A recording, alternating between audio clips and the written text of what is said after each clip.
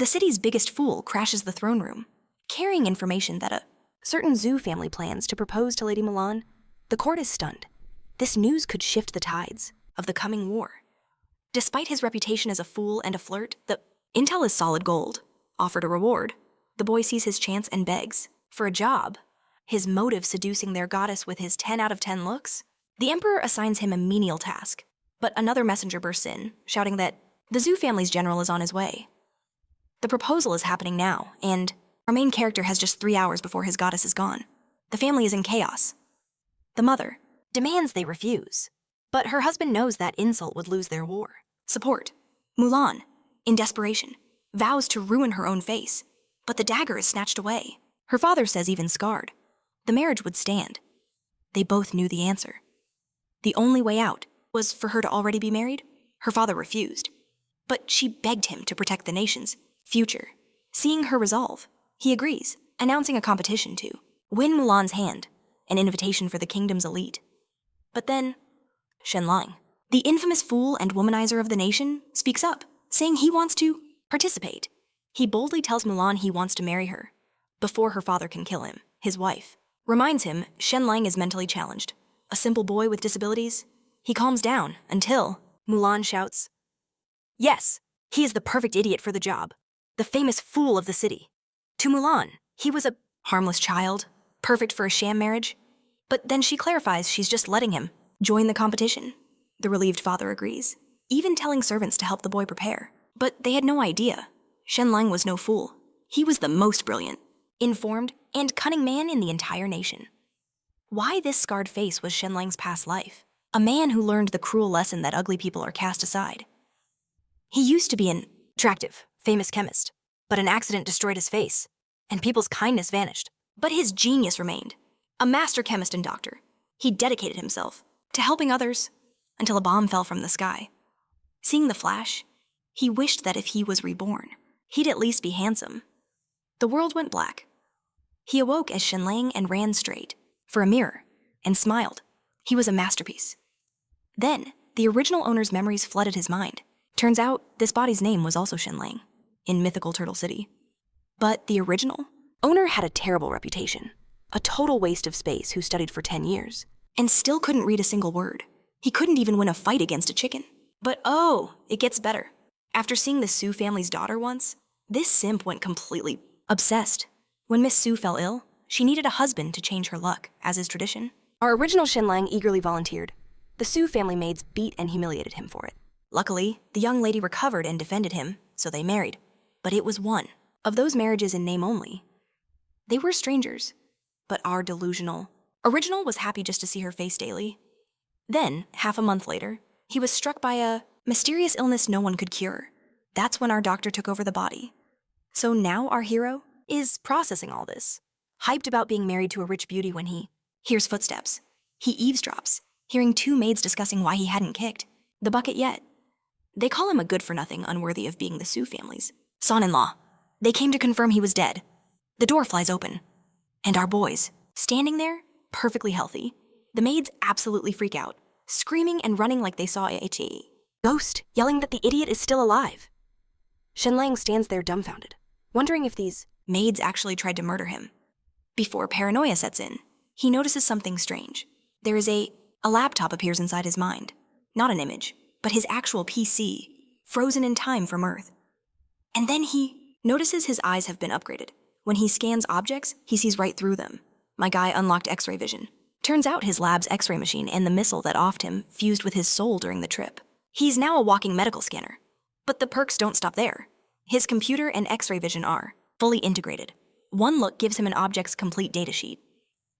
Just then, someone enters, and his eyes instantly lock onto the phrase 3060. No, I am not joking. His new powers immediately prioritized the most vital information. The woman before him is Su, Kanshan, his wife. Apparently, his new vision has its own set of priorities. She seems incredibly worried. After the maid announced he was awake, she called for a doctor.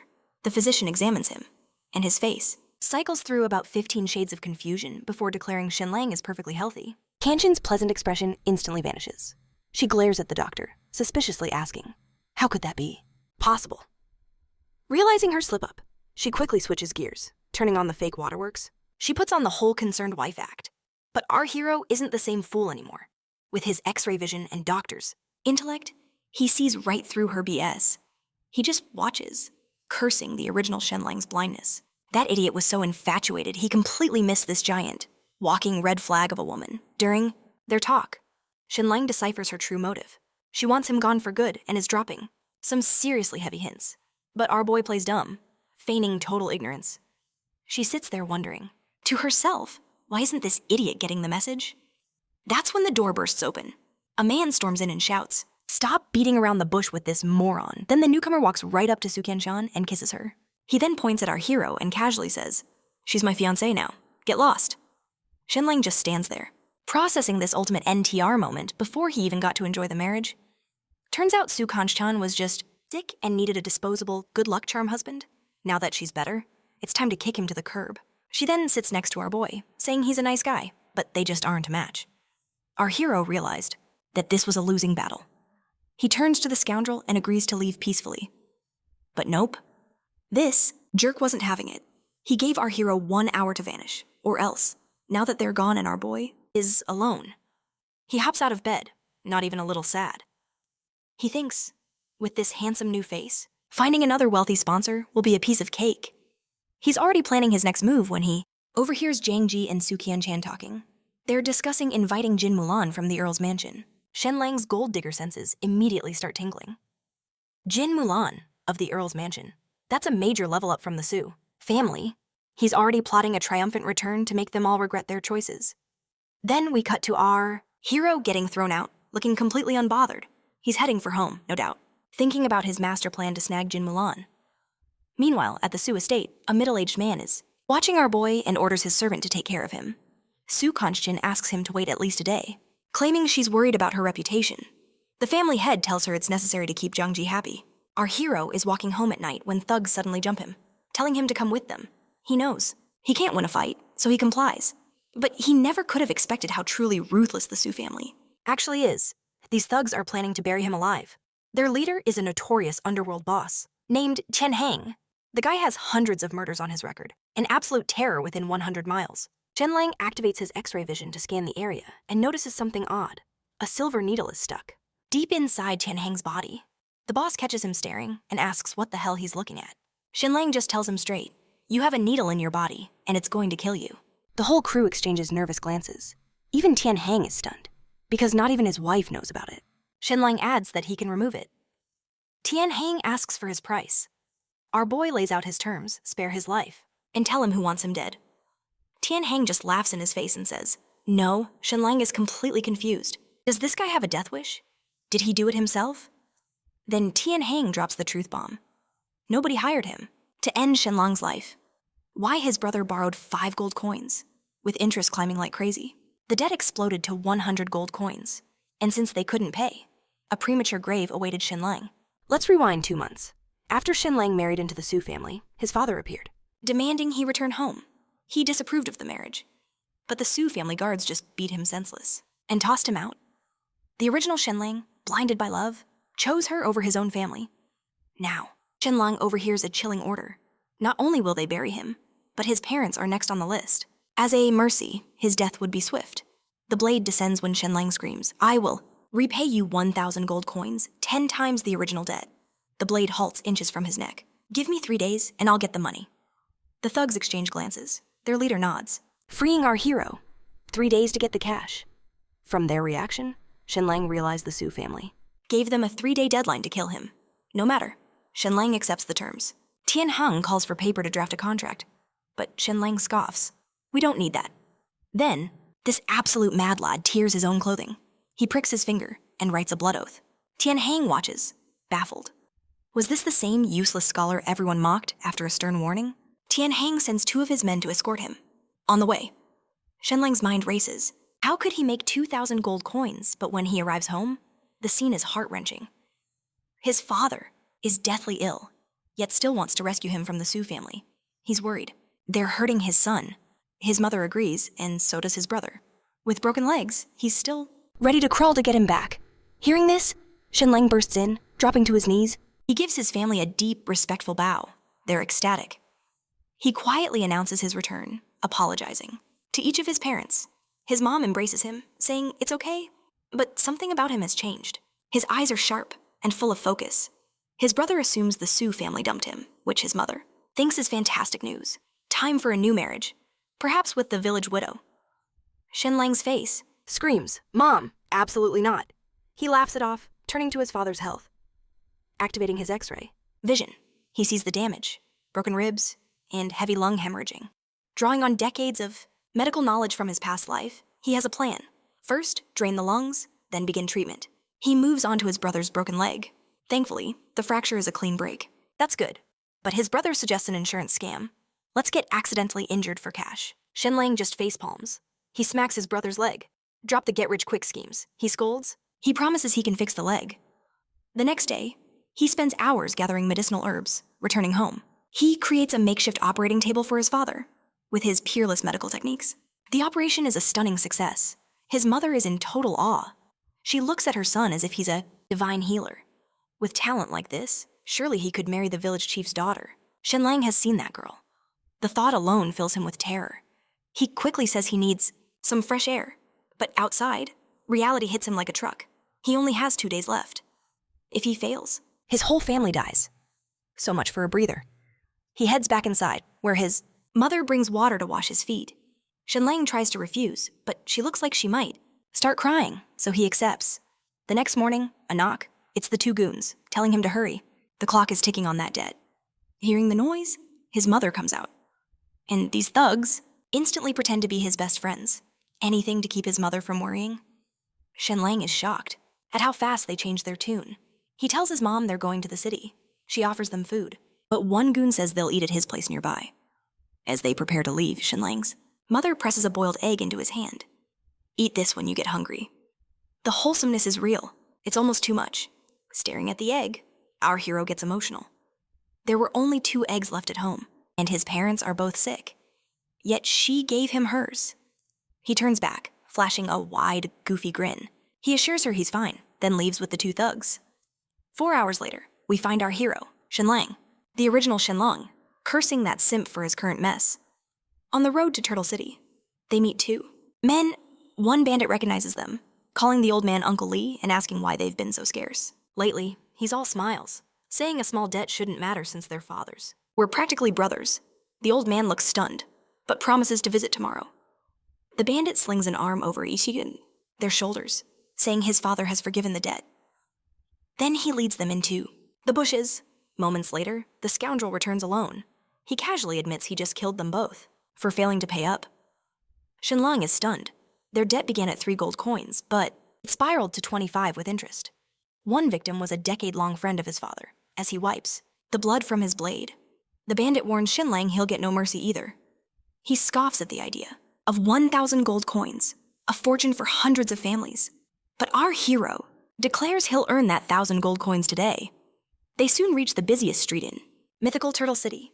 Stopping before a grand building, the Brocade and Embroidery Pavilion, Shenlang's master plan to get rich and ruin the Su family starts right here, because the pavilion is also in the silk trade, making them a direct rival to the Su family. Shenlang immediately tells the waiter to fetch the owner for a deal worth an extra 5,000 gold coins a year. The waiter scoffs, ready to shoo him away. But when the bandit introduces himself as Chen Xian from the Black Clothes Gang, the servant's tune changes fast. Without another second, he leads them to the master's office. Inside, they meet Lin Mo, the pavilion's owner. Our hero wastes no time. He gets right to it, offering a unique secret formula for 2,000 gold coins. Hearing the price, Lin Mo just orders his guards to toss them out. The bandit fumes, thinking he's been played. But then Shenlang reveals a swatch of golden fabric. Lin Mo takes a closer look, and his entire demeanor shifts. Gold silk is a material reserved for royalty, and it's how the Su family built their fortune. But the Su family's gold fabric looks like dirt next to this, and our hero just happened to discover this dye. As a simple byproduct of his medicinal brewing, Lin Mo asks how he can be trusted. Our hero says he can make an even better version in 2 hours with the right materials. Then, we jump 2 hours later. Our boy emerges, holding a radiant piece of gold silk. He asks Lin Mo if the money is ready. The man nods, asking for the formula. Our hero hands it over so Lin Mo can see it's real. He even shows him the process. dyeing the cloth right before his eyes as Shenlang goes to leave with his cash. A loud voice echoes. The head of the Su family storms in, accusing our boy of stealing their secret formula. Shenlang looks to Lin Mo in shock, who doesn't even deny selling him out. He casually says his son studies under the protection of the Su family's son-in-law, Jiang Jin. Shenlong's face darkens. He realizes he's been had. This was a trap from the very beginning. Then Su Wanshan begins her act, feigning disappointment in him. She whines. Why not just ask me for money if you were in need? They play the victim while the Su family calls in the authorities. But our hero isn't fazed. He laughs at the charge, claiming it's his own formula. The golden dye he made is far superior anyway. He dares the Su family head to provide any proof of this so-called theft. The Su family head has nothing, so he just starts slinging insults. He claims Shenlang is a good-for-nothing with no talent. How could he invent a dye formula? Our hero addresses the officials, proposing a contest. Let's see who can create the better gold dye. The officials agree?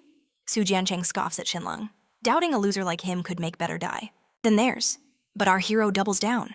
He claims not only can he make a superior golden dye, but he can also create a purple one. In this age, purple dye is incredibly rare, much more so than gold. It must be extracted from sea snails, needing 300 snails just to make 1 gram. And since, in this era, pure dyes were a myth, artisans just mixed red and blue, and prayed for purple. Back in the now, Shenlang glares at these fools, asking if they accept his challenge.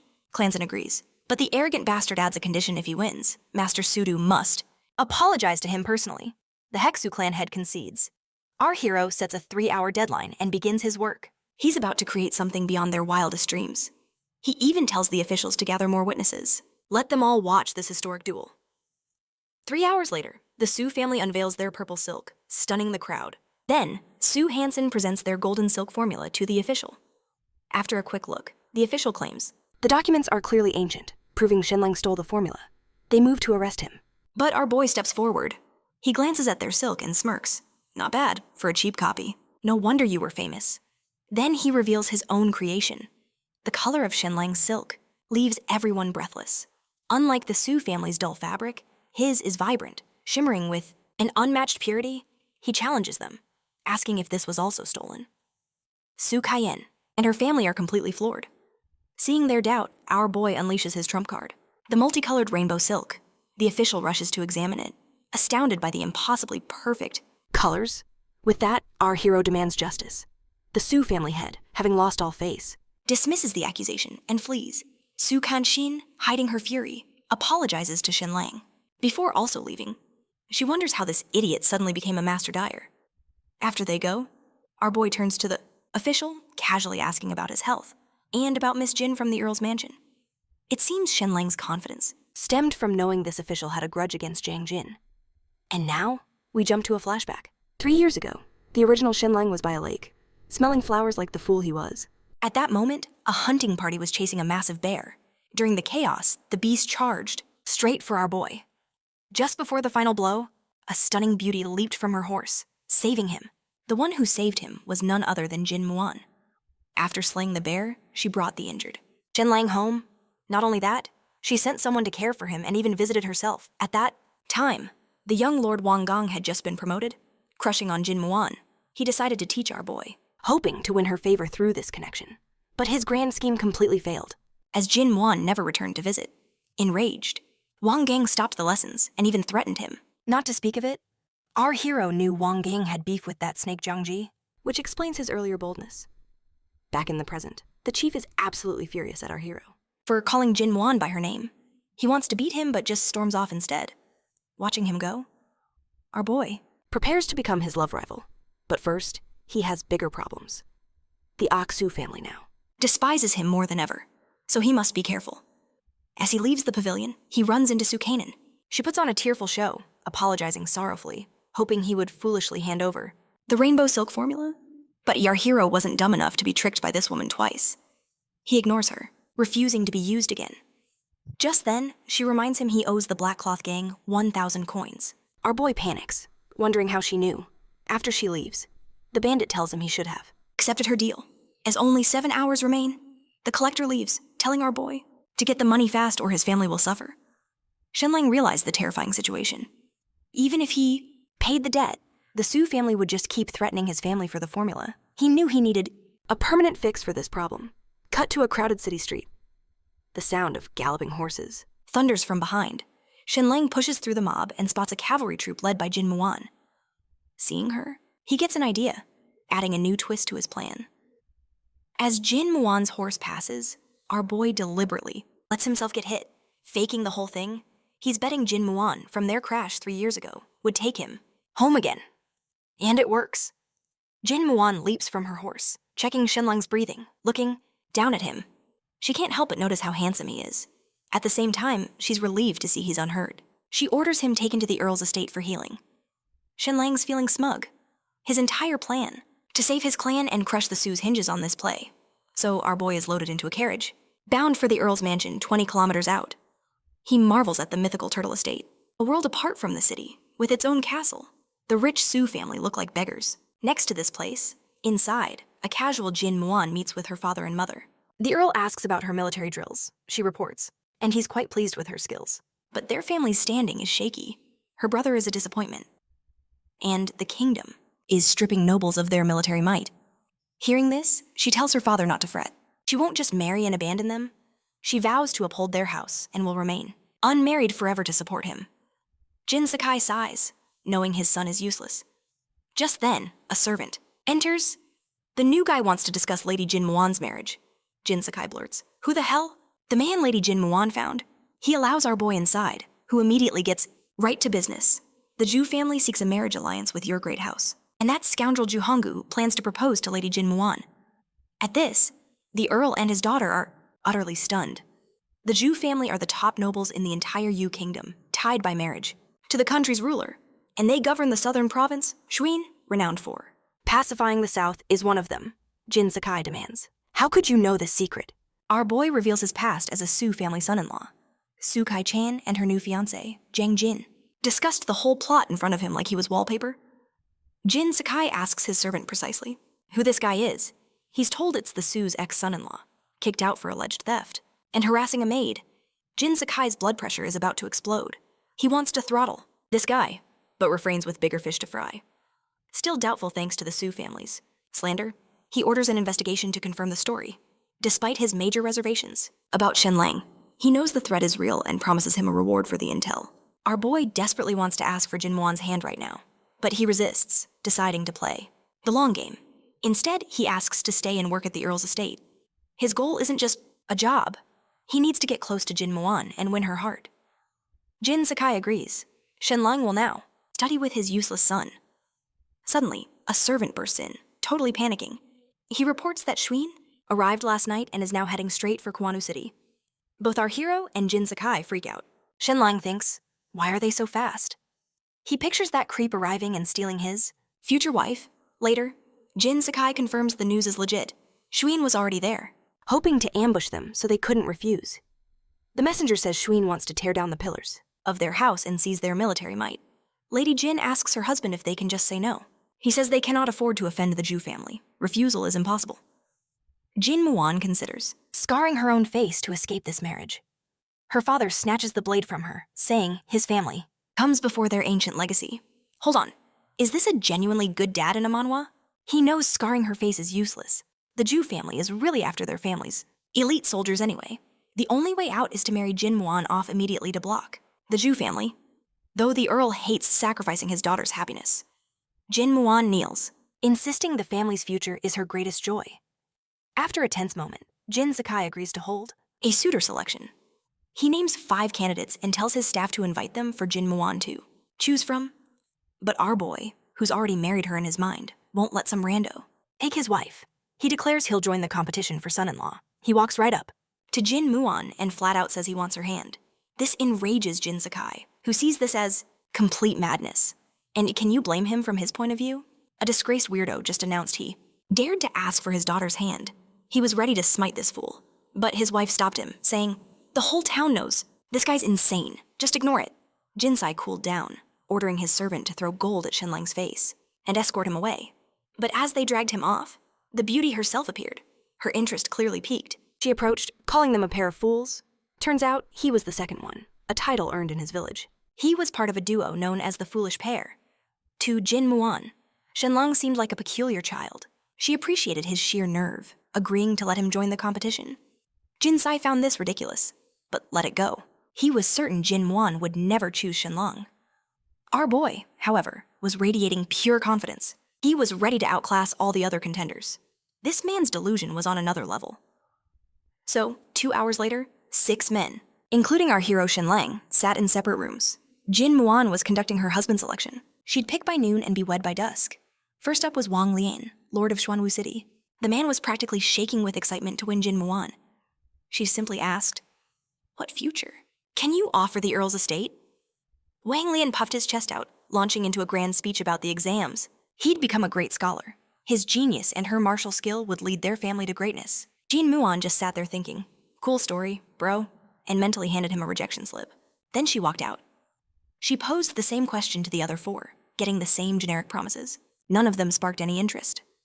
Finally, she entered Shenlang's room and hit him with the question.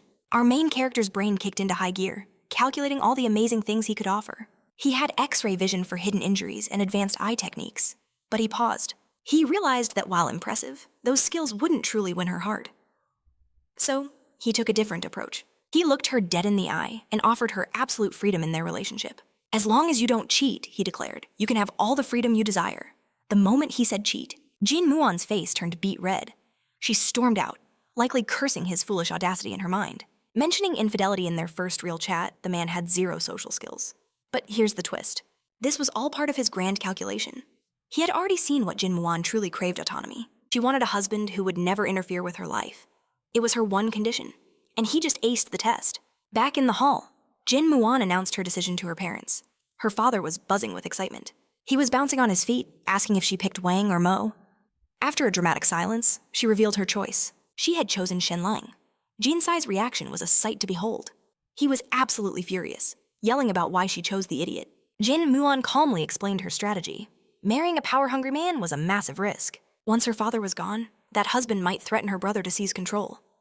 With Shenlang, however, the family legacy would remain secure, and the Shu family couldn't threaten them over such a worthless groom. Besides, all she truly wanted was a handsome husband, and Shenlang at least checked that box. Jin Sai and his wife understood her logic, but their hearts broke for their daughter's future. Everyone knew Shenlang's reputation was in the mud. Jin Muan just bowed deeply, begging them to accept her decision. She even framed his bad reputation as a shield. If she married the fool, no one would dare mess with them. She was making some killer points, but her parents were still firmly against it. Jin Sai felt like the worst father alive, as if he were sacrificing his daughter because his own son was useless. He demanded to know where his son, Jin Muan's brother, was. The servant replied he was in his study. Jin Sai ordered, "Get me a whip." His wife's eyes widened in shock. "What are you planning to do with that?" But the man was in no mood for questions. He snatched the whip and stormed off, his wife chasing him. Both were enraged. In their eyes, their son's incompetence was forcing Jin Muan into this miserable choice. After some traditional parenting, we see our boy learning he'd been chosen. Shenlang's entire demeanor changed in an instant. He realized he was now the son-in-law of Xuanwu City's most prominent clan. This new status gave him a shield against the Shu family and all who had wronged him. His revenge plot was forming. But as his mind raced, something clicked. Shenlang urgently told the steward to get his family to safety immediately. They are in grave peril. The steward recognizes Shenlang, the Earl's future son-in-law, so he quickly agrees, telling him to rest easy for his wedding later tonight. Meanwhile, at the He Gang's den, Tian Heng orders a goon to capture Shenlang's family. The plan is simple. Get the family, take the formula, then kill them after Shenlang complies. Turtle City's elite circles and its underworld are in total chaos right now, all because of Shenlang. Some are preparing for his marriage, while others are plotting his family's murder. When Ting and his bandits arrive at Shenlang's home, they expect easy prey. Instead, they find his family armed and ready to fight. These people show no fear. They are prepared to die with honor. Ting is almost impressed by the challenge, drawing his blade to make it interesting. But a sudden chill runs down his spine, feeling eyes on him. He spins to see a man standing behind him, and Jin Xiao's presence alone is enough to turn this hardened criminal's spine to jelly. Ting tries to act tough, claiming they have orders to punish tax evaders, asking Jin Xiao to let him work. Jin Xiao's reply is cold. "That's nice, but my master ordered me to bring Shenlang's family back safely, so I can't leave empty-handed. Now, let them go."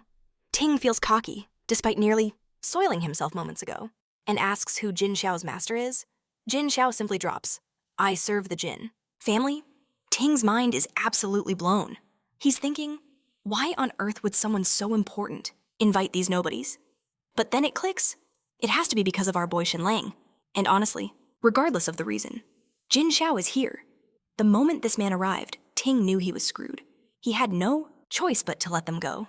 After this mess, Jin Xiao summons his soldiers and several warriors. Escorting Shenlang's family to their carriage, Ting just stands there watching, growing more confused by the second. An invitation was one thing, but this treatment, it was for straight up royalty. Once they are gone, the thug almost collapses. The other bandits catch him, asking, "Boss, why?" "You let them go. If the chief finds out we let them walk, he will be furious." Ting turns to the idiots and snaps, "You morons have any idea who that was?" He then told them it was Jin Xiao. The moment they heard, every single one of them started to freak out. Ting then rushes back to report to Tianheng at the Black Cloth Gang headquarters. At this moment, the boss is in the middle of some adult activities, so he is not happy about the interruption. He tells him, "This better be life or death, or you're already dead." Ting spills everything about Shenlang's family being rescued by Jin Xiao himself. Tianheng's expression darkens. He immediately shoos the woman away, focusing on how royally screwed they are for touching Shenlang's family. Tianheng sits there stroking his chin when he hears about the Count's son-in-law. Competition. Ting's face shifts. A thought strikes him, one so ridiculous he can't believe it. Tianheng is thinking the same thing. No way in hell that fool becomes Jin Mulan's husband. Right, but just to be sure, this paranoid man decides they have to go into the city to see for themselves. So, not long after, in the Shu family's secret chamber, we see Shu Qian, Tianheng, and another guy whose name I forgot, all gathered to discuss if there is any chance Shenlang could actually become the son-in-law of the Count's mansion. They all agree it's impossible. But to be certain and solve this whole mystery, they decide to crash the wedding. We then cut to the Count's mansion, and wow, the place is lit up like a festival. Servants are rushing everywhere. The decorations are insane. Among the guests are Shu Tianqian and company, all dying to know who won the jackpot and married Jin Mulan. Just then, our boy is chilling in a bridal carriage while firecrackers explode all around. The sedan is brought to the entrance, and the Count and his wife walk out. Ceremoniously, they announce the groom's arrival, set the carriage down, lift the curtain, and the groom emerges. The moment this figure appears, Tianheng and the entire Shu family delegation literally forget how to breathe. Shu Qianqian's eyes go wide. She thinks, no way. Why the hell is Shenlang the groom? Our boy completely ignores all of them. His wedding won't be ruined by a bunch of clowns. With that, the ceremony starts.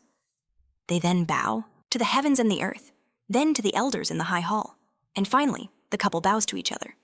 Standard procedure. The wedding rites are done.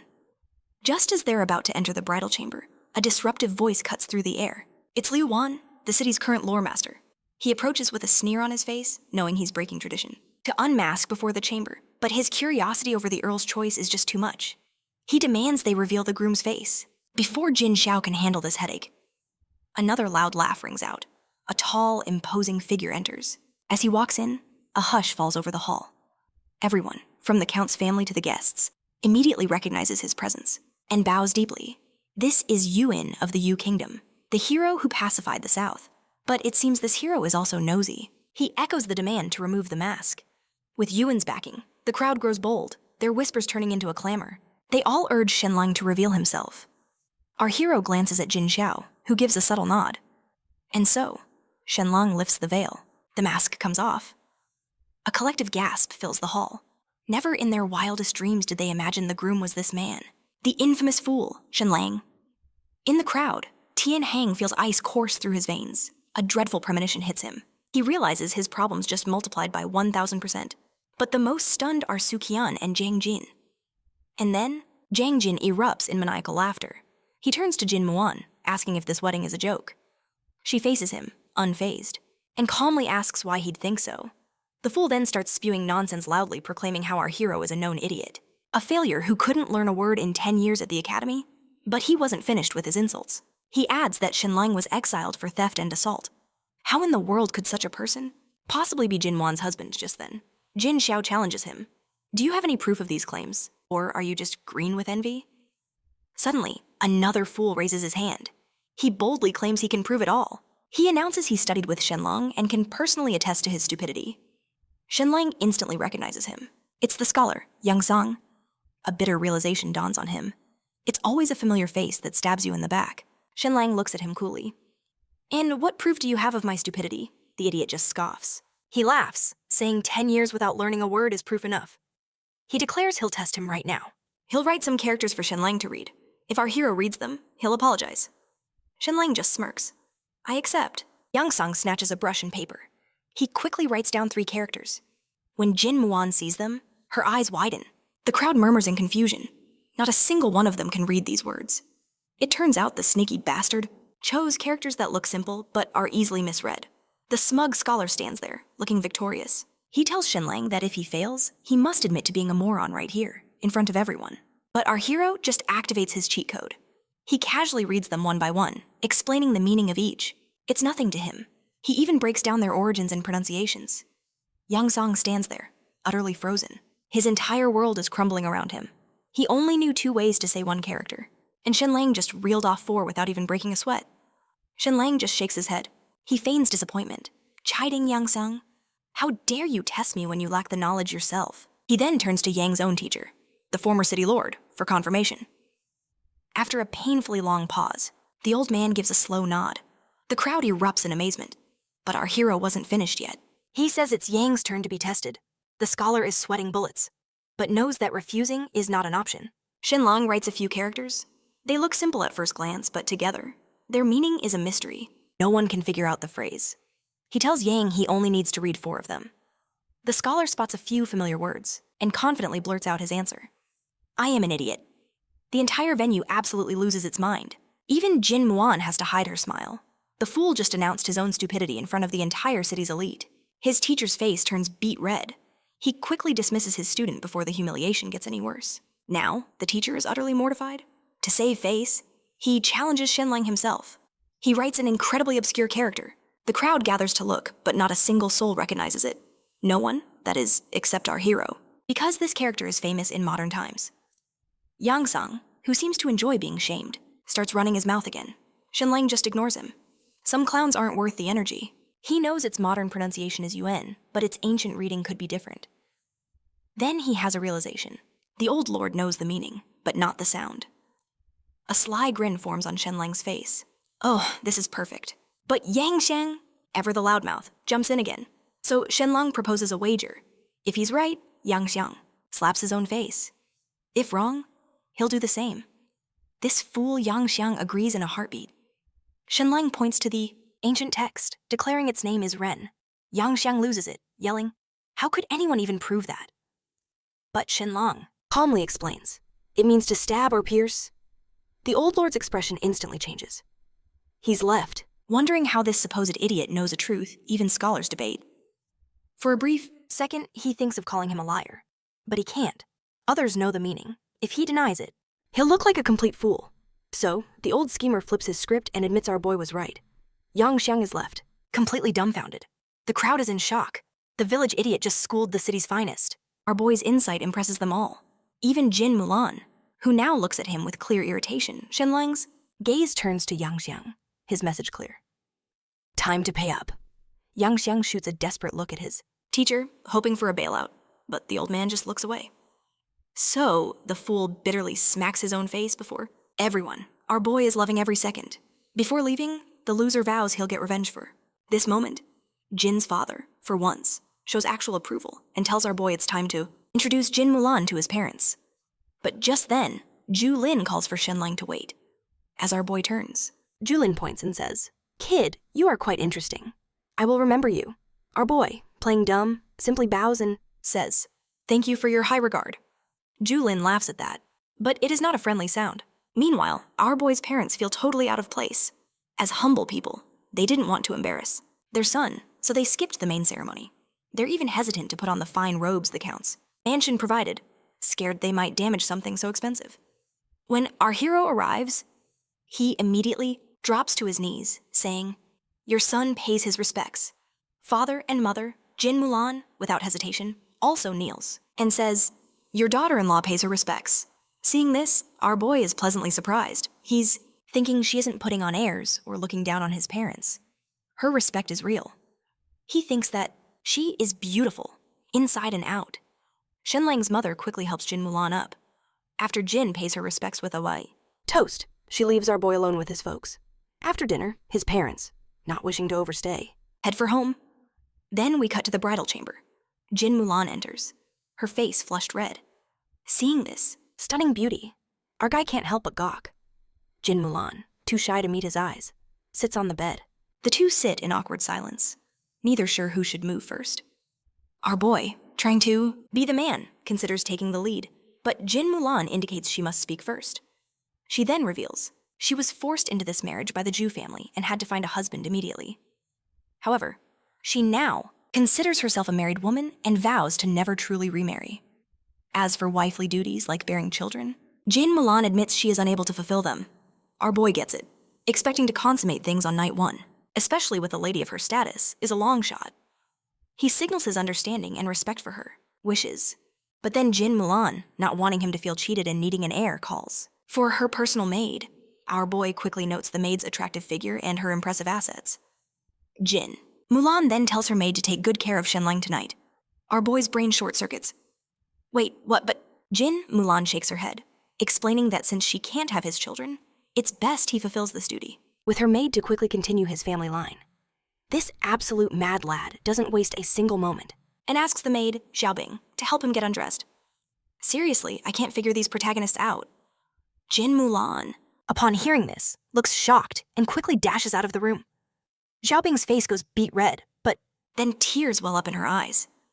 And not just a few. The girl starts sobbing.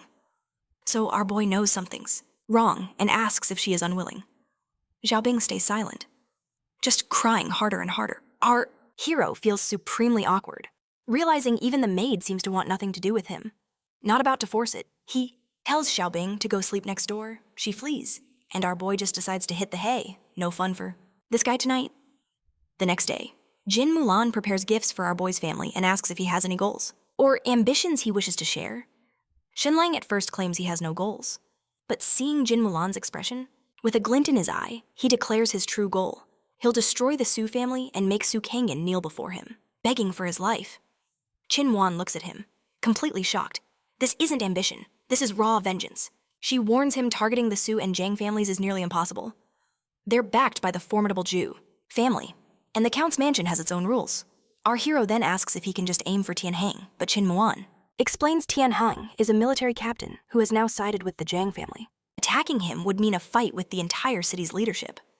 Our hero grows frustrated by all these restrictions. Finally, he asks if he can just use his status as son-in-law to slap Tianheng in the face. When she says yes, he's like, bet, and is gone in a flash. Before anyone could even say, wonder where he was storming off to.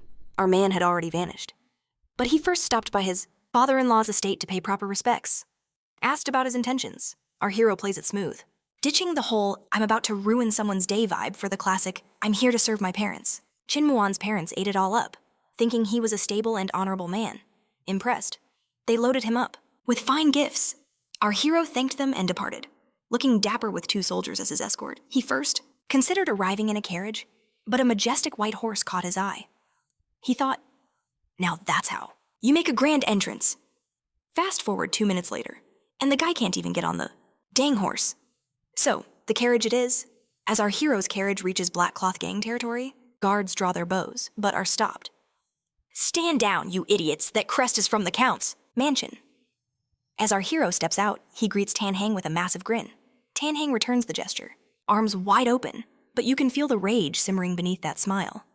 Our hero immediately starts to taunt him, asking why he hasn't been arrested yet. Tianheng politely ushers him inside, even preparing tea. He then asks, what brings our hero here? Our hero casually replies, he's here for a 1,000 coin debt.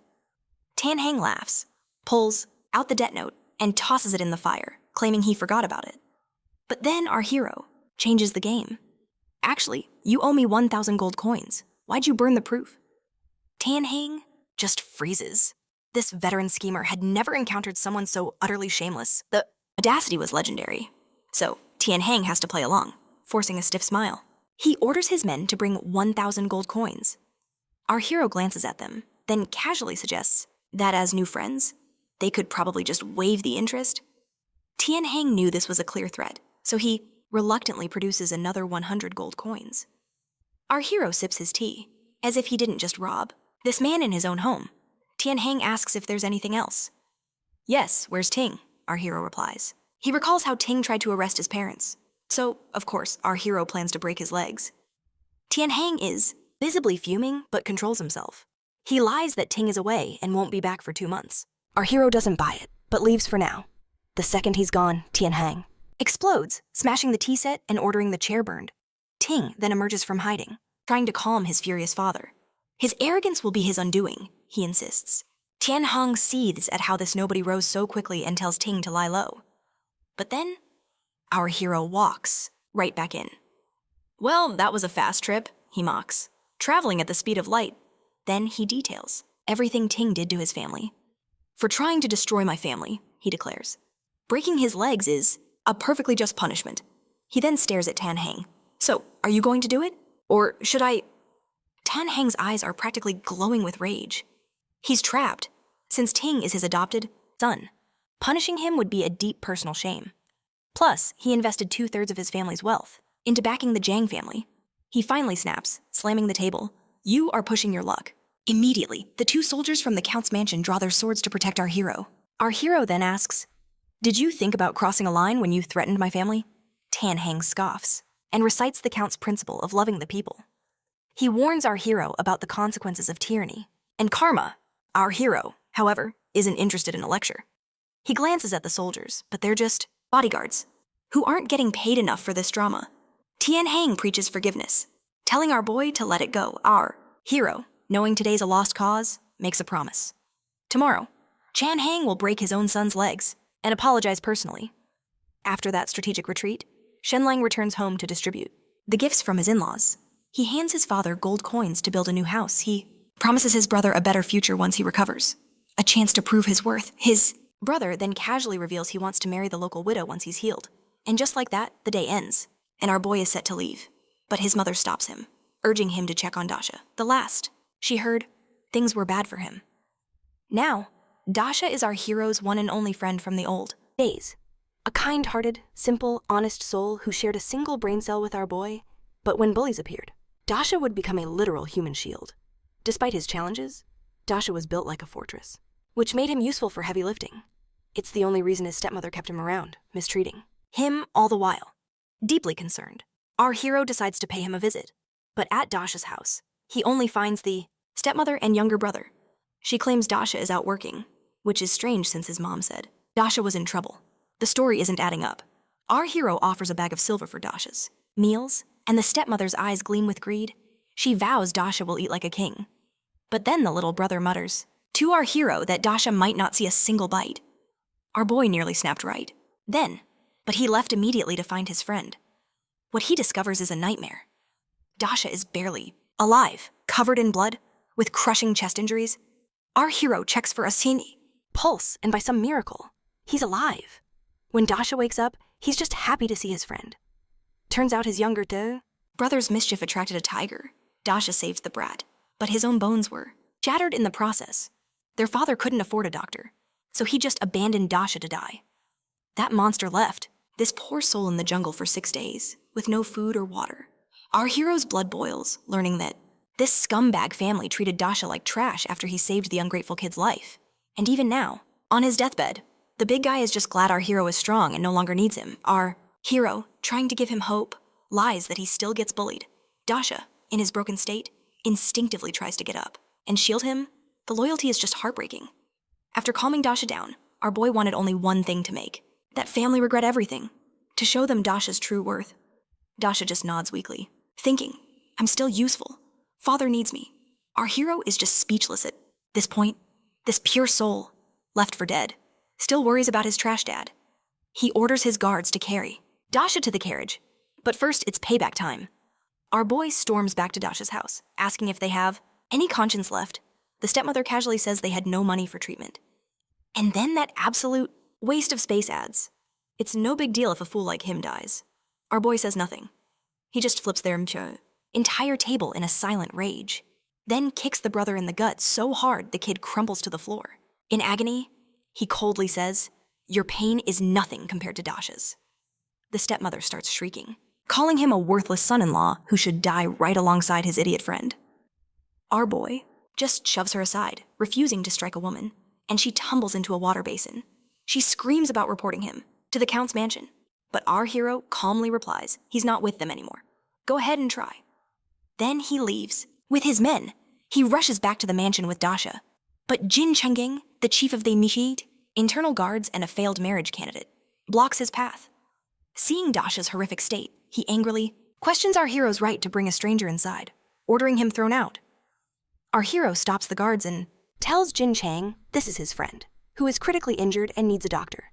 Immediately, the guards hesitate, caught in the middle. Jin Chang, still salty about losing, wanted to flex his authority, refusing him entry. Our boy realized just how weak his position here truly was. He was all alone. Fine, he'll take Dasha into the city himself. As he turns to leave, he sees Jin Chang's smug, victorious smirk. But just then, Jin Sakai and Jin Mulan appear at the gate. About all the chaos, Jin Chang quickly explains what went down. And when Jin Sakai hears our hero's friend is on death's door, he demands a doctor treat Dasha at once. Jin Mulan even takes the reins of the carriage herself, apologizing for the trouble and showing her unwavering support. Our boy is genuinely touched by his wife's loyalty. He's realizing he's not totally isolated in this estate. But Jin Chang, still bitter about everything, tries to argue again. Jin Mulan just freezes him with an icy glare, pulling out a whip.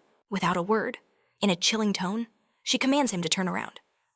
Jin Chang opens his mouth, probably to make an excuse, but one look from her and he silently obeys. Jin Mulan shows no mercy. She strikes, the whip tearing his armor and leaving a bloody gash.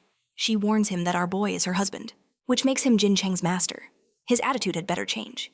The humbled guard quickly claims he's learned his lesson. After the doctor treats Dasha, it's confirmed he'll survive. He's out of danger now. A relieved Jin Mulan playfully calls Dasha our hero's big brother. Our boy, flustered, tries to correct her, but Jin Mulan just smiles.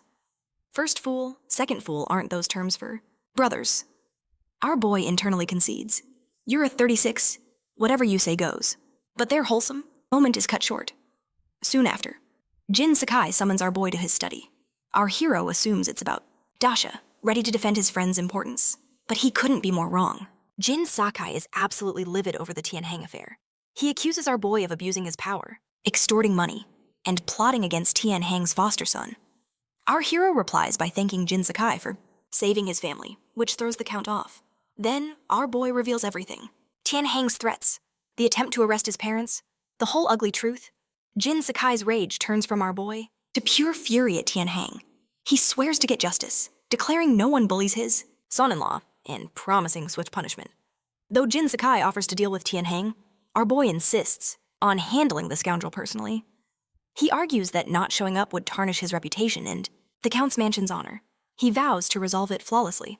Jin Sakai, testing his resolve, presents a massive tome, the Jin Family Code. He states our boy can only confront Tianheng after memorizing the entire book. We're talking 50 to 60,000 words across hundreds of pages, a literal novel. Our boy accepts without hesitation. Remember, he has a supercomputer for a brain. He's about to speedrun this challenge. Meanwhile, Jin Sakai and Mother Jin discuss the task. The Count figures it'll take our hero a few months, giving him time to cool off and reflect. But Mother Jin wagers he'll do it in just 1 month. She leans in close to his face, purring, wanna bet? After their romantic night, we jump to the next day. Mother Jin brings a meal for our hero, expecting him to be studying hard, but she finds him sound asleep, frustrated. She thinks he's even lazier than her own son. She reports this to Jin Sakai, and he explodes with fury. He immediately summons our boy. As he enters, the Count tells a servant to bring the whip. Seriously, these people love their whips. He's about to punish our hero for his apparent laziness. But our boy calmly states he already memorized the entire family code overnight. Jin Sakai scoffs. Yeah, right, bring the whip. This boy dares lie to me. He's fully prepared to have our boy punished. Mother Jin tries to intervene, saying his skin is delicate and he should just apologize. But our boy holds firm. No, I'm serious. Go ahead and test me. Jin Sakai, now enraged by this audacity, begins quizzing him. He jumps between chapters, asking about random rules and specific lines, trying every trick to expose the lie. Yet our boy recites every single thing, perfectly, word for word. Jin Sakai is completely floored. This incredible memory has just shattered their expectations. Mother Jin looks incredibly smug, reminding her husband of their little wager. The way he gets shy. I'm sure the stakes were unusual. Now he must accept our hero learned the whole book in a single night. Before leaving them, Mother Jin mischievously grabs the whip. It seems she has some plans of her own. She's going to teach her son, Lin Mu, a lesson. And believe me, poor Lin Mu is about to receive some discipline. Though it's definitely not the fun kind. Or wait, maybe it is. You know what? Never mind. Let's move on. Sakai, completely baffled, asks how he pulled off that miracle. Our boy nonchalantly explains that after a bad illness, his mind got a major upgrade. He can now recall every single thing he reads. And Jin Sakai buys it, since some ancestor in their family had the exact same power-up after cheating death. So the story checks out. Acknowledging our hero's success, Jin Sakai cancels his house arrest. Our boy is ready to take on Tan Hang, already scheming how to crush him. But Jin Sakai tells him to hold off for now, explaining a new rule. From the kingdom nobles must not interfere with government positions. In the last 3 years, 3 noble houses lost everything for breaking that very rule. The stakes are high. But our hero refuses. He declares he'll get his revenge within 6 months, believing fighting his own battles is the only way to be worthy of Jin Mulan. Jin Sakai respects the courage, but warns him of the danger. Tian Hang has the city lord's office and the Zhang family in his pocket. That's some heavy backup. But nope, our boy doesn't care. He tells the count he will get his revenge, all within the law, leaving no loopholes to be used against him. His plan, it's deviously simple. He's going to hit Tian Hang's gambling dens, which run the entire city, and just keep winning. Gold until Tian Hang's empire collapses. This will wreck him financially and shake his standing. With his allies. So, our hero strolls into a casino and gets met by Tianshu. This clown is positive. Our hero is just there to lose money. And with his skills, he's sure he can drain him. For thousands. The thought makes him grin like an idiot. His grin widens when our boy shows up, completely broke, and asks for a loan. Our hero starts by borrowing 1,000 gold coins, turning them into chips, and heading for a simple dice game. You just bet on high or low. Our hero slams all his items, chips on high for his very first bet. The crowd and the dealer hold their breath as the dice reveal a 10. A win? He doubles his chips to 2,000. The manager is floored that our boy won 1,000. Coins so easily, but assumes it's just a bait to lure him in.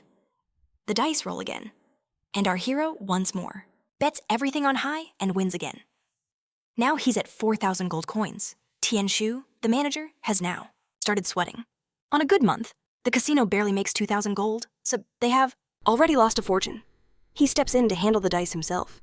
And the reason this fool is so confident is that he's a master at rigging dice and one of Tian Hang's most trusted lackeys. He can make the dice do whatever he wants. But our hero sees right through this guy's pathetic little scheme. He says he's tired of dice and wants to play POW, a card game that's also about high or low, but offers a ton of ways to cheat, like marking the cards after. Hearing that, the snake can't hide his smirk, thinking he's got him. But our boy insists on a brand new deck of cards, knowing full well the kind of tricks these scumbags pull. Once our hero checks the new deck and confirms it's clean. The game is on. With his special vision, this game is a joke. For our boy, Tianshu draws a great hand, and our hero knows it instantly. So, without a glance at his own cards, he coolly bets 1,000 gold coins again. Everyone there thinks our boy is a complete lunatic, betting a fortune on a single game, but Tianshu still hasn't backed down and matches the bet. The cards are revealed, and our hero wins. The shock on Tianshu's face is absolutely priceless. But this was just the start of Tianshu's nightmare. Round after round, our hero continues his tactic of not looking at his cards while betting 1,000 gold coins. And he never loses. Soon, the crowd is calling him the god of gamblers. At this point, Tianshu is completely losing it. He's lost over 10,000 gold coins to our hero, an amount so large, he knows Tian Hang would literally end him. Now, this loser doesn't have the stomach to play anymore. He makes an excuse and scurries outside. Meanwhile, at the Su family mansion, Tian Hang and the family head are laughing it up, waiting for our boy to fail spectacularly. They're sure he's about to drown in debt. But their little party ends abruptly when a panicked Tianshu bursts into the room. The entire atmosphere shifts. Tian Hang, already furious at his panicked state, snaps at him, model. He demands to know our boy's losses. He's expecting 10,000 gold, enough to crush the Count's mansion, and get our hero kicked to the curb. His goons are already fantasizing about what comes next. But the poor messenger is on the floor, struggling to tell them the shocking truth. Our boy didn't lose. He won 16,000 gold coins. Tian Hang's laughter freezes midair. He glares at Tianshu, thinking it's the worst joke he's ever heard. But when Tianshu confirms the story, the entire room went deathly silent. Tianheng grabs him, yelling about how our boy won an amount that matches his whole yearly income. He suspects cheating, some kind of trick. But Tianshu is sobbing now, swearing it was a clean win. Tianheng shoves him away, turning to the Su family head. You said he was a loser. When did he become this monster? But the Su family head is just as baffled. He has no idea what just happened. That's when Su Tianyin steps in, saying anger is useless. They need to see this for themselves. Tianheng shoots up, ready to march out. But Su Tianyin reminds him about his backup, the city lord and the prefect mansion. Nodding, Tianheng rushes toward Fortune Casino. When he got there, he saw a massive crowd. Before he could react, someone noticed him and immediately demanded their winnings. He was still trying to grasp the situation. Then our boy parts the crowd, telling him he won 19,000 gold and wants his money now. Tianheng glares at his lackey. What 19,000? You told me it was 16,000? Our boy calmly fills him in, explaining that in the meantime, he'd won another 3,000 gold, plus the crowd bet with him. So in total, Tianheng owed 26,000 gold coins. Hearing that number, the man nearly has a coronary. That's almost half of his total savings. Our hero just casually bankrupted him. Sure, Tianheng makes a fortune, but he also supports hundreds of people. Losing 26,000 gold would be a catastrophic blow. To save face, he asks our boy inside for a private chat.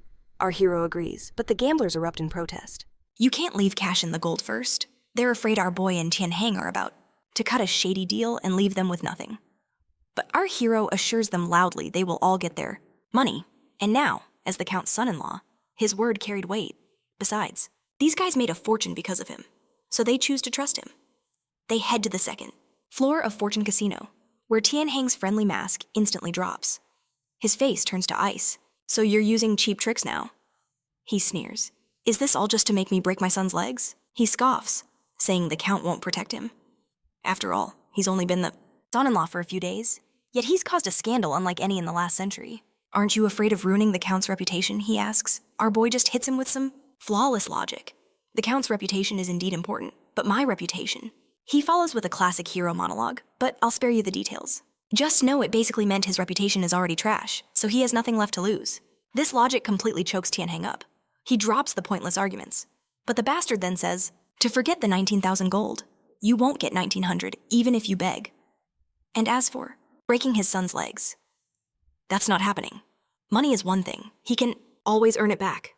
But if he loses his reputation, it's gone forever. Our boy just laughed. You've misunderstood completely. I don't want the 19,000 gold, he says with a grin. I want both the 19,000 gold and for you to break your son's legs. This enrages the man, who vows, our boy won't get a single coin. He then walks to the window, opens it, and shouts to the gamblers, your gold coins will be fully redeemed. The gamblers immediately start cheering for Tianheng.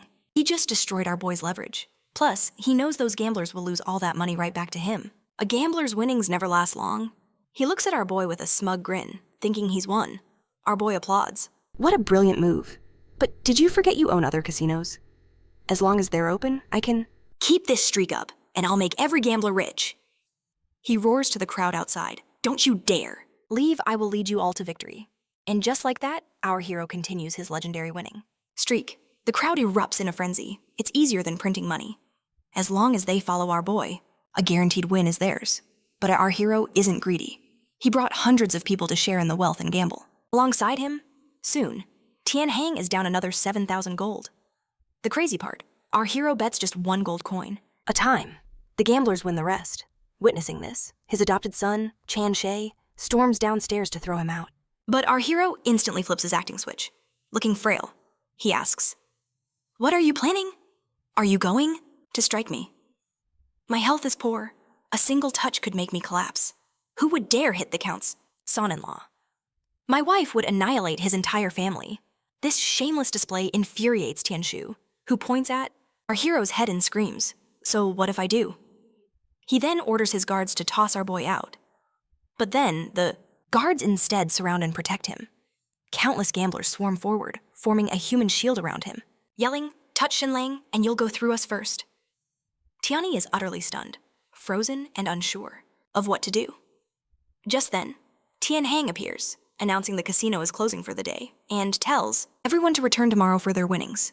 The crowd gets furious, shouting, How can you just close up shop because you're losing? Before they can riot, our hero casually suggests they all visit Tianhang's other casinos. The villain tells Chanxi to rush to the other locations and order them to close for the day. Tianhang can only announce his other casinos are also temporarily closed. Imagine the agony Tianhang felt, since those 5 casinos are more than 60% of his daily profit. With them all shut, his losses are astronomical. He regrets not dealing with our hero permanently. But little did he know. At that moment, our boy was about to become the least of his concerns. Those 5 casinos were 60% of his income. And with those casinos shut down, his fortune took a massive dive. Just when things seemed bleak, a deadly blow arrives from another direction. A messenger reports that Zhang has summoned him. He rushes to the Chada's Shu's house. Seeing their family head, the man asks if the rumors are true. That yes, his gambling dens are closed. Now, here's the kicker. Closing them is a much bigger problem than just the money. For protection, he'd agreed to give 35% of his profits to the Zhang family. Now, the Shu family, acting as their agents, demands Tianhang accept our hero's terms, and Tianhang hates that idea. He argues that Tian Shisen is one of his best adopted sons. Breaking his legs would crush morale and destroy his reputation. But then a voice from the next room orders him to agree. Regardless, it's Zhang. He tells him not to wait, since every day of delay costs him money. It is better to agree now. He promises, one day, we will kill Shenlang, and you can have your revenge. Shenlang is just a small fry. Our true target is the Count's mansion. Once we seize the mansion and reclaim its lands and military might, the deputy lord position is all yours. Tianhang, after a long, hard thought, he finally relents. Soon, Tianhang returns to the casino, stating he is ready to accept the condition and will publicly break Tian Shisen's legs if he'll stop causing trouble. But nah, our hero isn't letting this bastard off so easily. So he says, the terms have changed. Your other adopted son, Tian, Shay, shouted at me, tried to hit me, and pointed at my head. So both his arms and legs must be broken too. Hearing this, Tianhang feels the blood boil in his veins. Seeing him silent, our hero states, if you refuse, I'll change the terms again. Then it's breaking the legs of everyone who has ever visited my house. Tianhang can't restrain himself anymore. In his mind, he lunges at our hero, instantly grabbing him, one hand on his head, one on his waist, and rips our boy in half. Then Tianhang laughs manically in a frenzy. However, this is all just Tianhang's imagination. The man is fantasizing about murder. He doesn't want to yield, but he's trapped. Tianhang glares at our hero for a long moment. Before agreeing, he accepts the demands to publicly break Tian Shisen's legs and Tian Shei's arms and legs, but Tianhang still underestimated our hero's ruthlessness, our boy adds. Not just that, you must also completely expel from the Black Clothes Gang. They are to be outcasts, left to rot. If their misery isn't deep, enough, I will return for you. Tianhang crumbles, clutching his head. He is seething, but he's utterly trapped, screaming his surrender, accepting every single condition. Sometime later, at the Fortune Casino, Tian Shisen and Qian Shay are bound for public display. And that snake, Tianhang, puts on a grand performance. He approaches his sons, feigning a tearful speech about his so-called love for them. He claims his hands are tied, but none of them want to hear a thing from the backstabbing coward. So he turns to the crowd and continues the charade, saying his sons held personal grudges and acted foolishly behind his back for revenge, nearly causing a great disaster. He adds that Master Shenlang is not only the law of the Count's mansion, but a dear friend. By acting against him, they had to be punished. He cries, if I am not severe, how can I uphold family discipline? He then orders a servant to hand him the staff. The man returns with a thick, heavy rod. The next moment, Tianhang raises it and smashes it down with a sickening crack. Tian Shisen's legs are broken. From start to finish, he only lets out a low grunt, refusing to scream. The onlooking crowd is completely stunned. Tianhang then turns to Tian Shay. He lifts the staff and ruthlessly brings it down on Tian Shi's legs. With another vicious strike, Tian Shi's arms are brutally shattered. This one was far more expressive. He screams in agony and faints moments later, unable to endure the pain. The faces of everyone twitch, especially the warriors of the Black Clothes Gang. Tianhang's other sons feel a chill run down their spines. It was a clear warning. Tian Shizhen and Qian Shi had been completely loyal.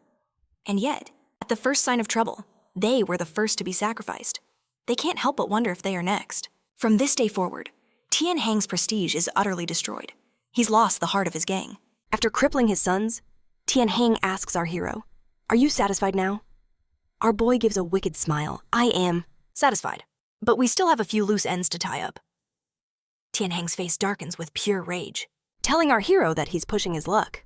But nah, our boy is unbothered. He tells Tian Hang he's not asking much, since he still owes him 19,000 gold coins. As our boy speaks, Tian's mind reels. He's already lost tens of thousands of gold coins to this man. Where on earth is he supposed to find more? And just to rub salt in the wound, our boy suggests, "How about this? Give me 2,000 gold coins first, for the remaining 17,000. Just write an IOU, how about it?" The man was fuming. 2,000 gold coins was the last of the casino's entire cash flow. And our hero doesn't give him a moment to think. He threatens him either give him the money, or else his legs might accidentally walk into the casino again. He starts a tantrum, whining how it's getting late, and his wife is surely getting anxious. The food will get cold. This absolute mockery completely shatters Tian Hang's last nerve. He imagines grabbing the staff, unable to take it anymore, and swinging it fiercely at our boy's head. But in reality, this is all just in Tian Hang's imagination again. This man is losing it. Then, one of his sons hands him a note. Tian Hang reads the contents. "Agree to what?" Shenlang said. "Give him the money. The Count's family is strict. They won't tolerate dirty money from a casino. The Count will deal with him in due time." Tian Hang looks to the second floor, realizing it's an order. From Jiang Jin? Furious, Tian Hang snaps the staff in his hands, gritting his teeth. He agrees and orders his son to bring out the gold. Moments later, 2 chests of gold coins and an IOU are placed before our hero. But everyone knows that IOU is worthless. Our boy takes it, glances at it, then opens the boxes, filled with gold. The dazzling light nearly blinds everyone. As long as our boy takes this money, the more he wins now, the worse his fate will be at the Count's mansion. This will ruin the Count's reputation. So, he turns the entire matter of the casino into a moral crusade, shouting, "How many people have you ruined? How many families have been torn apart?" And then this magnificent bastard did something that probably killed him inside. He turned to the public and launched into a speech, saying money was nothing more than dirt to him, and that he came not for riches, but to deliver justice for the people. My father-in-law, the Count, always taught me to love the people as my own. With that, our hero grabs a handful of gold and flings it towards the roaring crowd. It all belongs to the people instantly. The mob erupts into a frenzy, scrambling for the coins. Tian Hang watches, his eyes nearly popping from their sockets. The man was about to blow a gasket. Our hero forced him to break his son's legs, and now he was using his own money to steal the hearts of the people. This was an attack on his honor, and a complete mockery of his intellect. Tian Hang's rage boiled over, and he could no longer contain it. It literally coughed up blood from pure fury. Meanwhile, inside, Jiang Jin witnesses this display and is quite taken aback by our hero's move. But then, a cruel smirk plays on his lips as he turns to Mayor Lu, saying, "With all this chaos, wouldn't it be easy for Shenlang to suffer a little misfortune?" This ugly bastard knew exactly what Jiang Jin was suggesting. With the crowd fighting over gold, if a Chafanan Chen stampede were to happen, it could never be traced back to them. And if our hero was trampled, it would just look like a tragic accident. Plus, they could pin the blame on the Count's mansion for the whole mess. Mayor Lu agrees that in a stampede, it's normal for many people to perish, dozens, perhaps even hundreds. Then, Shenlang and the Count's mansion would be unable to escape the blame.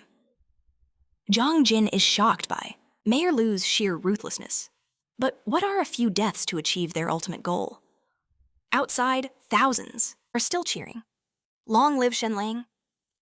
But in the chaos, men planted by Jiang Jin silently melt into the crowd. Once they reach our hero, they'll shove his 4 guards aside, then knock him to the ground to trigger a massive panic. But our hero immediately senses the danger. With his sharp mind, he remembers their faces from his wedding. They were obviously Tian Hang's men. He instantly figures out their scheme, so he claps his hands hard and yells, "Quiet, everyone," freezes in place. The entire crowd falls silent, their eyes fixed on him. Our hero, holding an empty box, announces all. The gold has been given away. However, the men planted by Jiang Jin are still yelling to grab the checkets gold. The bastards planted by the mayor shout that our hero could still give out some more. Hearing this, our hero just smirks. In the next moment, he pulls out the IOU. "I also do not want the 17,000 gold coins. This is your hard-earned money. So I'll give this IOU to the mayor. letting him recover the debt to be used entirely to aid the poor of mythical Turtle City. Instantly, the crowd roars with applause, seeing those few thugs still pushing towards him. Our hero immediately bolts to the second floor of Fortune Casino.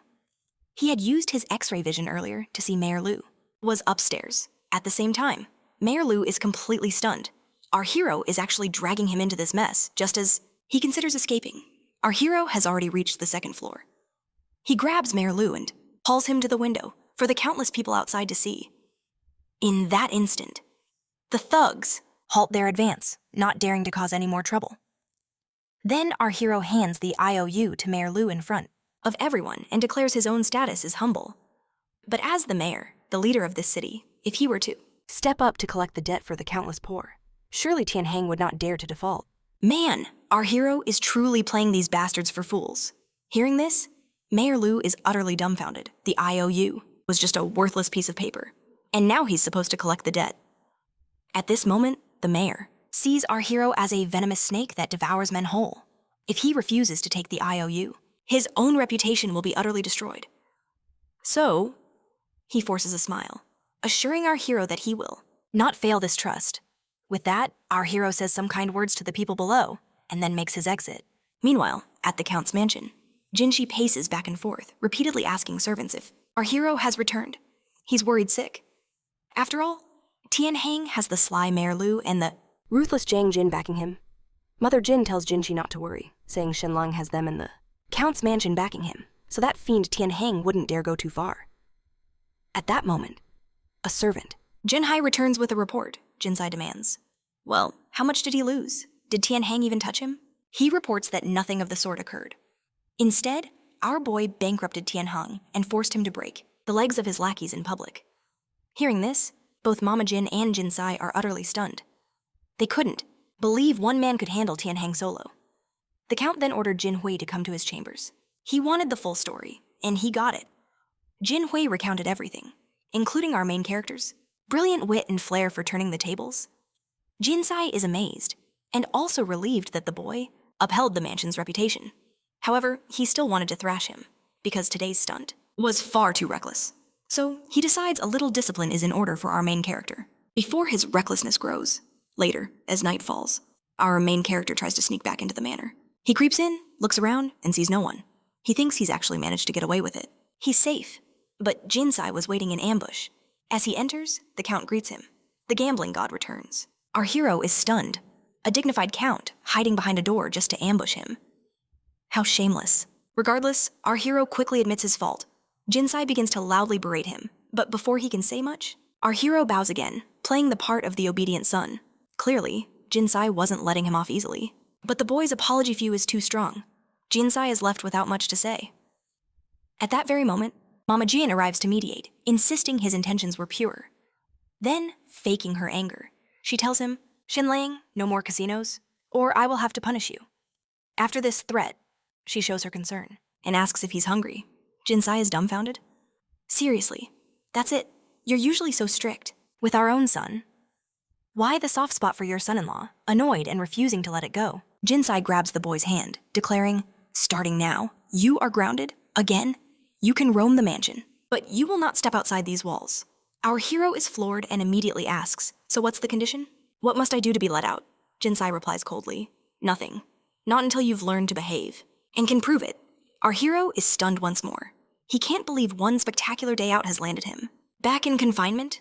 Of course, Jinsai is only doing this for the boy's protection. In case Tianheng's group seeks violent revenge, it might be too late. So, deciding to be cautious, Jinsai orders everyone to watch Shenlang's every move. They all respond in unison. Our hero feels like he could cry, from king of the city to solitary confinement.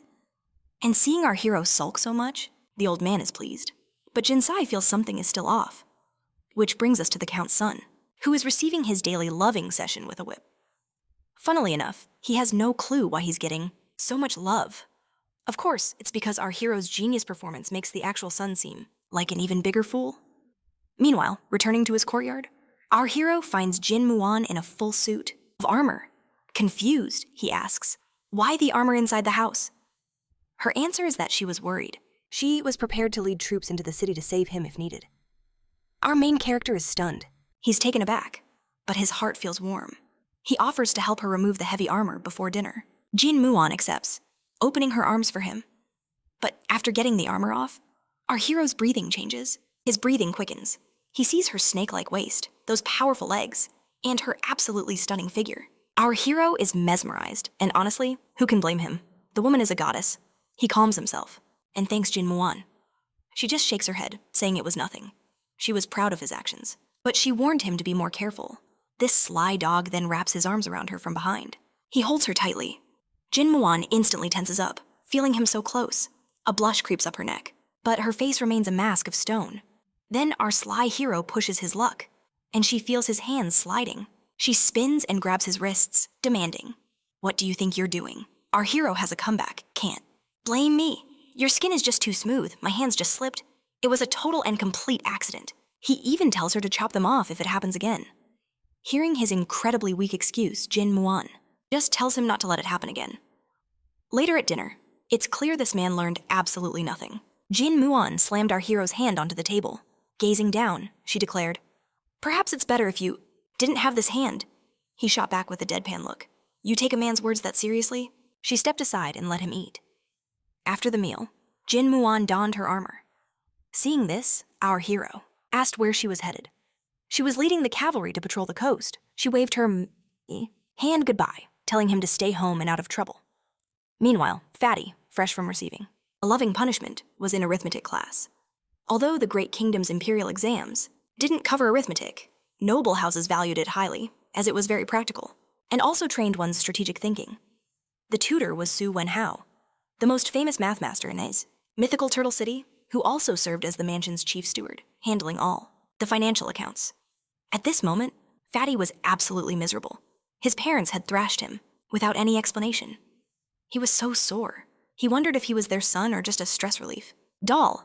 Su Wenhao then claimed the beating was because of Shenlang. Fatty was stunned. Su Wenhao brought up our hero's useless reputation, telling Fatty that because he was underperforming, his sister Jin Muan was forced to marry that good-for-nothing. And today's beating, that was because Shenlang went to a casino. Since they couldn't punish the bastard, they took it out on Fatty. Hearing this, Fatty's face darkened.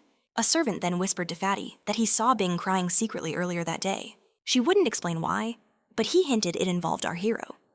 The implication was that our hero had harassed her. This enraged Fatty, who saw Bing as a little sister. He prepared to teach our boy a lesson. Hearing Fatty's plan, Bing ran to our hero's room, warning him that Fatty was coming to beat him up. Our boy was confused, wondering if Fatty had finally lost his mind. Bing urged him to go, hide while she informed Lady Jin. But nope, our hero simply took Bing's hand, telling her not to worry. He had a plan for that fat bastard. Bing didn't buy it. She tried to push him away, worried that he'd get seriously hurt. However, our hero just brushed her concerns aside, annoyed. Bing stormed out the door, deciding she'd inform the lady of the house anyway. A short while later, Fatty arrived. He and his goons screamed for our hero to come out and take his punishment. But there was no response. Annoyed, Fatty kicked the door open, only to find our hero calmly writing on the wall. He asked what he was doing. Our hero told him he was writing down names. Fatty then asked, "What for?" To which our hero replied that these were his enemies, and he was afraid he might forget them. So he was writing their names on the wall as a reminder to get revenge. He then drew a large cross over the names of Tan Shisen and Tianxi. Fatty asked what the cross meant. As our hero came down, he explained he'd already taken care of those two. And as if that wasn't dramatic enough, he told him he must never forget what these bastards did. To him, he recited their names 3 times a day. Now Fatty's curiosity was piqued. What could these guys have possibly done? Shenlang explained that Tianxi once threatened him, so he had someone break his legs. As for Tianxi, that grudge was much deeper. He not only threatened him, but he also pointed at his head. He hated nothing more than that. So, both of his arms and legs were broken. For a second, Fatty was speechless, thinking, is this guy for real who holds a grudge? Over that, Fatty suddenly realized that if he hit our hero, he'd probably be torn to pieces. Our hero's expression then changed as he asked Fatty why he was there. The poor guy couldn't exactly say he was there to bully him, so he stammered, "Oh, nothing. I was just passing by." Our hero then asked if he'd heard the rumor that Fatty was coming to beat him. Fatty immediately entered damage control, shouting, "Who said that? Who would dare hit the Count's son-in-law?" He then turned to run for his life, The moment Fatty ran out, he crashed into his greatest fear, his mother. Lady Jin grabbed Fatty by the ear and asked if it was true he was bullying our hero. She then pulled out a whip in a flash. At that moment, our hero came out and defended Fatty, saying he was just there for a friendly chat. Seeing this, Lady Jin simply swung her hand and slapped the back of Fatty's head, scolding him about how our boy was trying to shield him. Turning to our boy, she declared, "Don't you dare plead for my foolish son." And then she spun around, brandishing a whip. But our boy stopped her, saying Fatty's a simple man, and if there's an issue, he'll handle it himself. Mama Jin finally relented, telling our boy he could do what he thought was necessary. She then handed him the whip, granting him permission to use it if Fatty disobeyed. The scene then shifts. Later, Fatty and his roommates are practically worshipping Shenlang, promising that if there's anything he needs, they'll do it instantly. Our boy gets straight to the point. "So, who sent you here to rough me up?" And Fatty, this loyal fool, just shakes his head.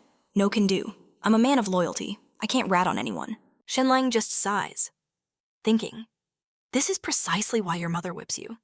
This guy is literally being betrayed, yet he still protects the one who set him up. But surprisingly, Shenlang actually respected that loyalty. It's foolish, but admirable. So he decides to investigate alone and dismisses Fatty. The second Fatty is gone, Shenlang secures the doors. He then pulls out a bag of moldy herbs and starts carefully scraping off the ergot fungus piece by piece. For the uninformed, ergot is some seriously dangerous stuff. The next morning, Jin Mulan still isn't back from patrol, and Bing helps Shenlang prepare. He quickly notices Bing's attitude toward him has softened considerably. Naturally, he decides to push his luck with a joke. He asks, "Bing, any idea why white tigers are so rare and valuable?" She ponders a moment, because most tigers are yellow. Shenlang then ducks behind a door, bracing for impact, and delivers the punchline, "Because men prefer things without hair." Bing is left utterly baffled, with no clue what on earth he's implying.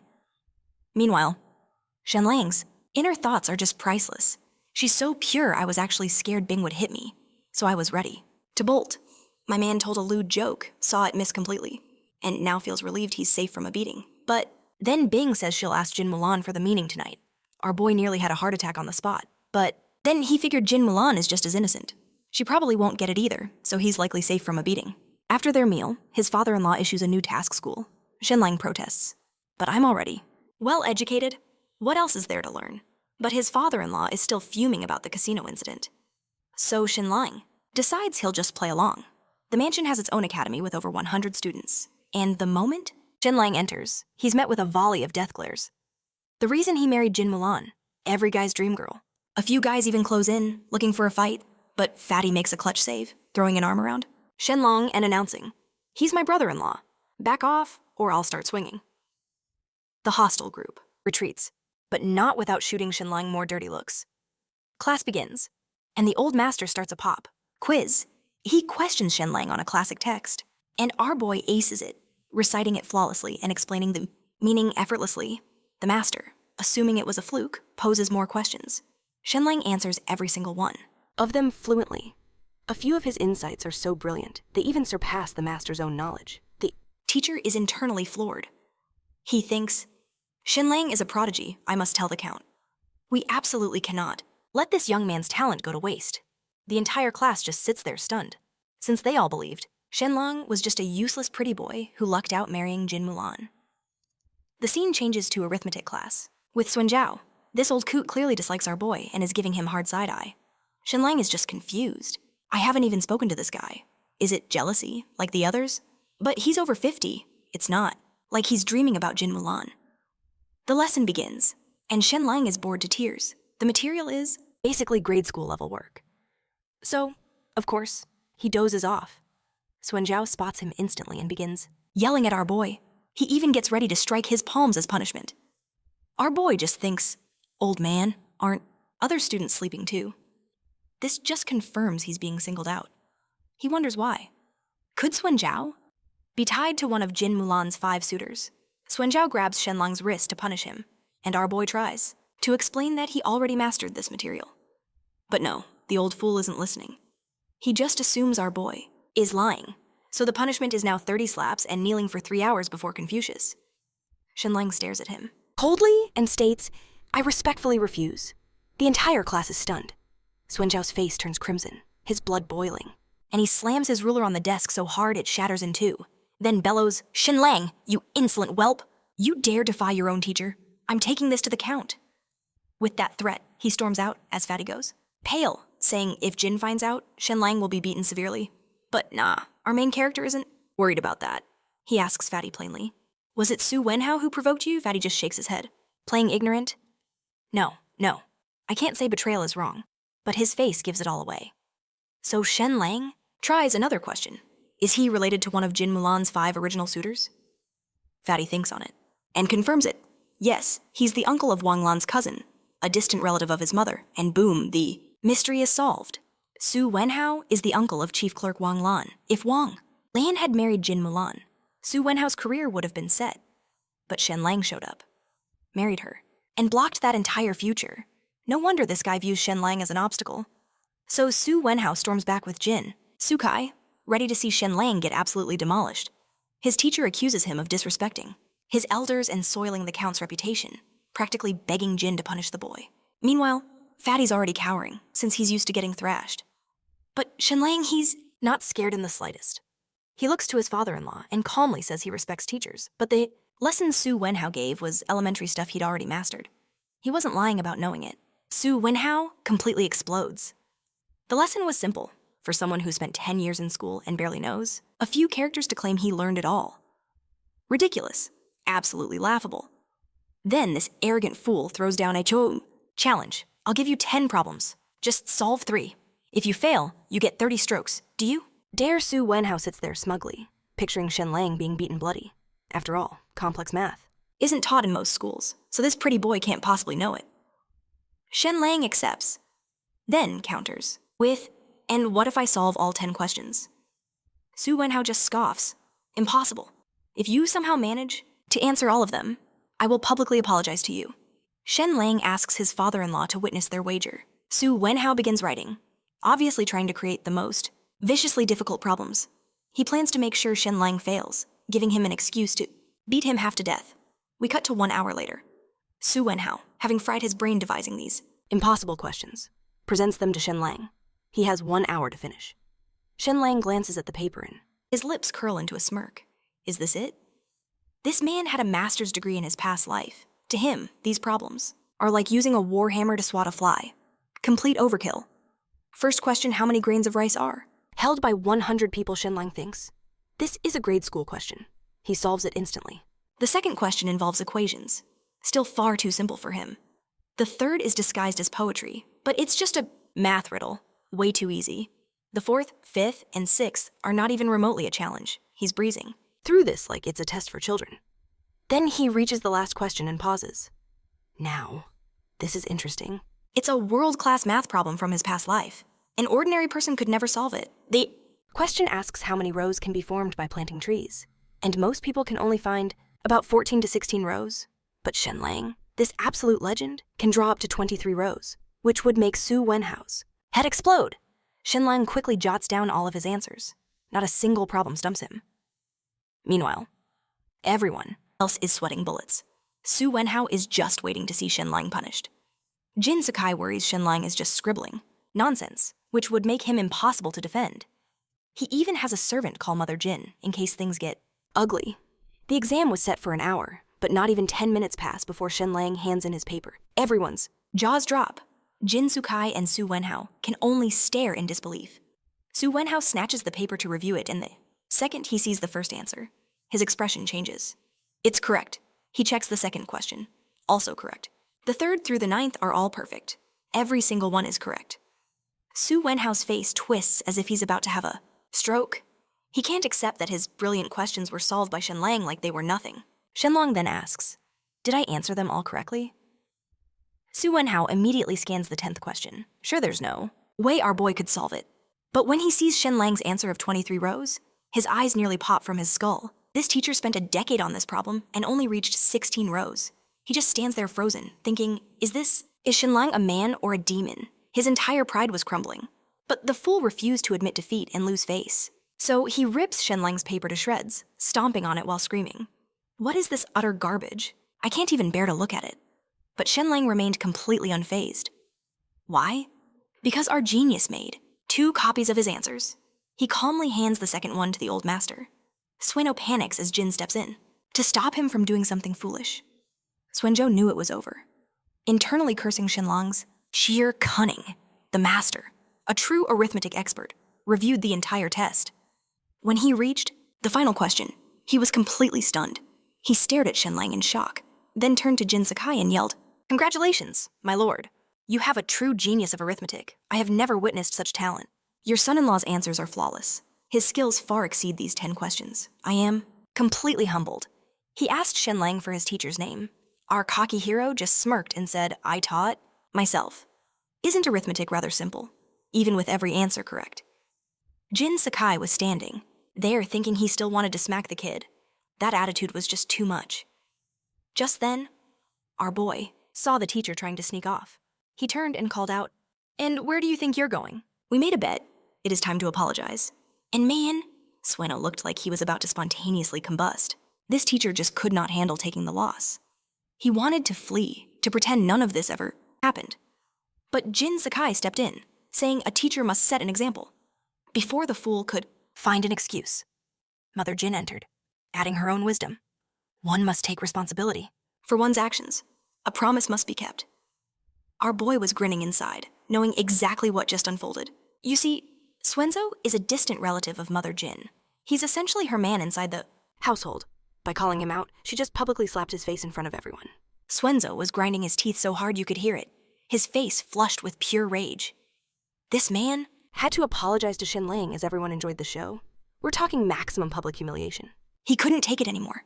He turned and bolted, already harboring a deep and serious grudge against our main character. The other students looked at Shenlang as if he had just become their new hero. But then Jin Sakai approached, his face stern. "Extend your hand." Shenlang knew what was coming.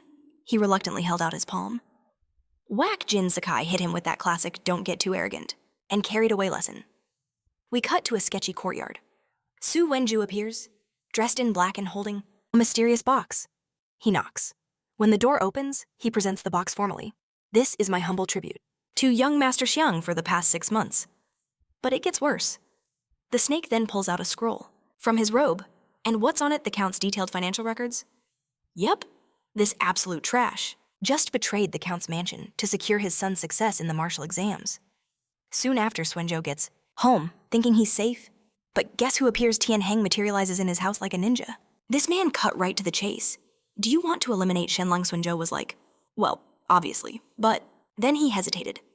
The Count is quite pleased with Shenlang. It won't be easy to move against him, is it? That's when Tianheng revealed his master plan. He told Su Wenju to weaponize public opinion, spread rumors that Shenlang fakes weakness but has huge ambitions, frame him as a schemer hungry for power while making Su Wenju look incompetent. Create a narrative that Shenlang wants to seize control.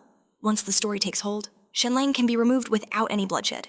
It's a clever, if completely evil, plan. Su Wenju agrees to collaborate.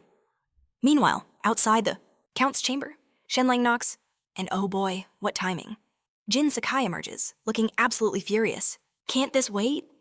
But Mother Jin pinches him, asking what's so urgent. Shenlang realizes what he just interrupted. He apologizes, then just rips off the band-aid. "I suspect Swenzo of embezzlement, and I must examine his accounts. His salary is only 200 gold coins. Yet his sons are dripping with gold and silver. He also owns many properties in mythical Turtle City. Far more than what his salary could ever afford." Jin Sakai slams the table. He doesn't want Shenlang stirring up more drama. Clear water holds no fish. An old saying for a little corruption. Just let it go. But Shenlang isn't backing down. What if the amount stolen is beyond all reason? Mother Jin demands evidence. You can't just throw accusations. And this is Shenlang's moment. He reveals his trump card, 2 account books, undeniable proof of Su Tao's corruption. Then he drops the bomb. These are only a fraction. There are more. Jin Sakai is utterly stunned. How did he get these private ledgers? Shenlang just smirks. "Oh, I had Su Tao himself. Fetch them for me." The Count and Countess facepalm. You can just picture it. Shenlang totally played their naive son into robbing Suen Tao's home. Mother Jin gives her husband a look. "We need to handle this. His status won't protect the guilty." Jin Sakai agrees, but he's no fool. He sets 3 conditions. First, Shenlang works with the old master. No going rogue. Second, all findings report to him first. No action without his approval. And third, Su Wenjiao is away. Shenlang must wait for his return and cannot confront him head-on. Jin Sakai hates being the bad guy. After all, Suen Zhao served him for decades. There's too much history? Shenlang sighs inwardly. My father-in-law is too soft. Fine, I'll play the villain then. Someone has to do it. As Shenlang heads out to begin the investigation, Mother Jin comforts her husband. Stop worrying. Let's go back and continue what we were doing. The scene cuts to the accounts office. Our boy walks in and is stunned. Mountains of ledgers fill the room, from the floor to the ceiling. The old master explains, over 20 years of records. He adds it would take months for a whole team to check. But you only have one night. Then another bombshell drops. The attendant who let them in is Suen Hao's loyal apprentice. By dawn, the word will be out. Suen Zhao will return and regain control. The count is too lenient to refuse him. Most would see this and despair. Yeah, this is impossible. But not Shenlang.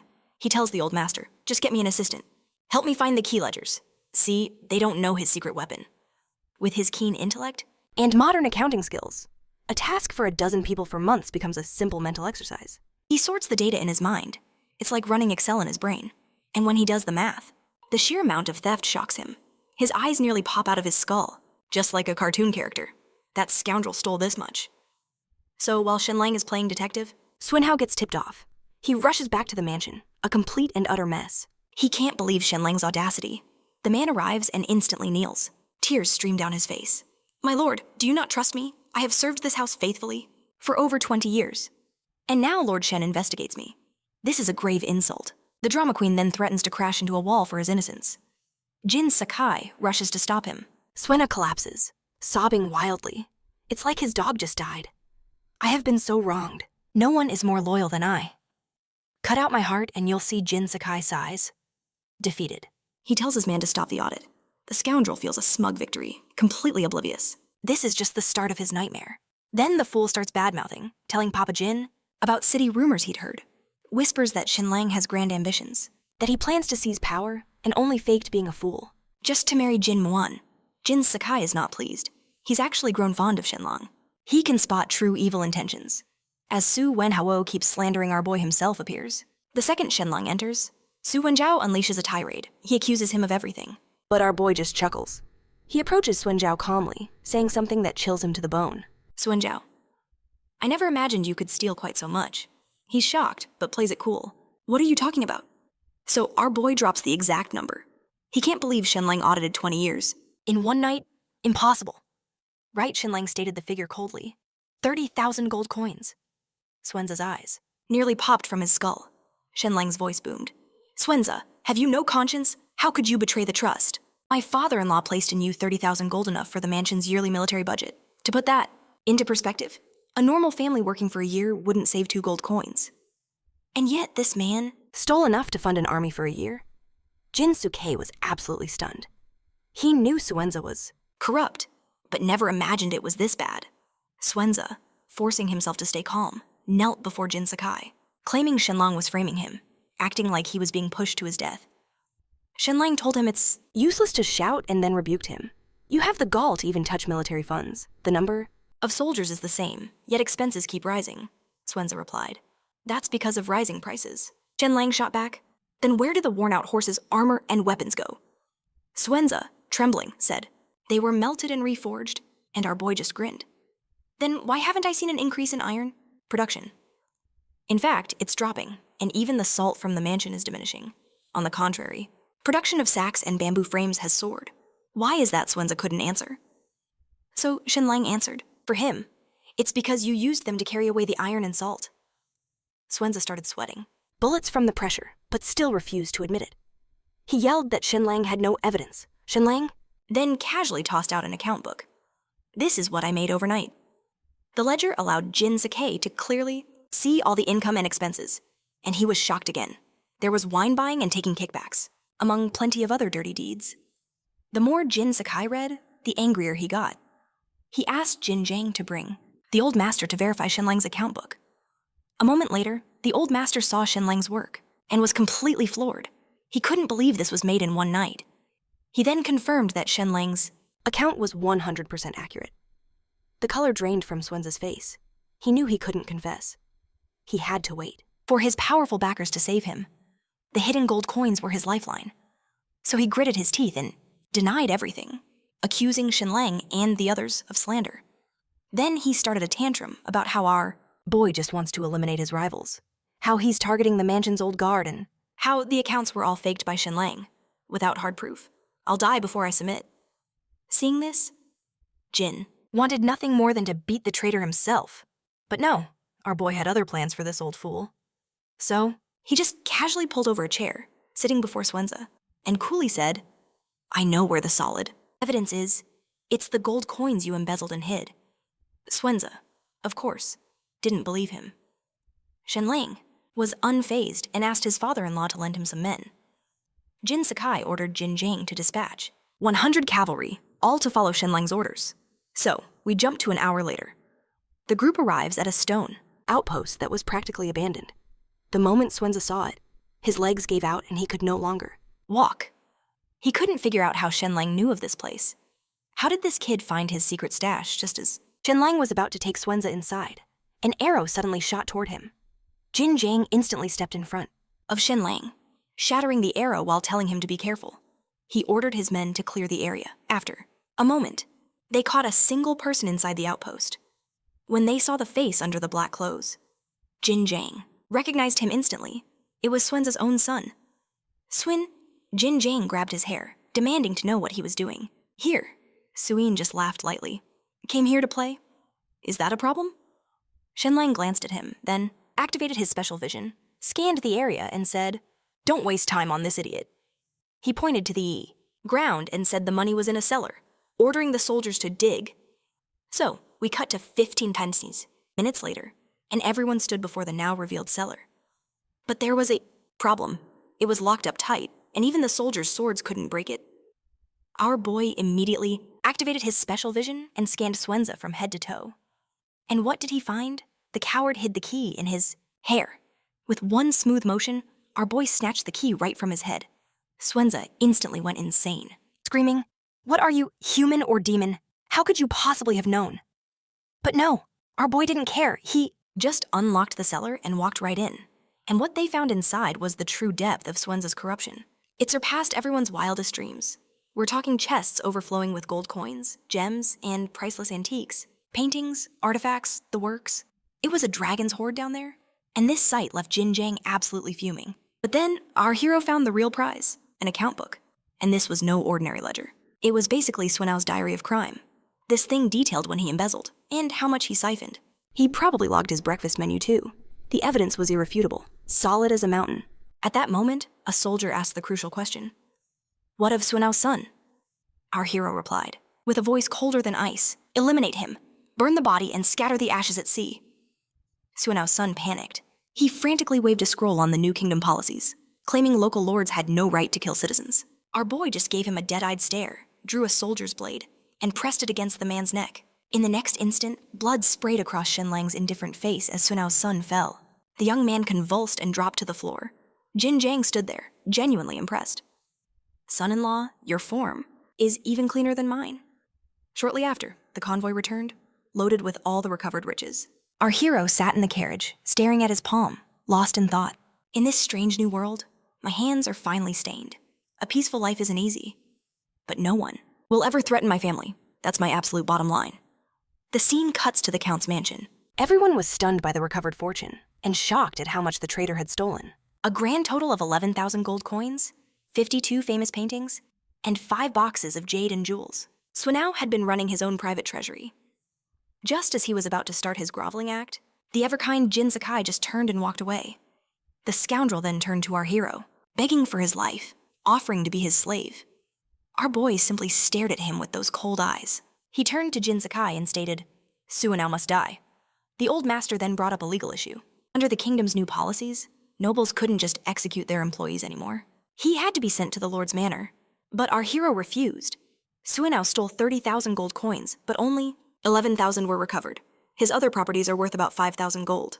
The rest, of course, was funneled to the lord and prefect, buying his son a spot in the upcoming martial examination. It was all recorded in his little black book.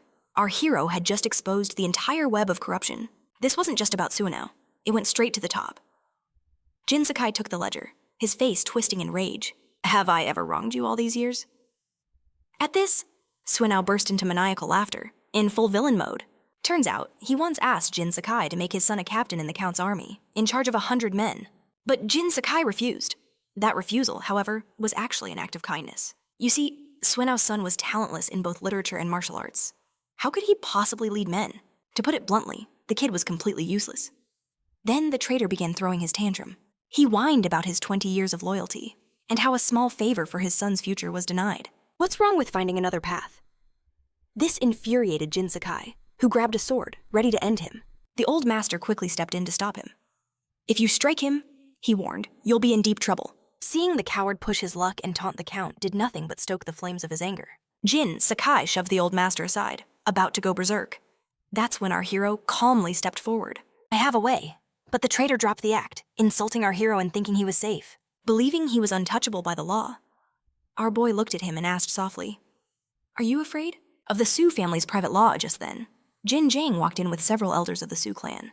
After apologizing to the count, he immediately ordered Suenao be taken away. He was to be beaten to death under family law. Suenao couldn't process it. Why I only embezzled? I broke no family rules. The ancestral hall can't kill me. Our hero then slowly walked up to him. And then he dropped the bomb. Suenao, your charge isn't embezzlement. It's for seducing your own aunt and committing the sin of adultery. Hearing this, Suenao was completely thunderstruck, his jaw on the floor. Floored, Shenlang says nothing, just watches as Su Wenhao is dragged away. Su Wenhao finally panics, desperately shouting, I know a huge secret. Someone wants to harm you, but Shenlang just smiles. He already knows who his enemies are. Then we cut to, a few hours later, Su Wenhao is stripped and beaten to death before a massive crowd. Medieval justice? Folks, at the same time, Jin Kalen acknowledges our main character's great deed, asking, Do you have any rewards you want? Our main character's mind instantly races. Order Jin Mulan to obey me. I want to share a bed with her.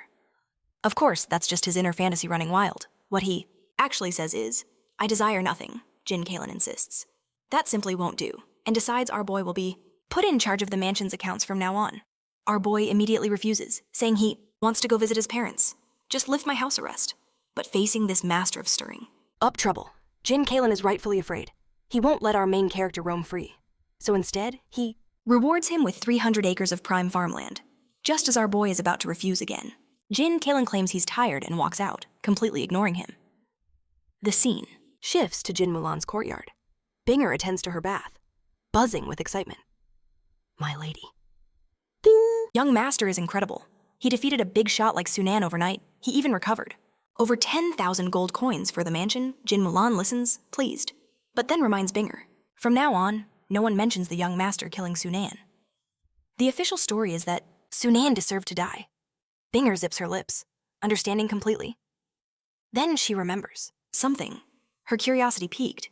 Oh, the young master told me the white tiger is the most precious. My lady, do you know why Jin Mulan is intrigued? How did you reply? Binger explains. I said it was the tiger's color, but he said white tigers are rare because they are hairless in particular. Spots, and men love that. She adds that she dismissed it as nonsense. What's a tiger got to do with hair? What do you think? At that moment, Jin Mulan completely freezes. It seems she realizes something, a deep blush turning her 50 shades of crimson. How did that scoundrel know my secret? Did he spy on my bath? But she reconsiders. Impossible. That boy has no martial arts. I would have noticed him spying. She then asks Binger, Where is our boy? Seeing her mistress's reaction, Binger finally understands what he meant.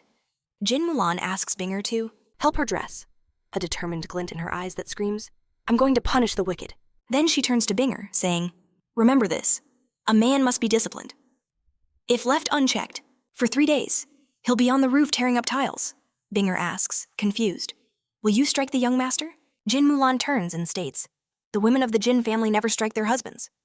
Okay, so no hitting, which only means our boy is about to suffer in a much more creative way. A few moments later, Jin Mulan spots Shenlang returning and instantly activates actress mode. With a sweet smile, she asks where he was, saying she was looking for him.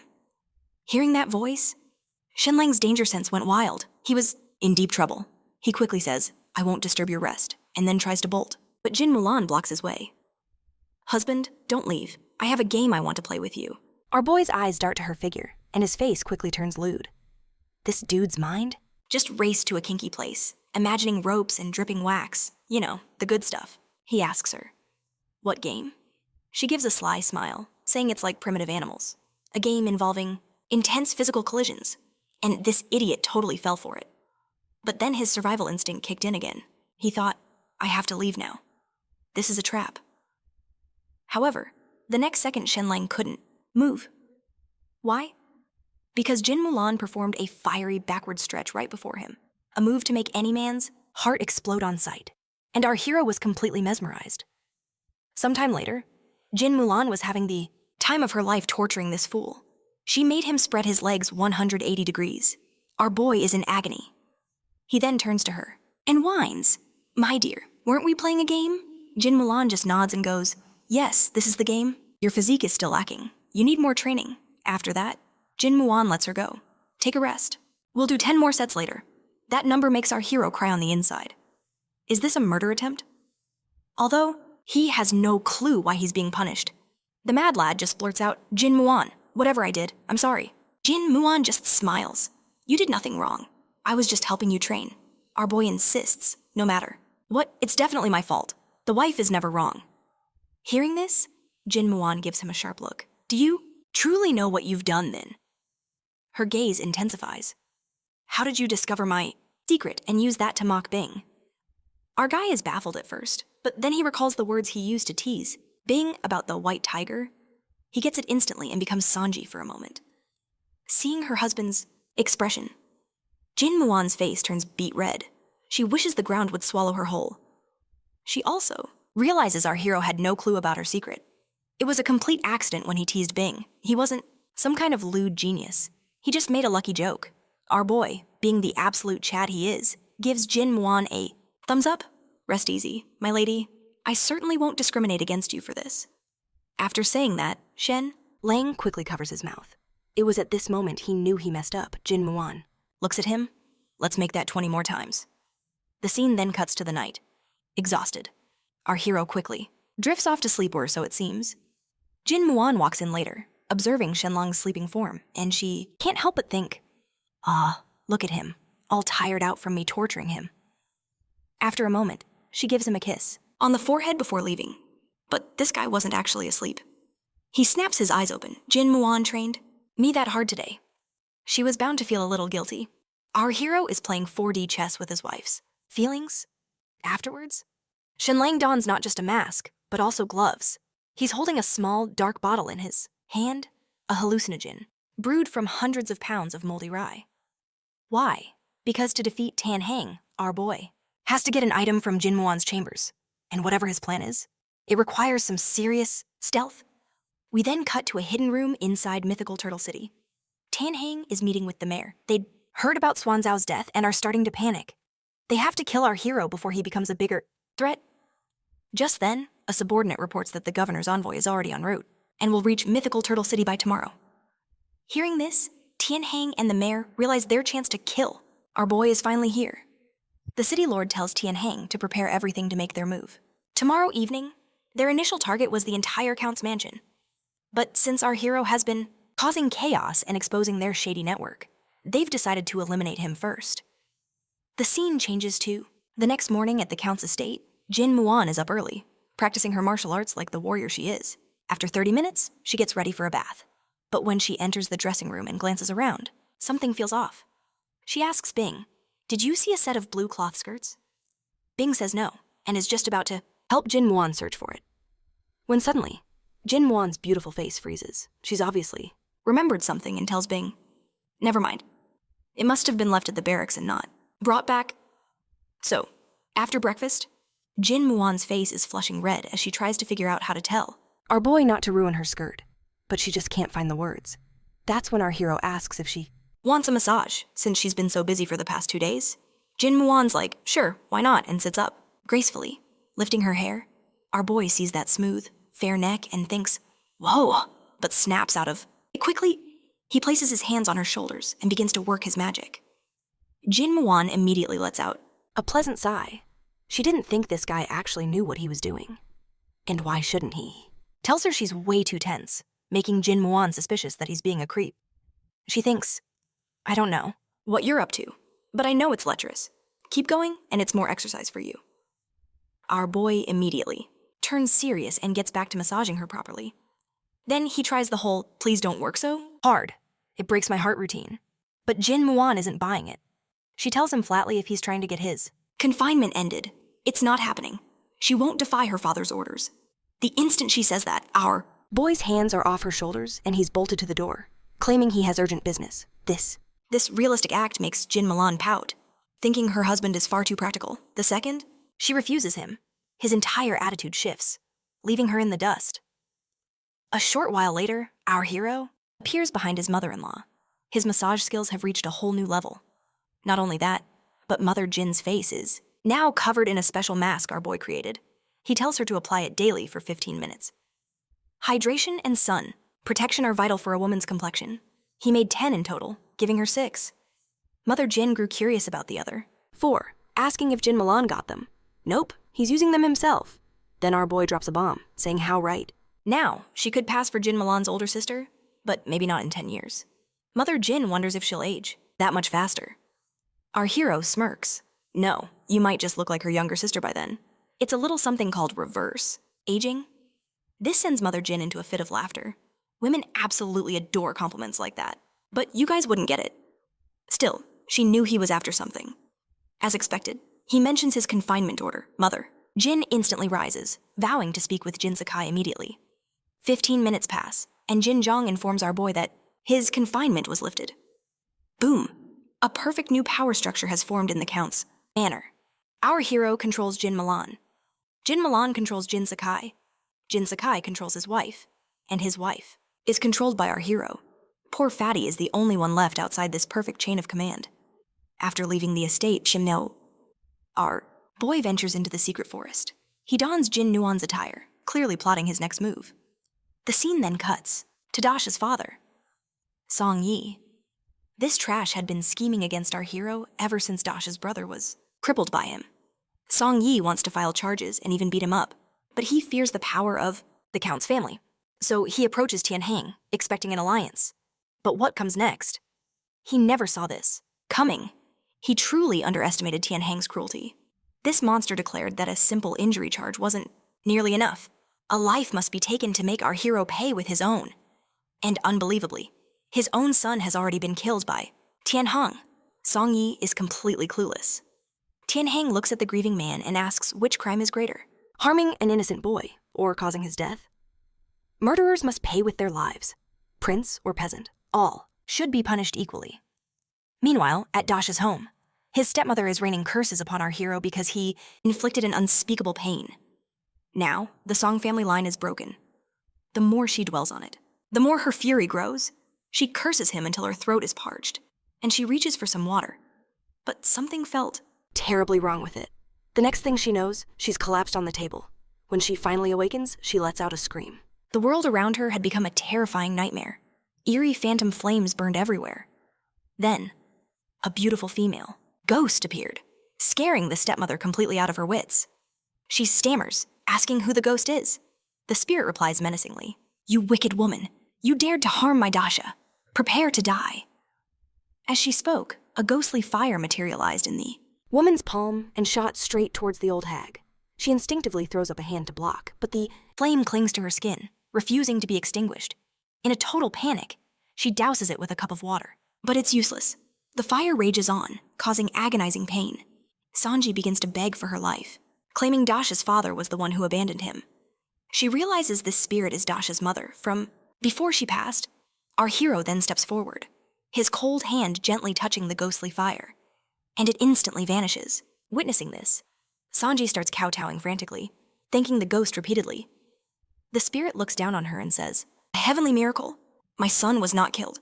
He was saved by his lucky star, but your son has died." Sanji was utterly bewildered. She looked at the ghost, insisting, "My son is alive. He was only injured." The spirit laughs, telling her that the news of his demise will arrive soon, and they will claim Shen killed him. She will then be ordered to the Count's mansion to identify our hero as the murderer. The ghost then revealed that it wasn't Shenlang who killed her son. It was her own husband and Tianheng. Hearing this, Songji desperately shakes her head, screaming. That's impossible, but with a simple wave from the ghost, she finds herself completely paralyzed. Our hero warns, "Don't move, old woman, and listen. closely, or I will end you. The ghost explains that Shenlang is her son's savior. When Tian Hang demands, you identify our boy as the killer. You must agree at first. But once you stand before everyone at the Count's mansion, in front of all those powerful figures, you will point your finger at Tian Hang. You will claim Tian Hang coerced you into a false accusation. You will say it was he who murdered your son. Song Ji wanted to refuse. She could never afford to offend Tian Hang. Suddenly, spectral flames erupt around the woman. A ghostly figure leans in, whispering, "Harm Shenlang, and I will drag you to the 18th level of hell, where you'll be diced and fried for eternity." You wish to die. Terror grips Song Ji, her composure shattering. An instant later, the ghastly flames vanish. The ghost continues, "But you can live, if you do as I say. The Count's mansion will protect you. After Tian Hang is dead, you may go home. I will grant you 300 gold coins. With this fortune, you can remarry and live a life 100 times grander." The specter then hurls a fireball beneath Songji's bed. There's a down payment of 30 gold coins there. Once you identify Tian Hang, the remaining 300 will appear. Life or death, riches or torment in the 18th hell, the choice is yours. With that, the figure vanishes.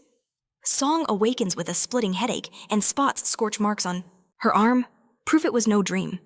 She scrambles under the bed, grabs a trowel, and starts digging. What she unearths leaves her stunned. Not just gold coins, but gold coins encased in a block of ice. She stares, baffled. Ice. In the middle of summer, what's more? Words are etched on the frozen surface, solidifying Songji's belief. She kowtows repeatedly to the ghost, pledging her complete obedience. Then, the ice begins to melt. She rejoices, seeing it as the specter's response. Elsewhere, our main character sheds a blue dress. His trick involved a hallucinogenic potion, white phosphorus for the ghastly fire, saltpeter for the ice block, and a silver needle to mimic a ghost's pressure. This clever devil smirks at the sky, musing. Well, cross-dressing was quite an experience, especially since I looked prettier than an actual woman in that dress. He then burns the gown, destroying all evidence. As for whether Jin Muan would notice a missing dress, unlikely, but if she did, his mind was already preparing. Excuses. Finally, he decides. You know what, if it comes down to it, I'll just deny everything. Meanwhile, at the Black Clothes Gang headquarters, a subordinate reports the governor's imminent arrival to Tianheng. He asks if the prefect is coming personally. The man nods. Tianheng slaps his chair in excitement. All the pieces are in place, and the east wind has arrived. That boy is as good as dead. But crushing that stray dog is merely a bonus. Toppling the Count's mansion is the true prize. He then turns to Dashes. Father and orders, bring your wife to the Count's mansion to identify the boy. He adds, and dress her in mourning clothes. Make her look more pathetic. Seeing Song Yu is still heartbroken. The villain scoffs. It's just one son. You can have more. After killing Shenlang, you'll be the chummy head of Xuanwu town. At this, the father's grief vanishes. He stands and thanks Tianheng. So, the scene shifts to Song Yu's home, where the old hag lounges on her bed. Her husband enters, his face a mask of sorrow, and announces their son is dead. The stepmom bursts into tears, realizing that creepy ghost she encountered was not lying to her. She's already giving her husband a death glare, ready to kill him. But the father misreads the room, assuming her hatred is aimed at our hero instead. After coordinating their story with Tianheng, they drag their son's coffin to the Count's mansion. Meanwhile, at the Black Tortoise Count's mansion, they're preparing for 2 VIPs. First is Yan Wuji, an aide from the governor's office. Then there's Zhang Chong, the prefect of Nuadi, River County, and this Zhang Chong is a living legend. He single-handedly crushed the local tyrant of East River County. Now he's been sent to New River County to do it all again. The Count's family is sweating bullets. They know exactly what this means. Jin Zhong and Jin Muan personally emerge to greet these powerful figures. The scene shifts to a grand banquet hall, and our hero. He couldn't care less about the tension. He's just staring at Jin Muan like she's the only person in the world. But then, Yan Wuji sets down his chopsticks. 20 years have passed. The governor sent me to inquire about the Isle of Gold Mountain dispute. Do you wish for peaceful mediation, or what? And just like that, all other chopsticks fall silent. Our hero is a bit surprised. He actually knows about this affair. The Isle of Gold Mountain dispute is over a century old, involving both the Northern High Count and the mythical Turtle Count have long been feuding over this island, bringing them to the brink of war. A former monarch, tired of their drama, decreed that every 20 years, a grand competition of martial and scholarly arts would decide the island's temporary ruler. But 20 years ago, the mythical turtle's former count vanished, causing them to lose the contest and a massive portion of their wealth. Jin Sukai asks the governor's man his purpose, and Yan Wuji unveils his genius plan. Why not just split Gold Mountain in two, the north for the high count, and the south for the mythical turtle? Our boy just stares, thinking, is this man for real? Because even a child knows. All the rich mineral resources are in the northern half, while the south is just barren, salty land. As expected, Jin is furious, but he maintains his dignified, noble composure. He simply says, let us drink. Yan Muji couldn't care less. His job was only to mediate on behalf of the governor. As far as he's concerned, his mission is complete. Suddenly, a huge roar erupts from outside. Thousands of voices are demanding our hero's head, screaming he's a murderer who must pay with his life. And our boy, instead of being scared, he's actually thrilled. He's been waiting for this drama to unfold. Meanwhile, the others at the bishi table act as if they hear nothing, just calmly eating and drinking. Our heroes, thinking how very dignified, but he's also growing anxious. If no one acknowledges the mob, the show can't begin. He literally thinks, if I have to, I'll start this myself. But then Fatty speaks up. Shenlang, I think those people outside are calling for you. The city lord sends someone to investigate the noise. Shortly after, the man returns to report thousands have gathered outside. The count's mansion, Jin Sukai isn't even fazed. But the city lord is losing it, shouting, how dare.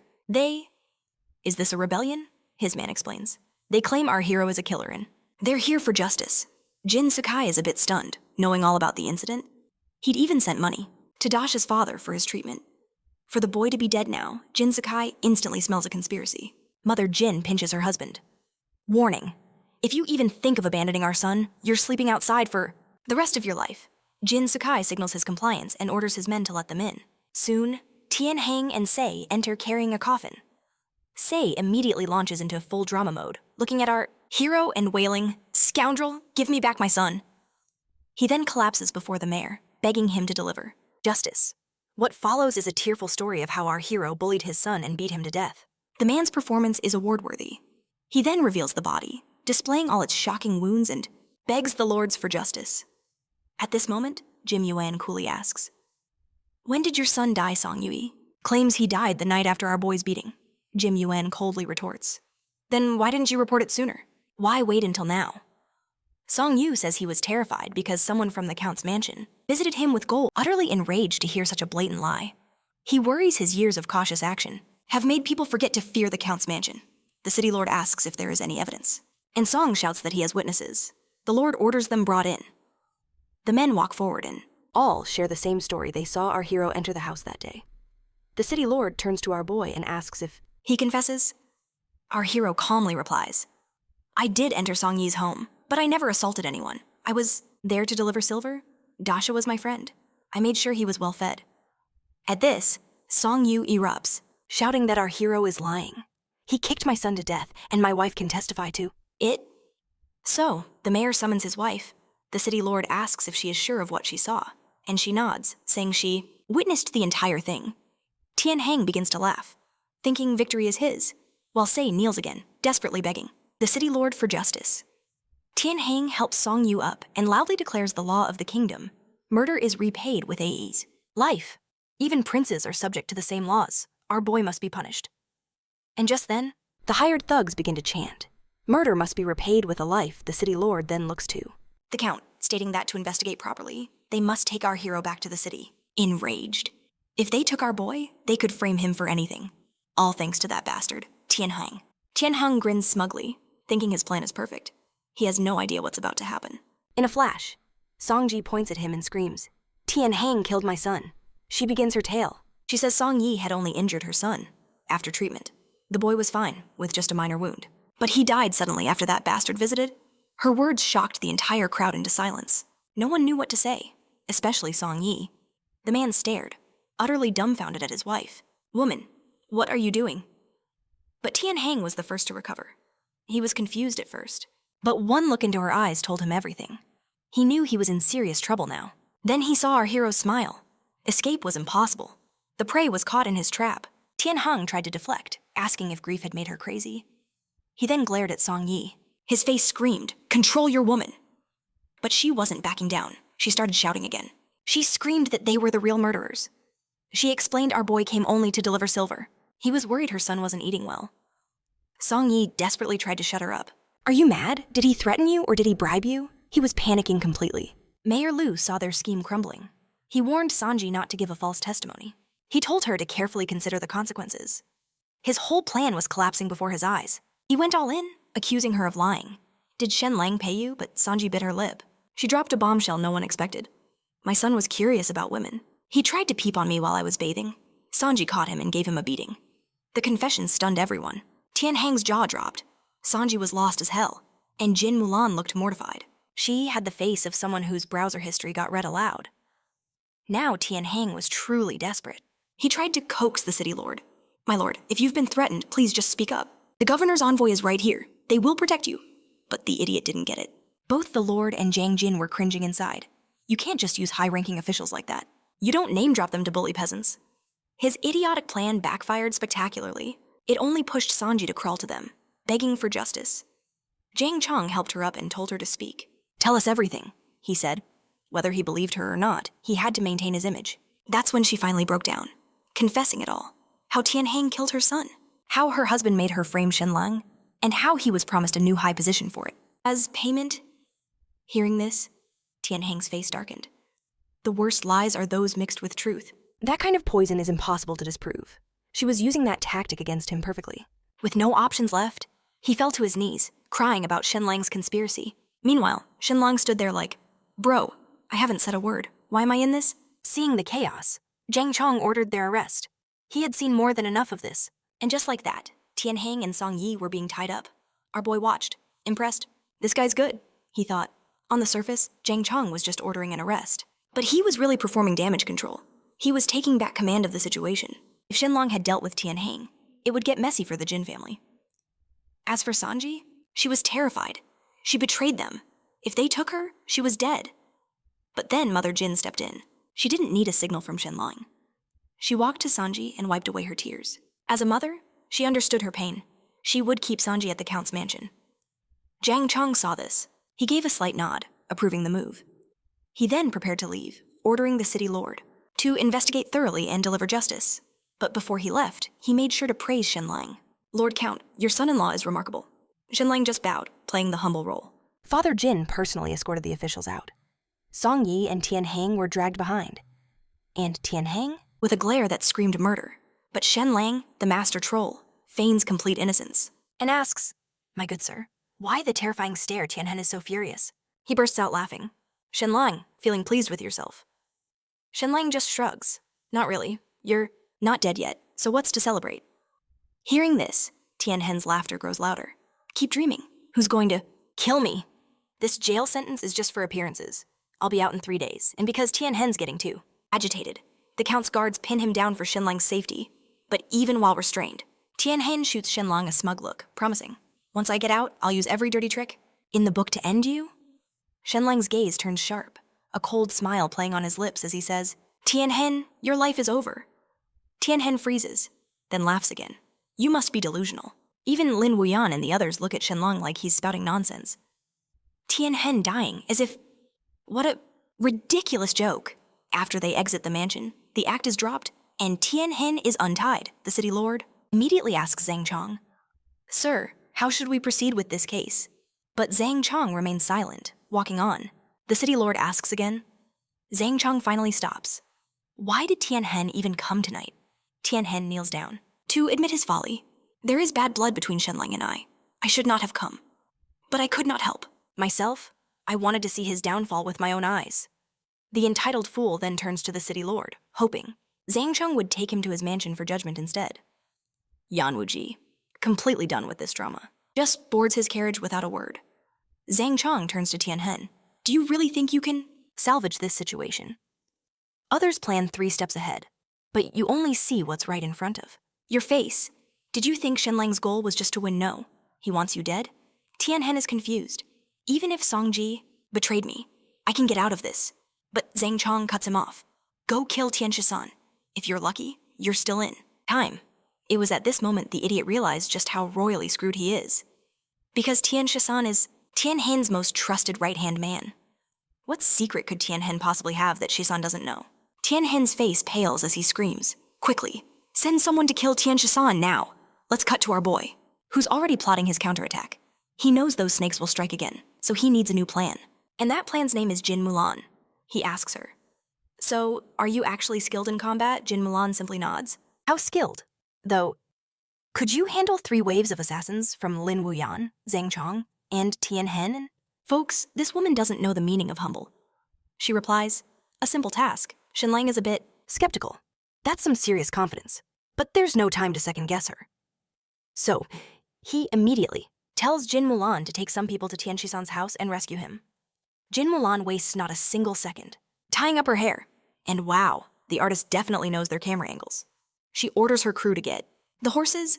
Just as they're about to leave, Shenlang runs up, saying he wants to tag along. Without a word, Jin Mulan grabs him, throws him onto a horse, then leaps on behind him, and they're off, speeding away from the mansion towards Tian Shisan's home. On the way, Jin Zhong can't help but ask, "We could have saved Tian Shisan earlier. Why now? And what's the rush?" Shenlang side-eyes him. "Of everyone here, you have the lowest IQ." Jin Zhongqi jumps in, trying to show off. "Listen, if Tian Hen doesn't try to kill him, first, our rescue would be for nothing. We couldn't turn Shisan against him, and we couldn't back Tian Hen into a corner." Shenlang narrows his eyes at Jin Zhongqi, thinking, "You really love showing off, huh? Out of the 5 of us here, your IQ is the second lowest." Cut to Tian Shisan, lying awake in bed. He hasn't slept for 3 days, straight at this point. And can you blame him? The man's entire world has been shattered. The person he saw, as a father figure, personally broke his legs. But even so, he can't bring himself to blame him. Because back when Tian Shisan was a kid, hungry and cold, Tian Hen helped him, leading Shisan to follow him with unwavering loyalty. Ever since, he even rejected offers from Kang Jin and the city lord out of that loyalty.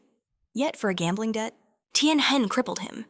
But you know what? That bastard actually showed some care. Tian Hen didn't follow Shenlang's orders completely. He had Shisan's bones set and gave his parents 100 gold coins, promising revenge on Shenlang. This gesture somewhat soothed Tian Shisan's broken heart. He convinced himself Tian Hen was forced and would never betray his master. He was already picturing Shenlang's bribe attempt, offering him status to turn on Tian Heng. Oh, he was hyped for that moment. The whole scene playing out in his head. First, he'd spit in Shenlang's face and call his ambitions foolish. But in the next instant, all color drained from his face, as shadowy figures appeared from nowhere. Experts from the city lord's mansion, and his former sworn brothers from the Black Clothes Gang. Seeing them, the cold truth hit him. He asked if Tian Heng had sent them to silence him, forever. They gave a slight, chilling nod. Tian Xian pleaded with his old gang, begging them to at least spare his parents, claiming they knew nothing. Their reply was cold. "Our orders are to eliminate everyone." Hearing that, Tian Xian finally snapped. He screamed, demanding why they had to drag his innocent family into this. But they just kicked him down as his trembling parents were dragged forward, pleading for their lives to be taken instead of their sons. All the while, Tian Xian couldn't grasp why this was happening. So he asked these men, "Why are you doing this?" The man holding his father sneered, "You know far too much. Xian, we can't take the risk." Realizing that bastard was just using him, his heart shattered and he began to laugh, like a man who'd lost his mind. He then grabbed his bedsheet, flinging it at the assassins and managing to take one of them down, despite his broken legs. But that was it. Another blade pierced his leg, pinning him to the floor. At that moment, Tian Xian knew this was the end, but he couldn't just do nothing and watch his parents die. Meanwhile, his parents were still begging the assassins not to kill their boy. Seeing this, Tian Xian recalled the day he went after our hero's parents, and he couldn't help but wonder if this was the same despair our hero felt. Back in the present, an assassin's blade rose to strike his mother. Then, like a phantom, Jin Mulan entered the scene. And let me tell you, when she said she could handle these clowns, alone, she meant it. The woman dispatched every assassin in mere seconds. Our boy Shenlang just stood there, watching his wife absolutely demolish these fools. A look of pure awe on his face, as if he were witnessing the most beautiful dance in the world. The surviving assassins took one look at her and immediately began to retreat, sheathing their weapons. It was clear they wanted no part of this fight. Shenlang stood there with the smuggest grin imaginable, feeling utterly untouchable as he hit her, with the most insane question. "My dear, if we ever argue, would you fight me just like that?" Jin Mulan just shot him a death glare. That's when our hero noticed Jin Zhong and the crew had formed a tight defensive formation around him. Meanwhile, Shenlang was already taunting the assassins, pointing dramatically at their necks. Go and tell Tianheng to wash his neck and wait for me. I am coming for him, now." These assassins desperately wanted to wipe that smug grin off Shenlang's face, but they were powerless. Why? Because our hero had just secured Tianxian, and this man knew where every single body was buried. If Tianxian talked, Tianheng was completely finished. But they couldn't act now, so they decided to retreat. Except when they got outside, all their lookouts were already dead. Shenlang's policy was simple: no survivors, no witnesses, no problems. After they fled, Shenlang simply stared at Tianxian, who was crouched down, trying to yank the sword from his leg, but his arms had all the strength of a wet paper towel, and that blade was lodged deep, so it took him a long moment to pull it free. While doing this, Tianxian's mind was racing, thinking, how will Shenlang recruit me? Money, power, protection? What is his angle here? But no, our hero just stood there in absolute silence. And then it hit Tianxian. This man was his only path to survival. He had to pledge his undying loyalty. And so, what does this man do? He crawls on his hands and knees, pressing his forehead to the ground, swearing his absolute allegiance. Shenlang looked down on him and said, "Smart men don't need long explanations. From now on, you are Shenxian. But folks, our hero isn't a complete fool. He might be reckless, but not when it comes to trust." In the very next second, Shenlang casually dropped the most savage line. "Oh, by the way, your parents will be moving into my mansion now." Jin Mulan stood there, thinking, did he really just take hostages and somehow make it sound like a generous favor? But Tianxian, Shenxian now, pressed his head against Shenlang's shoe and agreed. What other choice did he have? Shenlang's entire demeanor instantly shifted, all smiles and sunshine. He helped the man up like they were childhood best friends. Meanwhile, at the City Lord's manor, Lu Wan receives a report on the Tian family incident and learns they failed to save Tianheng. The Lord's face drained of color. His fist crashed down, shaking the entire room. You see, Tianheng paid him a fortune annually. He was a key asset. His death would be a devastating blow to his prestige and his wallet. The Lord then asks, "And Jiang Jin?" Apparently, Jiang Jin knew the situation had soured and hurried to meet his father. But he was met with a harsh lecture about what it means to be a true commander. He was then ordered to eliminate Tianheng. Jiang Jin's response, "Absolutely not." But his father was unmovable. He declared Tianheng a liability, someone who had outlived his usefulness. A true leader knows when to abandon a piece. He must see the entire board, not mourn a single pawn. But Jiang Jin flatly refused. Why disposing of Tianheng was Shenlang's exact goal. And for Jiang Jin, that would be a public humiliation by Shenlang's hand. This was now about honor. Back at the Black Clothes Gang's headquarters, Tianheng learns the crushing news of Tian's betrayal. He sends everyone away and steps into the darkness alone. He knows that once Tianxian speaks, it is all over. No one could possibly save him. He stares at the rooftop, pondering if this is truly his end. The man is drowning in regret, wishing he had destroyed Shenlang when he had the chance. He strikes the wall in pure frustration, whispering, "My apologies, dum-dum." He then shifts a bookshelf aside and vanishes into a hidden chamber. The scene changes to the Shu family estate. Jiang Jin confronts Shu Chenchen, demanding to know why. She failed to kill Shenlang with a perfect opportunity. She expertly deflects the question and retorts, "And what was your father's opinion on the matter?" Jiang Jin is blunt. He was ordered to kill Tianheng. During this tense exchange, an attendant bursts in, announcing the city lord's sudden arrival. The lord enters and immediately explodes. Were they fools if they were to kill Tianheng? They would be branded as villains. They'd lose a fortune annually.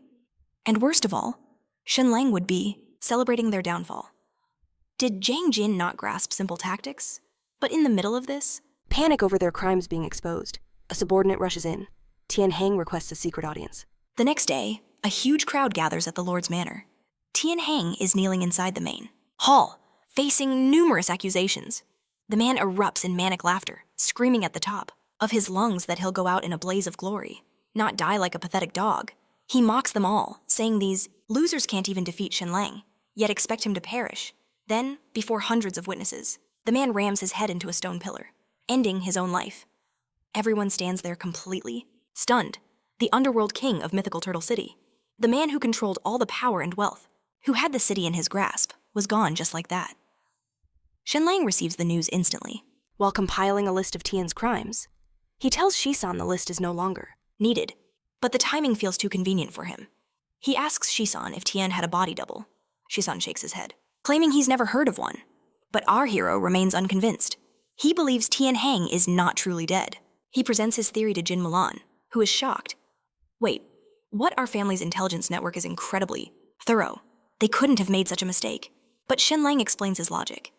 Tian should not have died in public. A secret execution was the logical move. With Tian defecting, Tian Heng knew all the damning secrets of many powerful figures. If that information was revealed in a trial, everyone would be ruined. But with Tian Heng dead, those secrets die too. This is why his public execution made no sense. The pieces begin to connect for Jin Mulan. The city lord's manor does have the authority to execute prisoners, but it requires verification from the governor, a process taking at least 2 weeks. Thus, the logical solution was a forced suicide in prison. This is precisely what Shenlang is saying. Tian Heng's death should have been quiet. Instead, it was a spectacle for hundreds to see, as if his death was a grand performance for their benefit. Shenlang then asks if the body is still present. Jin Mulan personally guides him to view it, but upon reaching the morgue, Shenlang is a step too late. The body has been cremated, now just charred remains, impossible to identify. But our protagonist, Shenlang, isn't worried. He activates his X-ray vision, scanning the body and instantly finding something strange. A maniacal laugh escapes him as he realizes, oh, this is perfect. It's going to be far more gratifying to end him myself. Jin Mulan is shocked, clearly understanding the implication that Tian Heng is still alive. Shenlang flashes a smug grin, inviting her to come with him, to witness a great performance. But Jin Mulan is done with his massive ego and simply turns around to walk away. Shenlang trails behind her like a lost dog. Elsewhere, deep inside mythical Turtle City, Shu, Chen Chen holds a wooden mask. Its interior is lined with pure sulfuric acid. She presents it to Tian Heng for his own disfigurement. We flash back to the day before. The hidden path Tian Heng took led directly to his brother's quarters. This brother was simple-minded, and Tian Heng only had to offer him delicious food for his trust, not knowing it was his final meal. Afterward, Tian Heng requested his brother to demonstrate some martial arts. He rose, took a stance, and began throwing punches. Right there, he suddenly struck the nearby wall, instantly leaving a deep crater. Tian Heng applauded him, because while his brother was simple, he was an undeniable martial arts genius. This man possessed the intellect of a boy, but fists that shattered walls like paper. Tian Heng then told his brother to undress, alongside him, showing their builds were identical. Even the scars across their skin were perfect matches. Knowing his brother loved to copy him, Tian Heng proposed a test of his mimicry skills. His brother's innocent smile vanished. He transformed from a fool into a sinister figure, appearing even more like Tian Heng than the man himself. He then taught his brother very specific lines, the very same words Tian Heng uttered during his faked death against the pillar. So the person who truly perished was only Tian Heng's brother, playing a part. The real Tian Heng was preparing to alter his appearance so he could enact his vengeance on Shenlang. As he presses the acid-laced mask to his face, his flesh instantly begins to melt, yet the psychopath barely flinches. Jin Xian, observing the entire spectacle, can't help but marvel at the man's sheer ruthlessness. Tian Heng then rises and steps outside. Lu quickly understands, asking if his revenge begins now. Tian Heng grinds his teeth, saying Shenlang didn't hesitate to claim his vengeance. So why should he? He wants his dear parents to vanish from existence. Lu Wian remains silent, simply telling Tian Heng to proceed. A scapegoat has already been arranged for him. So, his face now completely ravaged by the mask. Tian Heng moves toward Shenlang's family home. Upon reaching the residence, his hair is already altered to fit in. He detects the breathing of 3 individuals. Within, the count confirmed. He soundlessly breaks the door latch with one smooth slice after entering Shenlang's home. Tian Heng spots 3 figures in the bed. His mind has one goal: make Shenlang curse the day they became enemies for all eternity. He then enters the bedroom and proceeds to go completely berserk, brutally cutting down Shenlang's mother and father. When he reaches the younger brother, he pauses. The blade is too merciful. He grabs a club, breaking the boy's legs before delivering the final stab. And to prove how truly unhinged he is, a sinister cackle escapes his lips. Just then, the door creaks open. Shenlang enters the room. Tian Heng shows no hesitation. He seizes the blade to complete his gruesome work, still acting like Song. But our hero tells him the charade is over, revealing he knows the corpse wasn't really him. Shen has already pieced it all together. Tian Heng used his own brother as a substitute, sending him to his doom without any hesitation. Shenlang stares him down, his voice cold. You are truly one of the most vile humans I have ever encountered. And Shenlang's proof, the needle, the one in Chen Hen's body, was warped from years of use, while the corpse's was perfectly straight. That was it. He's screaming inside. Then Shenlang commands, bring him in. The door is thrown open, revealing a horrific sight. It's San Yi, his face, completely melted by sulfuric acid. Shenlang faces Tianhen and asks, your scapegoat is gone, your move. And Tianhen, to his credit, drops the pretense entirely. Another crazed laugh erupts as he says, it doesn't matter. Everyone you hold dear is gone. I slaughtered them tonight while you were utterly powerless to stop me. How does it feel? Shenlang. Are you in pain? Shenlang's reply. He grabs a nearby torch and hurls it into the room. Why don't you take a good look at your handiwork? As the torch is raised, his world absolutely shatters because of the faces in that room. Not Shenlang's family, it's his own wife, his butler, and his son. The man just slaughtered his entire bad household and spent the last 10 minutes bragging. Shenlang just watches, remarking, well, they kind of had it coming. All those years of evil in your name. Karma is a funny thing. Tianheng's fury ignites. He is about to charge Shenlang for a final, glorious death when he stops. Standing beside Shenlang is a woman, gentle and soft, holding a child. And Tianheng's mind completely breaks. You see, here's the secret about Tianheng. His actual wife only wanted his money, a fact he knew and accepted. He barely even acknowledged his official son existed. But this woman, this quiet and kind woman, and her child, they were the only thing Tianheng truly cared about in this world. His hidden family, unknown to all. And Shenlang had found them. But to his credit, Shenlang is not using them as a threat. He tells Tianheng plainly, I am not you. I don't harm innocents. I just wanted you to understand you have no leverage left. Honestly, that makes it so much worse for Tianheng. Now there is nothing to fight for, and nowhere to run. So, Tianheng does the only thing left. He rips the melted skin from his face, declaring he's heard Jin Mulan is an incredible fighter. He'd like to test that. Legend himself, challenging her to a duel. Jin Mulan accepts without even flinching. They step outside for the showdown. Tianheng charges, sword drawn, full power, screaming with world-ending rage. Jin Mulan takes one step, a graceful glide to the side. By the time he realizes he struck empty air, a sword is already piercing his chest. Tianheng is on the ground, bleeding out. In his final moments, a memory surfaces. He remembers his youth, when he and his brother trained under an old master, shivering in the freezing cold, punished for every mistake. He remembers how they threw it all away for a single box of treasure, how that one choice made them fugitives, setting off this whole catastrophe. He feels no regret, just a tinge of sadness. And you'd think this is the end, but you'd be wrong, as this bastard is about to drift into a peaceful death. Shenlang crouches and starts slapping him. Hey now, I went to a lot of trouble to kill you. You owe me something before you go. Tianheng can barely believe this is happening. But does our main character care? Nope. He keeps slapping, saying he went through hell to track down Tianheng's son. He's even willing to raise the kid right, as long as Tianheng offers up something useful before he kicks the bucket. Tianheng curses him, but slowly gives in. There's a cellar at Snow White Villa. Lord Lu's secret gold stash is buried there. Shenlang nods, then slaps. Him again? That's it. What about proof of Lu's crimes? Dying. Tianheng somehow finds the energy to be annoyed. Those officials are slippery eels. You think they let evidence fall into my hands, Shenlang?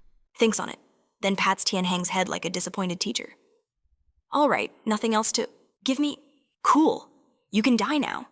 Tianheng is so enraged by this send-off, he actually tries to stand and curse Shenlang one last time before dying mid-sentence. Shenlang takes his head, boxes it up, and ships it off to Lu. Then he turns to Jin Mulan. So, Snow White Villa. Let's go make a fortune. And the scene shifts to the villa. They arrive to find chests piled high with gold coins. Shenlang looks at it, all and scoffs. 3 years of embezzling, and this is all he scraped together. Disappointing, just absolutely pathetic. Jin Mulan explains most of it was sent up as tribute. This is merely the leftover scraps of the man's entire corrupt career. Shenlang lets this sink in. So, we just robbed a crooked official's retirement fund, and it's not even much. Jin Mulan is still happy, as it will help their families' finances. Hearing that, our boy asks, Darling, are we really that short on money? Jin Mulan gets angry, explaining how after losing Jinshan Island, the Jin family was barely afloat. Plus, that bastard Cho Xuan was bleeding them dry. To make matters worse, the previous count was a kind person, a polite way of saying the man was a total idiot with finances. As a result, he left behind a mountain of debt, and Jin, Mulan's father, has been quietly paying it back ever since. Returning to the present, Shenlang gets that mischievous look. You know the one. The look that means he's plotting something evil. Jin Mulan sees it and is already tired. Cut to the idiot's house, where the scoundrel is waiting for good news from Tian Hang. Just then, a servant comes in with a servant brings a box, claiming it's from Tan Hakes. Lu, already dreading its contents, commands them to open it. Inside was Shen's true present Tan Hag's severed head. Before he could even react, another servant burst in. The man reported Snow White Villa's gold completely stolen. Lu's very soul looked ready to abandon his body. They handed him a simple note. It read, "The gold thief was not Shenlang." Meanwhile, Mchum back at the Jin Manor. Shenlang sat with a red brush, striking a name from his list. One down. He mused, and I barely even tried. Life is good. Jin Mulan just stared, wondering, how did I end up married to this fool? Then, he added, Lu's name. The man had made him a fugitive, after all. And because Shenlang is, well, Shenlang, he just couldn't resist. He scrambled up a ladder, looked down at Jin Mulan, and shouted, "I'm jumping! Catch me with that!" He leaped, arms spread wide, expecting a soft landing in her embrace. But no. The next moment, he was standing on his own feet, perfectly upright, wondering what on earth just happened. The scene then changes to Shenlang attempting to persuade his parents. He urged them to move near the Jin mansion. Usually, his parents would agree to anything he asked, but not today. This time, they refused. They made every excuse, worried about how it would appear. Living in their daughter-in-law's home felt wrong. Luckily, Shenlang had a secret weapon, Jin Mulan herself. And when Jin Mulan speaks sweetly to your mother, what can she possibly do? Say no, she caved in a minute flat. And just like that, the family was moving. Shenlang watched Jin Mulan, his admiration for her growing. His affection deepened with every passing second. But at the Jin mansion, her entire mood changed. She turned to him. Some of her clothes were missing, she said pointedly. Did he know anything instantly? Alarm bells went off. He knew one wrong move could be his last. He had two choices: lie and claim ignorance. Or confess, knowing he was already caught. He chose to own up to it. Jin Mulan, who already suspected, was surprisingly impressed by his honesty. She then asked for them back, explaining she needed the outfit. She needed it for mulberry picking. Now, true panic flared. He couldn't return something that was gone. So once more, he faced two options. Admit he burned them, or admit he wore them. Both choices made him sound insane. He chose the lesser of two evils. My love, I was restless. I couldn't stop thinking of you, and did something unspeakable with your dress. Overcome with shame, I burned it. You can kill me now. Strike me down. Do whatever you wish. I won't even flinch. Jin Mulan was utterly speechless. This man committed a strange act, and was now acting righteous about it. But she didn't punish him harshly, simply telling him not to destroy clothes again, as the mansion forbids waste. She then left him a bottle of medicine. She told him to care for his health, and left. Shenlang glanced at the bottle, read the label, and completely misinterpreted the entire situation. After Shenlang's victory, a period of peace fell over the mansion. During this quiet time, a few odd things occurred. First, Jin Mulan went mulberry picking, and casually outperformed 100 workers alone, gathering thousands of pounds herself. Meanwhile, Shenlang was grounded by his father-in-law. The man correctly saw him as a walking disaster who shouldn't be left alone. Shenlang attempted to argue his case, but his father-in-law produced a whip, and that swiftly ended the discussion. So now, he was stuck outside watching sunsets, thinking about Dasham. His injuries had healed, but the man himself had yet to awaken. With nothing to do, he was bored. Just then, Bingger appeared, holding an invitation. Our main character glanced at it, surprised to find it was for Shu Chin Chen's engagement party. He returned to his room, staring at the wall of enemy names. He had a sudden moment of clarity. He'd been slacking off. Comfort had softened him. Meanwhile, the woman who betrayed him was throwing a lavish party. His own wedding was cheap and rushed. The sheer injustice of it all infuriated him. So he did what any reasonable, vengeful protagonist would do. He began to plot. He pinpointed her two greatest assets, her family's silk trade and her flawless reputation. He decided her pristine image had to be the first to go. Just as planned, Fatty appeared at his door. He was eager to show off a certain illustrated book he'd acquired. As Shenlang saw it, his eyes lit up. A wicked plan began to form. He turned to Fatty and went straight in, for the fatal blow. asking if any girls liked him. The question absolutely crushed Jin Wukong. But Shenlang didn't miss a beat, saying he knew why they didn't. For starters, he pointed out he wasn't exactly handsome. His ego suffers multiple stab wounds. But then a solution is dangled: co-author a book. Make it a national hit, and the fans will surely follow. Jin Wukong, eyes sparkling, agrees instantly. So Shenlang begins to weave a tale about a shameless merchant and his scandalous daughter, a thinly veiled hit piece on Shu Chen.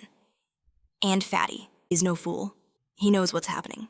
But with beautiful girls on the line, his pen keeps moving. He transcribes the whole thing, and Shenlang's plot to assassinate a reputation officially begins. With the writing done, Shenlang isn't finished. This man personally handles the illustrations. And let's just say the art was progressive for its time. One look, and Jin Wukong immediately gets a massive nosebleed. Honestly, who could blame the guy? And Shenlang just stands there, absolutely full of himself, loving every second. But Jin Wukong gets nervous because the female protagonist in the art looks suspiciously like Shu Chen. Uncomfortably so. He brings it up. But Shenlang just waves it off. The two fall into a workflow: Shenlang drawing, Fatty writing. With 25 days until Shu Chen's engagement, they finish it all. They call it Boundless Romantic Affairs, under the pen name Rogue Scholar with a Rice Smile. Jin Wukong is genuinely thrilled with the name, promising to hit the printers tomorrow. But then he gets a bit shy and starts rubbing his hands, asking to borrow the manuscript just for the night. Shenlang hands over the illustrations without a word, telling him not to get them dirty. He adds that staying up late is bad for one's health. Fatty snatches it and sprints away. Shenlang watches with a smirk. Shu Chen, your downfall is coming. Not long after, frantic knocking, Jin Wukong bursts back in, looking battered, with bumps on his head, screaming that his dad is coming to kill them both. Turns out, Fatty got so engrossed reading that he never noticed his father walk in. Jin Sakai saw the entire manuscript. Shenlang's jaw hits the floor. He stares at Jin Wukong. Please tell me you weren't so sucked in that you missed your own father entering the room. Jin Wukong covers his face and just flees. Shenlang is left behind, processing how catastrophically awkward that scene must have been, and now he's wondering how to survive a very angry father-in-law. An hour passes, then another. But nothing happens. Jin Sakai is a no-show. Shenlang, running on anxiety and pure exhaustion, finally falls asleep. He wakes to his father-in-law's face, a mere 6 inches from his own. Shenlang sits up immediately, perfectly obedient, with zero attitude. Jin Sakai puts the manuscript down. Did you write this? Shenlang nods. Jin Sakai pulls out a ruler. Hand, 3 sharp slaps across his palm. Shenlang takes it without flinching, bracing for the real punishment to come. But it doesn't come. Folks, turns out Jin Sakai is a man of culture, and he starts praising the work. This book is well written. No, it's exceptionally written. Shenlang is completely baffled. Turns out Jin Sakai couldn't put it down either, and even passed it to his wife. That explains their dark circles and exhausted looks. They'd been up all night reading the unhinged revenge novel their son-in-law wrote. But here's the thing about Jin Sakai. He isn't some stuffy traditionalist. He sees the scandalous content as merely a literary device, nothing more. What truly bothers him is the obvious personal vendetta baked into the story. He tells Shenlang the book would be a masterpiece if he just cut the Shu family drama. Why drag them into an otherwise great work Shenlang refuses? What's the point of a masterpiece if Shu Chen doesn't suffer? That's the entire product. Jin Sakai wants to hit him again, but holds back, asking why he dragged Jin Wukong into this. Shenlang explains it simply. He didn't want the revenge to look too petty. And besides, there's a second purpose tied to the Jinshin Island dispute. For a second, Jin Sakai is speechless. Then, he looks at Shenlang, connects the dots, and is completely stunned. This man plays 3 moves ahead of everyone. Jin Sakai wonders if having this son-in-law is fate, some kind of divine joke or blessing. He can't quite decipher. He asks Shenlang, will this book actually sell? Shenlang doesn't hesitate. It won't just sell, it will shake the entire literary world. And Shenlang just cackles, already, picturing Shu Chen-chan's reputation crumbling. Jin Sakai stares at him and thinks, the gods must be. It was just unfair. All this talent in one man. He simply had no words. The next day, after an earful from Jin Sakai, our boy was ordered to change the protagonist's name in the book, just the name. Shenlang considered this for exactly 2 seconds. Would readers still figure out it's about Shu Chen? Yeah, obviously. Problem solved. The next morning, they took a carriage to Orchid Mountain City, A4. Our trip to the cultural heart of the nation. Bookstores everywhere, where legends were born. If you wanted to blow up, this was the city to publish in. The city also happened to be home to the Zhu family, the Orchid Mountain Viscounts, old nobles who became the emperor's personal favorites after ditching their military power. Naturally, every other noble family loathed them for it. They arrived, and Shenlang made a beeline for Nemye, the Jadeite Pavilion, a huge chain, exactly the publisher that could take his book nationwide. The moment he walked in, a staffer shoved the current bestseller in his face, Lovebird's Dream. Shenlang flipped through and nearly choked. It was the cheesiest, most brain-dead romance imaginable, something a lovesick 13-year-old would write. He couldn't help it. He laughed. The worst possible timing. A man nearby turned around. It was Zhu Wenhua, the actual author of Lovebird's Dream and the second son of the Viscount himself. Shenlang sized him up instantly. Honestly, this guy was just the male version of Shu Chan. Chan, a second son who couldn't inherit. So he passed the imperial exams at 16, became a bestseller, built a fan base of devoted women, and was now using that fame to chase Jiang Chunhua, a renowned social climber from mythical Turtle City. It was a very polished operation. Plus, his family were the emperor's lapdogs, putting them against the mythical Turtle Count's circle. The dislike was instant and entirely mutual. Shenlang didn't even try to be subtle. He just looked at the book and said, I don't know. Something about this title just makes me laugh. Zhu Wenhua was furious, demanding to know who the hell this guy was. Before Shenlang could reply, Jin Mukong loudly announced both their names. Hearing them, Zhu Wenhua's entire expression shifted. He needed to score points with Jiang Chunhua, and these two fools just gift-wrapped him the opportunity. He went in hard, calling them twin disgraces of their families and mocking Shenlang as a vain pretty boy that Jin Mulan only settled for, because she had literally no other options. Shenlang's response? He just agreed? Deadpan. Yep. Uneducated. Pretty boy living off a hardworking woman. That's me. Then he turned and handed his manuscript to the shopkeeper, asking for an honest opinion. The shopkeeper didn't want to offend the Count, but he wasn't expecting much from these two dandies, so he took it. He planned to skim politely. He did not move on. The more he read, the more his face changed. The psychological depth, the sharp critique of society, the brilliant literary references, this was work that celebrated authors would struggle with. The shopkeeper was genuinely floored, and then he rejected it anyway. Zhu Wenhua pulled him aside and made it clear. Publish that, and Lovebird's Dream would walk off his shelves forever. The man was stuck between a masterpiece and a fan base. He couldn't afford to lose. He made the business call, apologized, and told Shenlang to look elsewhere. Our boy took it like it was nothing. Jin Mukong, however, grabbed the shopkeeper's collar, looking ready for violence. Shenlang had to pull him off. He already had a plan, and it never involved asking nicely. The strategy was to become so big, so fast, that he would just step over every famous author in the country. Zhu Wenhua just volunteered to be his first step. The problem was, Zhu Wenhua's reach was long. After they had hit every major bookstore, in Orchid Mountain City, every single door was shut. His influence blocked them all. Shenlang didn't blink. He took Jin Mukong down an alley to a tiny, beaten-up bookstore run by some guy named Deng Shan. Meet Deng Shan, a man of truly refined tastes. He settles in, opens the manuscript, and actually begins to read. Within moments, the man is completely entranced, lost in Shenlang's world, just vibing inside his small bookstore. When Shenlang voices his desire to publish, Deng Shan reacts just like everyone else. His jaw hits the floor. He calls it a miracle, especially with the gorgeous illustrations. Jin Mukong leans in, cutting right to the chase. So, are you publishing it or not? Deng Shan immediately says, yes, before the word is even out. Jin Mukong squints. Bro, you scanned like 4 pages. How can you call it a masterpiece? Deng Shan gives him the serene look of a man who's read 10,000 books and is past the point of arguing. Some passages just hit differently. Most books are lifeless. This one has a soul. That makes it a masterpiece. So, Jin, Mukong asks the million-dollar question. Isn't he afraid of being blacklisted by Zunhua's entire circle? Deng Shan just stares back. Should a merchant of culture fear a boycott? Jin Mukong's eyes widen into saucers. You sell. What now? Shenlang has to step in and clarify. Don't misjudge this man. Deng Shan operates a distribution network across 20 cities, spanning 4 or 5 provinces. It's a bigger operation than the Jiddick Pavilion. He's moving. Huge numbers through underground channels the fancy stores don't know exist. This man deals in spicy literature, on an industrial scale. He's not afraid of Zhuanhua. Deng Shan confidently claims he can move 3,000 copies.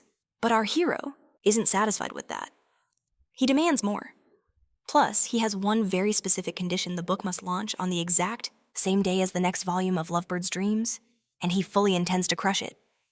Dongshan starts to sweat Lovebird's Dreams. First volume was a smash hit, selling 4,600 copies. His own bestseller peaked at 2,700, and Shenlang's book is, well, actual literature. This means his usual, very thirsty customers might just skip it entirely. This poses a major problem. Shenlang asks for a sales forecast on Lovebird's Dreams. Next volume, Dongshan estimates 5, maybe 6,000. Shenlang just scoffs. That's the limit you see his. Ambition is to shatter every record ever set. So he proposes a deal print 3,000 copies. Go absolutely ballistic. On promotion, if sales fall below 3,000, Shenlang will personally cover the loss. But if they exceed it, Dongshan owes him 20% of the profits.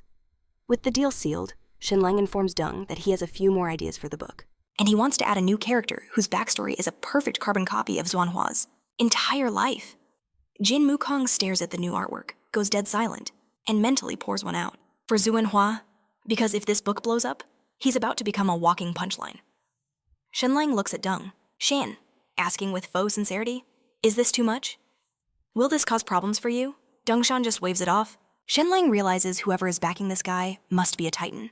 You don't just brush off that kind of threat unless you have a massive powerhouse in your corner. Back at his place, Shenlang enters full mad scientist mode, crafting the promotional posters. Jin Mukong peeks in, takes one look, and is instantly captivated by the vision, totally hooked, and totally stressed out. A few days go by, and the pressure is physically changing Jin Mukong. The man has clearly shed pounds just from the sheer anxiety and thrill of it all. When Shenlang puts the finishing touches on the last poster, Jin Mukong's expression goes completely blank. It's the face of a man who has witnessed a forbidden truth and is still rebooting his brain. Shenlang grabs his friend. "Fatso, use your words." Right on cue, Jin Mukong's wife walks in. "What are you two even doing?" Then she spots the poster. Her face changes. "Oh, so this is what my husband is into." Shenlang instantly starts stumbling over his words to explain. Meanwhile, Dongshan has gone into total wartime mode, mobilizing his entire network and going all out, using the newest tin printing techniques to get everything ready. 15 days later, it's launch day. Shenlang and Jin Mukong's boundless romantic affairs and Xuanhua's next volume hit the streets on the very same morning. Every young woman in the city mobs the bookstores for Lovebird's Dream, absolutely swooning over Xuanhua and chanting his name. He just stands there, soaking in the adoration, drunk on his own hype, privately thinking these commoners are merely extras in his grand story. That only someone as beautiful and noble as Jiang Chunhua could ever truly match his level. The man is completely lost in his own ego, utterly convinced of his own invincibility. Then, from the crowd, a girl gasps and points. A bookstore has just unveiled a new poster, and the people of this era have never seen its like. It's so bold, so massive, and so utterly colors. The moment those huge posters go up, every man nearby loses their free will and is magnetically drawn in. It's not a choice. They just appear there, as if the posters themselves reached out and grabbed them by the collar. Juanhua watches, completely baffled. Since when did a smut peddler learn marketing tactics like this? The clerk outside has unleashed his true street hawker power, a genuine masterpiece for nobles, boundless romantic affairs. Not hooked, don't pay scholars and merchants, and even random passers-by. They all pick one up, planning to just glance at it. But no one puts it back down. The artwork alone feels like it's from another dimension entirely. Within hours, every last copy is gone. Shenlang completely destroyed Xuanhua's launch day, and the poor fool is still totally oblivious. That night, in a tavern, Dongshan is practically vibrating with joy. Their book moved 3,000 copies in a single day. One day, the number is so absurd he can't even process where the final count will land. He is absolutely losing his mind with glee. At the same time, Xuanhua is toasting what he believes was a smashing success, but then the shopkeeper tracks him down to deliver the bad news. Lovebird's Dream sold just over 500 copies. Boundless romantic affairs. Over 3,000. Xuanhua's brain blue screens. He demands to see a copy now. The shopkeeper hands one over, sincerely advising him to approach it with an open mind. Xuanhua just laughs, cracking it open with pure contempt, ready to mentally tear it to shreds. 2 hours later, he hasn't budged, completely sucked in. Then he snaps, back to reality, sees the tavern patron staring, and slams the book down, calling it trash because this author is clearly just jealous, and never in any timeline Will Zhu and Hua admit that? Shenlang is a better writer. But then the art catches his eye for the first time. He looks closer. The character Wen Hua seems disturbingly familiar. He starts flipping frantically, reading the descriptions and studying the art, his face draining of color, the setting, the details. The character is a match, and there in black and white is the claim this character likes men. Zhu and Hua tears, the book clean in two. He immediately summons every friend, contact, and scholar he knows and leads the entire mob to the city, Lord's mansion demanding justice. The plan is clear. Pressure the city lord to ban the book, arrest the creators, burn the copies, and shut the operation down. But he was not. Aware the city lord was a fellow man of culture, currently enjoying some very stimulating material. And he was having the time of his life, pausing to whisper, "What a masterpiece!" He glares at his copy of Lovard's Dream nearby. Now that was actual garbage. He's getting deeper into the plot when a servant bursts in, announcing hundreds of scholars are now storming the gates with Zhu and Hua leading them. The city lord frowns. A scholar protest is a bureaucratic nightmare. But hearing Zhu and Hua is behind it, something in his expression shifts, and he lets the man in. Zhu and Hua enters, ignores all pleasantries, and goes right for the jugular. Ban this book, arrest its printers, burn every last copy, seize their workshop. This book is vulgar, a disgrace to the sages, a corruption of morals, and poison to society. He gives the full speech, the city lord, listens, then says calmly, "It seems like a normal storybook to me. Where does it contradict the sages? Why should I ban it?" Zhu and Hua grinds his teeth, forced to admit. The real issue, the book is a personal attack. It's designed to ruin his reputation and drag his name through the mud. That must be illegal. The city lord simply looks at him.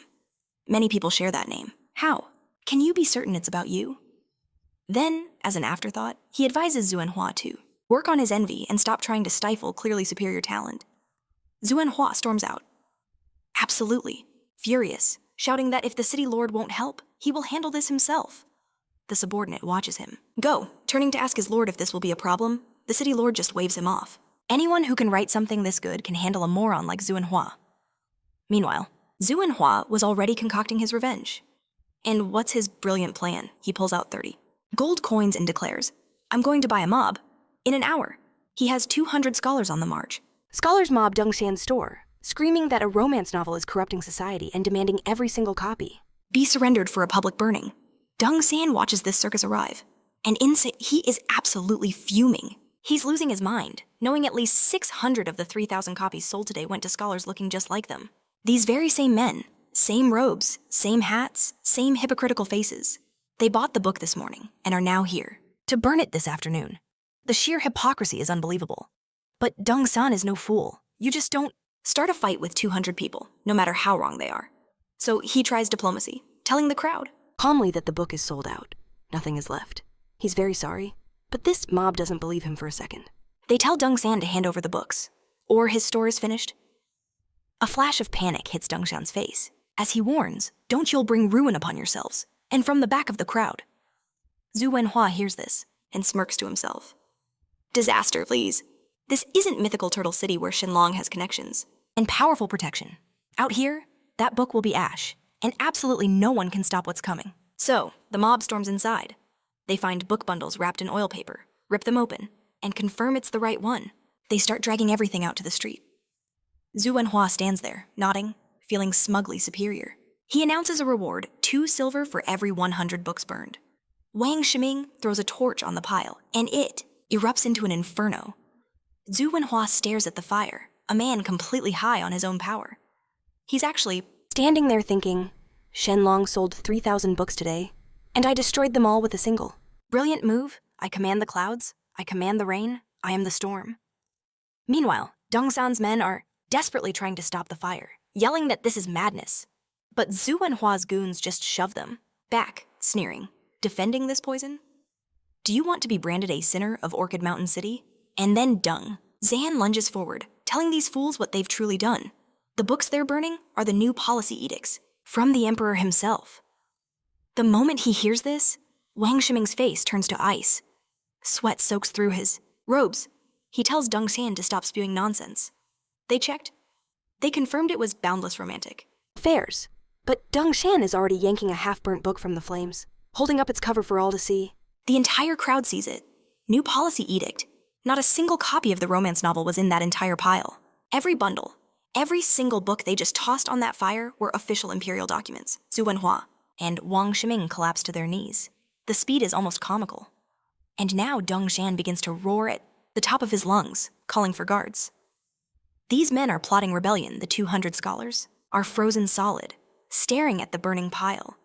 They're slowly realizing the truth that they have just witnessed a man get roasted alive by his own brilliant scheme. Wang Shiming starts stammering, trying to explain how they checked.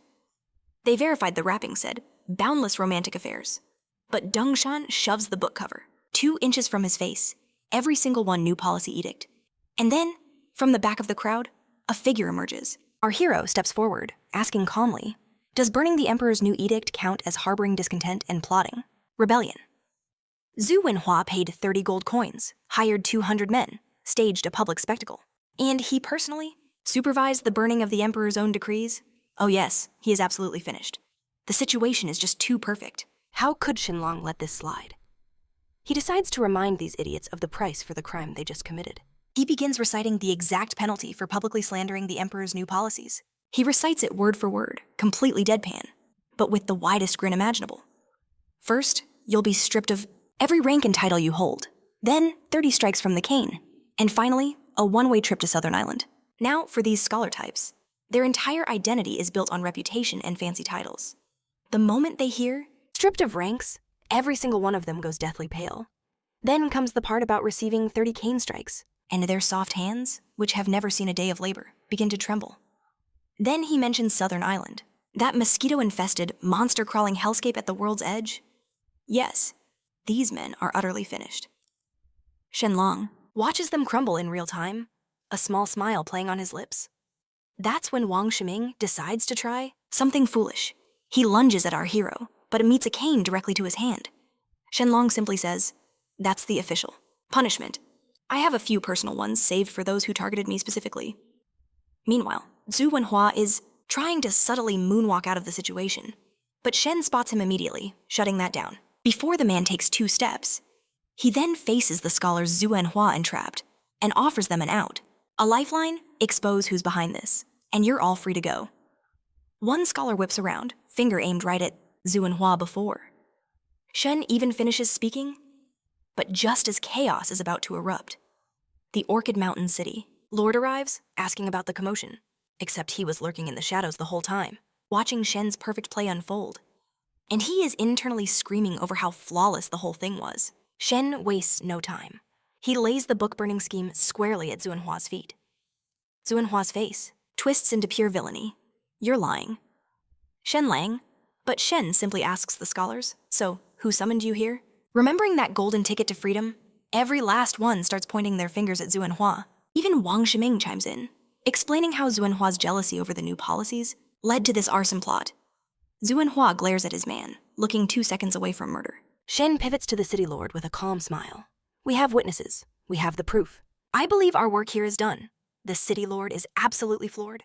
He came here to test Shen's mettle, not to watch him surgically dismantle a man's entire future in a single, clean move. Feeling a bit trapped himself, he compliments Shen and pulls him aside. Alone. The pretense vanishes. Look, I get it. You want the Zhu family gone, but it's not that simple. They were the first noble family to willingly surrender their lands and military might. The emperor himself presented them as the shining example for every other noble house. Attacking Zhu Wenhua now would be a public slap to the emperor's face, for his own reasons. He kneels, begging Shen not to escalate the situation. Shen immediately lifts him up. You don't need to get involved in any of this at all. I already have it handled. You need only sit back and watch. And he gives the city lord that effortlessly smooth smile before walking off. Outside, Zhu Wenhua waits, puffed with false bravado, acting like none of this just occurred. He's completely convinced his father's connections will make all this vanish. Shen watches him strut, feeling zero stress. He actually calls for a chair, sits down, and gets comfortable. I have nothing to say to you. I'll just wait for your father to show up. Zhu Wenhua scoffs. You actually think my father will come all the way down here but before he could finish, an announcement rings out. His father has arrived. The father approaches Shen with a huge, fake smile, totally ignoring his son. Nephew, my apologies for missing the wedding. Our families have been neighbors for a century. That was very disrespectful of me. But Shen saw through the old fox's act and cut him off flatly. I don't know you that well. Zhu Enhua absolutely loses it and starts screaming. But Shen doesn't even spare him a glance. He holds up 2 fingers. I'm willing to forget this, but on 2 conditions. First, someone needs to slap Zhu Enhua until his face swells up like a balloon. Condition 2. Every single copy of his book gets burned, Shen adds with a smirk. He loves burning books, so much. Let him see how it feels. Zhu Enhua is going ballistic. His dad has to physically restrain him. The father pushes back. On what grounds do you demand such things? Shen just laughs and keeps it simple. Your family gave up its power. Your sons need government careers to survive. And I am very good at writing books. The entire nation reads. It would be a true shame if my next one had some interesting tales about your family in it. Zhu Enhua's father tries to play it cool. Fake stories. Don't scare me. My son's engagement with the Jiang Chong family is solid. But Shen retorts. Sure, Kang Chong might not care. But what about the Jin family? Your eldest wants a military career. What happens when I write about both your families? And the entire country starts reading and talking. That one hit the mark. The old man's face goes pale. Seeing the threat had landed, Shen adds he'll take this to the governor, and even the emperor, since his son burned a government document. It might not be a huge punishment, but it could still ruin their futures. Shen just shrugs. Anyway, I'm heading home now to write my complaint, and he starts to walk. He gets about 3 seconds away before the father breaks. Lanting caves instantly, calling him back. Fine, I agree. He then turns and viciously slaps his son until his face is completely swollen. Zhu Lanting calmly turns back and asks, satisfied. Now, Shen replies, the books must still be burned. They gather all 6,000 copies. Shen hands the torch directly to Zhu Enhua. You're engaged now. You don't need this trash. And the man burns it all himself. To add insult to injury, he orders Dongshan to pour oil on the pyre, and the entire pile erupts in a massive inferno. The nearby bookstore owner just watches, tears streaming down his face, as a fortune turns to ash. Zhu Enhua stands there, trembling. His readers, his hard-won reputation, his entire image as a literary genius was all going up in smoke. And now that Shen had dealt with the Zhu Enhua problem, he was ready to leave. But the clown actually dares to stop him. Screaming about getting his revenge, our main character doesn't even flinch. He meets his gaze and says, sure, come at me. You lost the first time. You'll just lose again. But this chaos had a glorious side effect. The book's popularity absolutely explodes. In 2 hours, 3,000 copies sell out in one city. The drama was basically free advertising. Meanwhile, at the Shu mansion, Count Shu is pacing, stressed about his daughter's engagement. He'd sent the Jin family an invitation. But would they even show up, Zhang Jin? Tells him to relax. The governor will be attending. Plus, half the nobles in the province will be there. So who cares about the Jin family? But their real, inner thoughts were far more sinister. That schemer Jin has the whole thing mapped out. The battle for Jinshan Island is designed to utterly destroy the Jin family. Either they're wiped out, or so crippled that Jin basically runs the entire province. And if he can crush 2 feudal lords in one go, the governor's seat might not be so far away. The 2 of them sit there, smugly patting themselves on the back, certain they won't make the same mistake Tianheng did. This was a sure thing. Then the butler bursts in, looking completely panicked. Jin tells him to be calm, but the man is beyond reason. He's rambling about a book, how it's selling in insane numbers, and is the talk of the entire city. The family head gives him a completely bored look and asks, why should I care about a book? But the butler shoves a copy into his hands. He opens it and he's actually impressed. The artwork is genuinely good, like the work of a real talent. He keeps flipping, nodding, until he gets to the illustrations. He freezes. He stares, and then it hits him. The main character looks exactly like Shu Chenjin, not a passing resemblance, not a vague similarity. It's her, down to the final brushstroke. Shu Chenjin leans over to see, and she immediately bursts into tears. 8 years. 8 years she spent carefully building her image. The refined beauty, the talented noble daughter, the perfect fiancé. 8 years of reputation building gone. Shen torched it all in a single afternoon, and clearly had a blast doing it. And it wasn't just in the mansion. The noise from outside was getting louder. People were passing the book around, pointing up at the Shu residence, yelling, wait, that's her, that's Shu Chenjin. The insults got worse and worse until the sheer stress causes her to completely black out. When she comes to, she does what any desperate person would. She snatches the book back, searching for any flaw, some detail that's off, any inaccuracy she could use to claim it was a lie. She reads the entire thing and finds absolutely nothing. The writing is too sharp. The details are too precise. This book is clearly going to be a sensation, and there's nothing she can do to stop it. She holds it, utterly powerless, realizing he had dismantled her very identity and put it up for sale. Just then, Jang Jin comes, storming through the door, his face a mask of fury.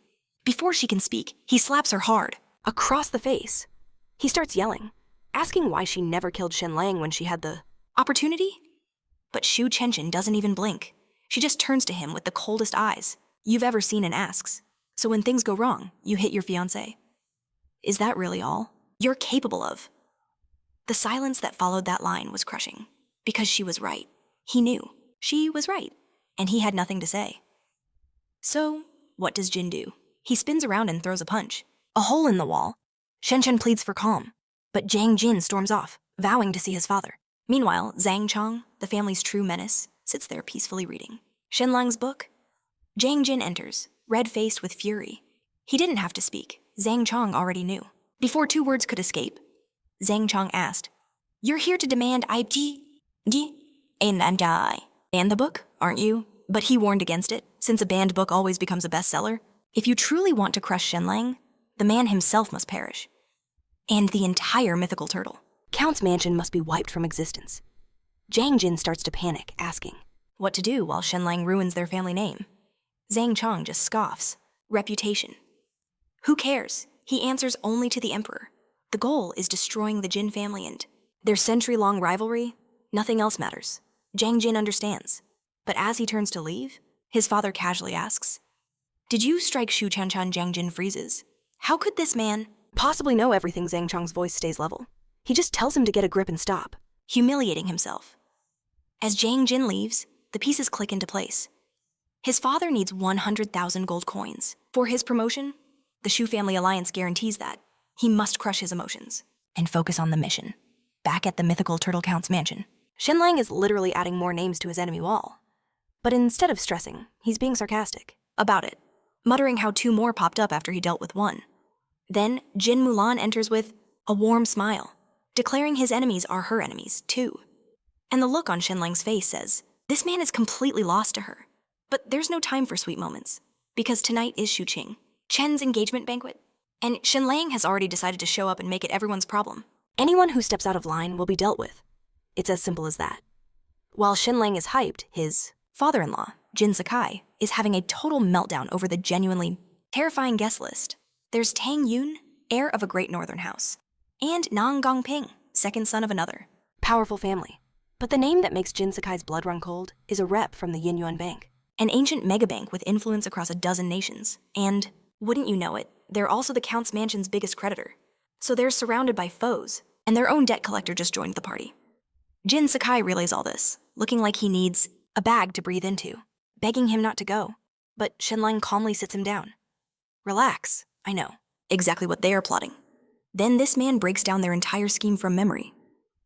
First step, turn the other nobles against them, so the Count's mansion stands utterly alone. Second step, cut off their funds by calling in the dead and seizing Jinsen Island.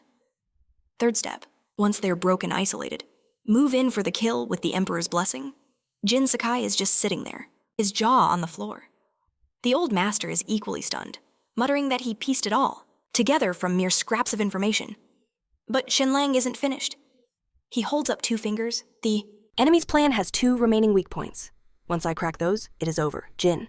Sakai looks around the room, saying, this man is too gifted to be stuck in our little family drama. He should be advising kings. Shenlang just waves it off, about to say Jin Mulan is his queen before stopping himself mid-sentence. Her dad is sitting right there. Shenlang then asks why the previous count borrowed such a staggering amount of money. Jin Sakai falls silent, admitting the old man funded a private army of 3,000 soldiers and a fleet, and lost every last one. Shenlang is truly shocked, because that's the kind of spending only a small nation could manage. But even knowing all that, Jin Sakai still doesn't want him at that banquet, warning he'll be completely outnumbered. Shenlang just stares back at him and asks, dead calm, are they going to beat me? Jin Sakai slowly shakes his head. A huge grin spreads across Shenlang's face, like a kid at an empty theme park. He wants everyone there. The more targets, the better. The more humiliated, the better. He then warns Jin Sakai that the Yinyuan Bank will soon pay a visit, and whatever they offer, just let it slide. Jin Sakai can't believe his nerve, basically, wondering if the man thinks he's a psychic. Then, exactly 2 hours later, the bank's people appear, just as Shenlang foretold. They swear loyalty to the old nobility, claiming they haven't switched sides. But after that warning, Jin Sakai doesn't trust a single word and follows Shen's advice precisely. Meanwhile, back at the banquet hall, the engagement ceremony is in full force. The entrance is utterly packed, and then Shenlang makes his entrance. The moment he steps from the carriage, the entire crowd goes silent. Not just because he looks like trouble personified, but because a delicate hand emerges after his. And then Shen Mulan steps out, perfect poise, an elegant figure and entrance that made everyone stop dead in their tracks. The two enter arm in arm, completely unbothered. As Shenlang scans the room, he can feel the hostility rolling off everyone in waves. Good. This is just where he wants to be. They had barely taken 5 steps inside when a woman came rushing directly at Shenlang, wearing a fake, timid expression, before she absolutely exploded. She announced to everyone that a few days ago in Orchid Mountain City, she and Shenlang had been intimate, claiming he called her far better than his own wife and promised to make her his mistress. Not stopping there, she called Jin Mulan a dead fish to her face. Jin Mulan is right there, and her eyes turn to ice. She knows her husband. But before a reaction, the woman brandishes a necklace, carved with the character Lang, and starts waving it as evidence, a supposed token of his love. At this, the crowd began to curse Shenlang, calling him a despicable man. But Shenlang couldn't care less. His eyes were glued to the necklace. He recognized that lock, the very one that went missing at the brothel. But instead of getting angry, he calmly pulls an aide aside to whisper something. Then he turns back to the woman who is still spewing her story and asks with a deadpan face, "All right, so how much was my bill for?" That night, she holds up 5 fingers. 5 silver coins. The man pulls out 10 gold coins, enough to cover about 390 clients. She's so thrilled with the money. She doesn't grasp what he just did. A few seconds later, his man returns with dozens of beggars behind him. Shenlang casually gestures to the woman and declares, "She's all yours." The beggar's eyes lit up. The woman's face went completely pale. She tried to run, but the mansion guards blocked every exit. Shenlang calmly tells her payment's been made, in business, debts are cleared with goods. She finally snaps, screaming for the butler to save her. Yelling that she slandered Shenlang on his orders, the butler's face went through 15 shades of panic in 2 seconds before he regained his composure. He announced, "I have absolutely no clue who this woman is. How dare she use my name?" He then tried to make a cool exit. The woman panicked and spilled everything, how the butler recruited her and orchestrated the entire plot. The whole story. Shenlang looks at her. "So, we never slept together." "Correct." She nods frantically, throwing the butler so far under the bus. He disappeared. The butler is sweating bullets, but still puffs, his chest out, telling Shenlang he has no proof and can't do a thing, turning away feeling smug. That's when Shenlang's entire act changed into a dramatic performance. He grabs Jin Mulan's arm with a terrified look, crying, "My love, this place is full of terrible people. I am genuinely frightened. Can we please just go home at this?" Zhang Jin began to panic. If Shenlang walks out that door now, his whole plan is ruined. He rushes over, his fakest smile plastered on, basically begging them to stay. Shenlang points at the butler and says, "That man framed me. Break his legs, and I will. Stay." Zhang Jin, without so much as a blink, orders his men to do it. Not even the head of the Shu family could stop them as they sprang into action. But then Shenlang suddenly yelled, "Wait, hold on," and picks up a wooden stick, looking Jin right in the eye. "I want to do it myself." He winds up, brings it down hard, and then both the butler and Shenlang let out a scream at the exact same time. The crowd is just standing there, confused. Why is Shenlang screaming? Turns out he swung so hard he threw his own back out. He's standing there grimacing, calling for Jin Mulan to massage his back. As the butler writhes, about to lose his mind, Jin Mulan approaches and works on his back. In seconds, he's fine, looking utterly unbothered while the butler is hauled away. Round 1 to Shenlang, a flawless victory. The banquet begins, and Shu Chuchen and Zhang Jin play the gracious hosts, greeting guests at the entrance. Then Shenlang and Jin Mulan arrive. Shu Chuchen beams, chatting with Jin Mulan like an old friend, but pretends Shenlang is just air standing beside her. He clocks it, and you can see the slight irritation get to him. So he asks Jin Mulan if she has any money. She says yes. He reaches into the bag, pulling out a chassis. Handful of gold, walks to Shu Chuchen, puts them in her hand, and says with a deadpan look that a man can owe many debts, but never that kind. This is payment for their 3 as husband and wife. He calculates aloud. 3 months, 100 nights. They must have been together. Around 200 times. He continues calmly, running the numbers, while Jin and Shu Chuchen's faces turn to stone with every word. Shu Chuchen forces a smile and waves them inside. But at their seats, the Count's household is stuck at table 9, which is a blatant insult given their powerful house. Everyone there knows it was deliberate. Shenlang is not, about to let Jin Mulan endure that. But before he acts, the room erupts as 2 massive rivals walk in. First is Tang Yun, heir of the Jin High Count, a scholar sharpened. Both books and battle, the complete package. And behind him, the governor's office envoy, a military man and son of the general who pacifies the South. Tang Yun is clearly on another level. Handsome, accomplished, the kind of man the entire room wants to be around. Shenlang immediately leans over to Jin Mulan, asking, "Who's more handsome, me or Tang Yun?" She answers him. Shenlang grins like a complete fool. About a third of the room greets Tang Yun. The other 2/3 stay back, not because they don't want to, but because they know they aren't in his league. Then a man in black and green steps up to greet him. This year's second-ranked graduate, a newly appointed silver-robed inspector with power to audit hundreds of officials. Apparently, he's held the title of top scholar in Mythical Turtle City for years, a name Shenlang has heard his entire life. Last to arrive were Nangong Ping from the Jinbei, Marquis Mansion, and the Yinyuan Bank representative.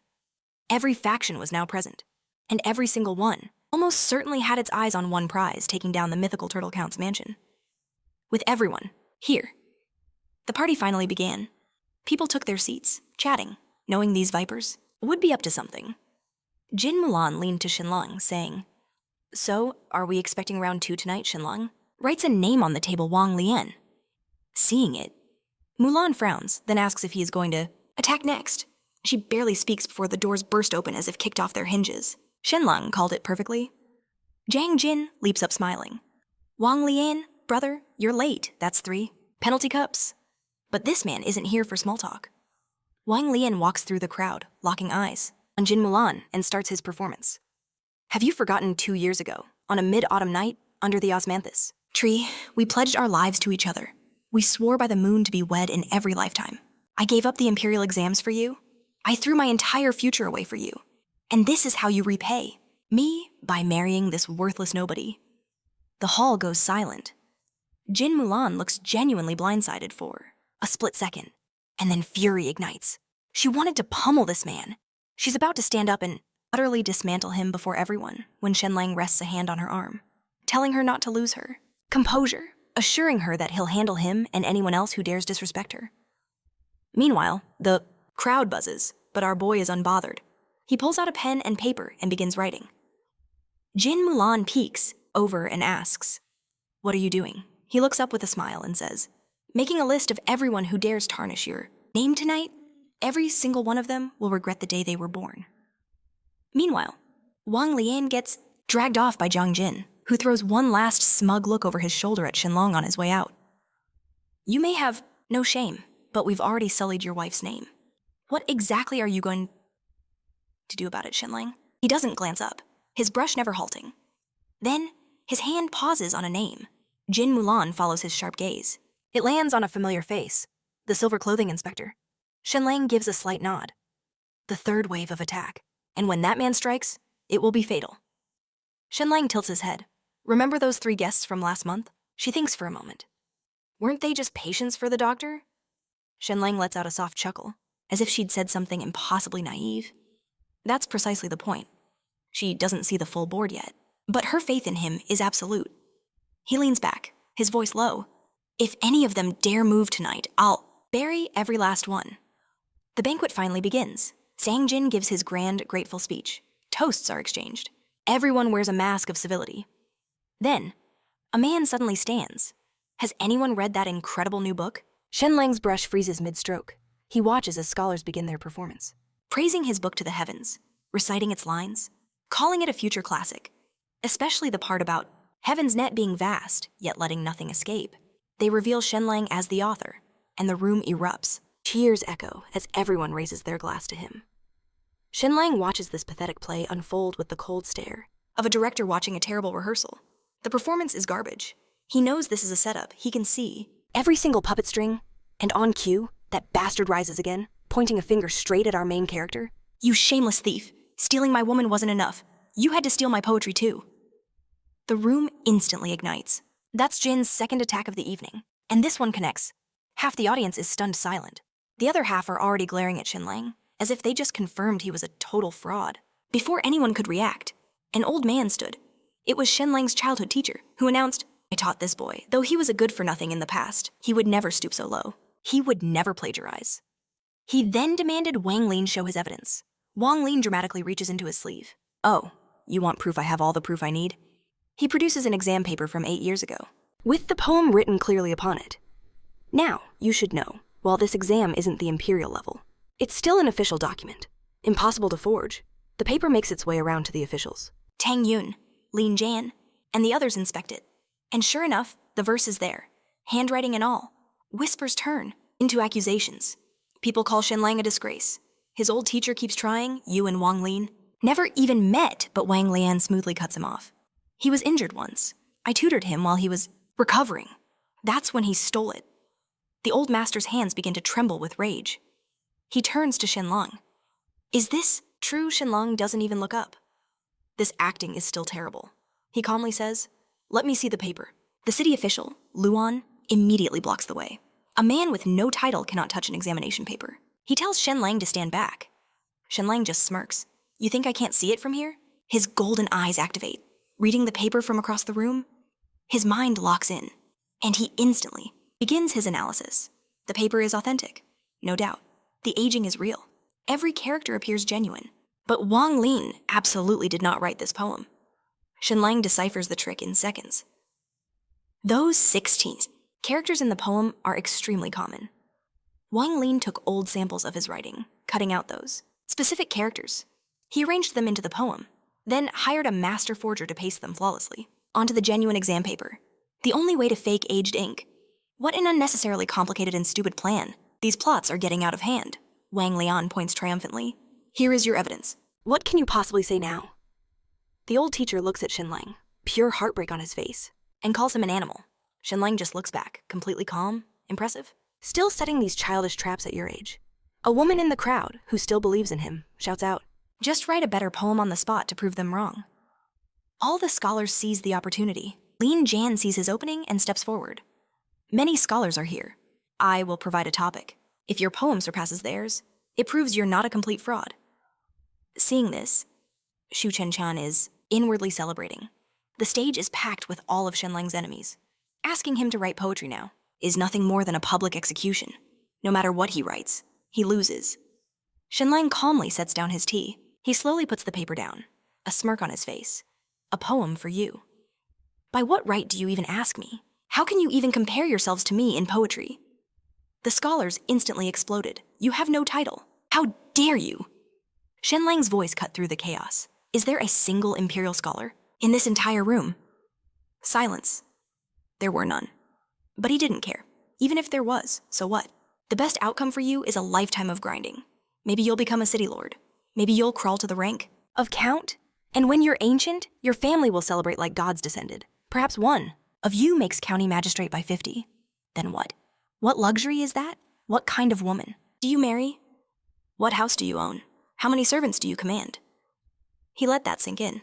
I live on a 10,000-meter estate, a mansion with 1,000 rooms, and dozens of servants. My wife is a count's daughter, the #1 beauty in the nation, with talent and skills none of you could dream to even witness. The finish line of your life's struggle is my starting point. The things you desperately covet, I consider trivial. So tell me, what right do you have to stand on my level? You came to this banquet to be lapdogs, yet this entire evening has been a stage set just for me. Seeing this smug bastard's display, every scholar was dying to tear him down, except they couldn't refute his logic. It was infuriating. They were jealous, and honestly, they had every right to be. One look at Jin Mulan's assets would explain everything. I'd sell my family jewels, my kidney, and my dignity just to be in the same zip code as that masterpiece. So Shenlang stares down Shu Chen-chen. You want me to prove myself? Are you kidding me right now? Then he laid it all out. Look, when I was a nobody, your family could have crushed me easily. So he had to fight with everything. He had to clear his name. That was logical.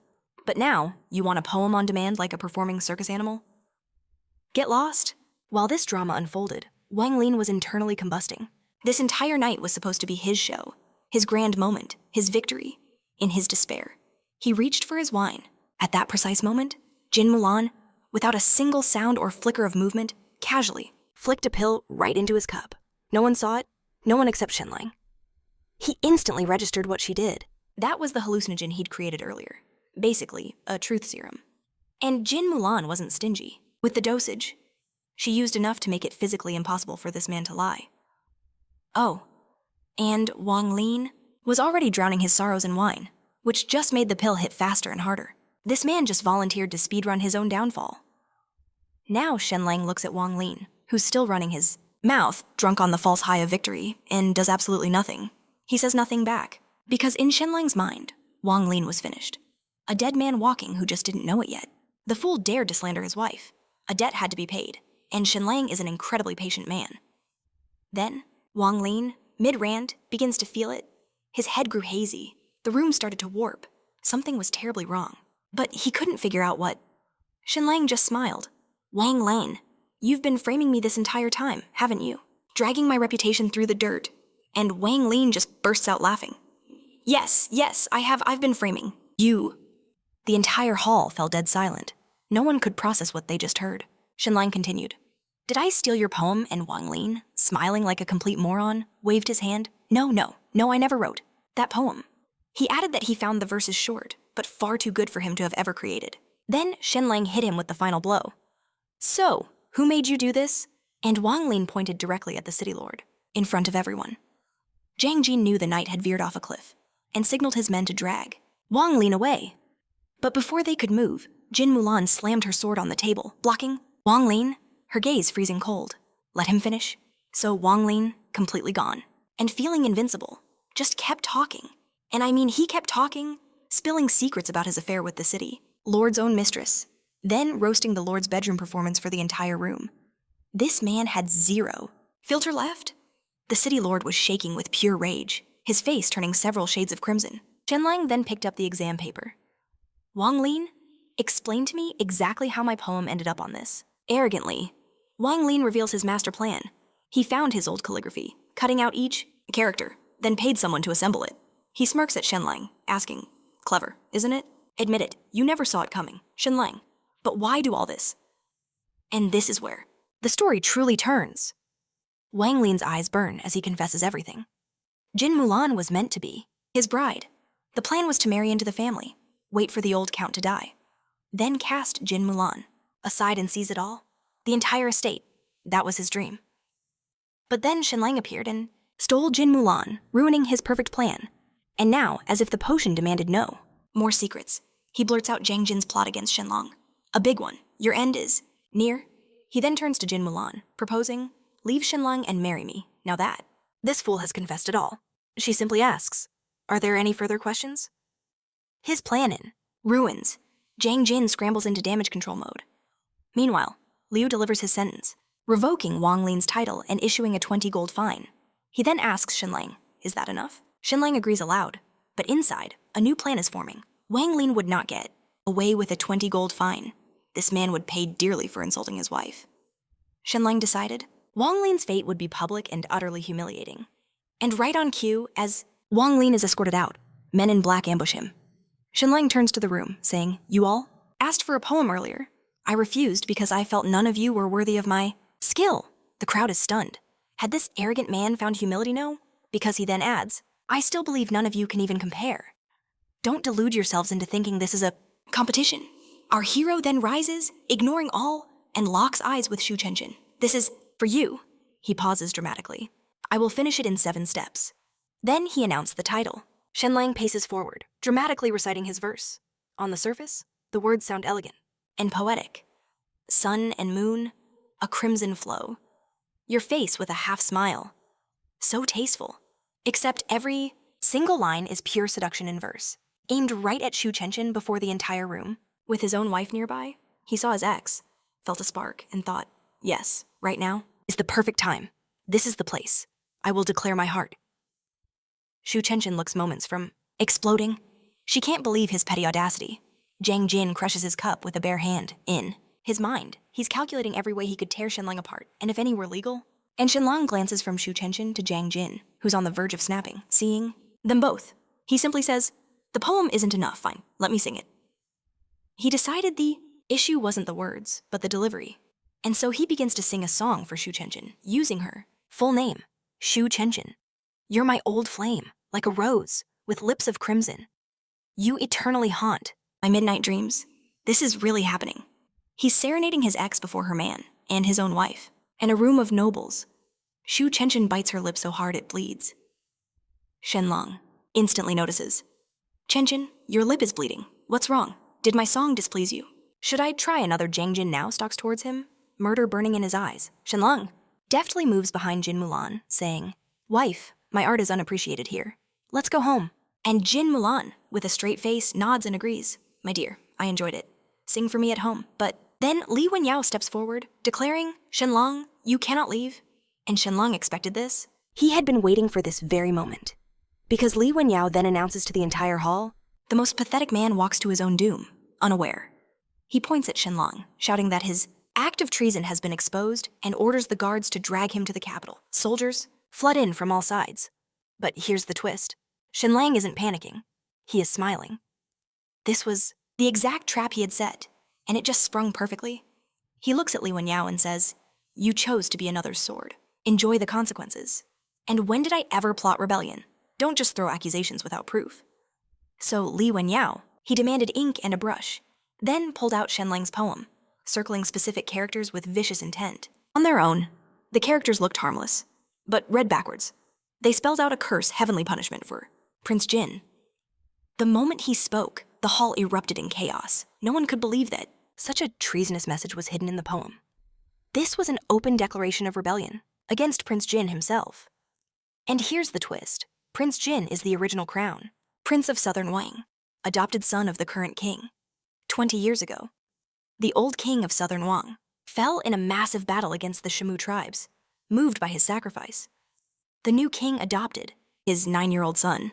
So this man is true royalty, and Shenlang just called for his doom in public. But Li Wenshen kept piling on the evidence, pulling out books. Shenlang had published. He pointed out a unique red ink used in one city's edition, but not in the copies from another, an intentional inconsistency, he claimed. More proof of conspiracy. The crowd was completely convinced. They were ready to sign Shenlang's execution order themselves as soldiers, closed in around them. Without a word, Jin Mulan drew her sword and stood before Shenlang. Li Wenshen smirked. "Lady Jin," he sneered.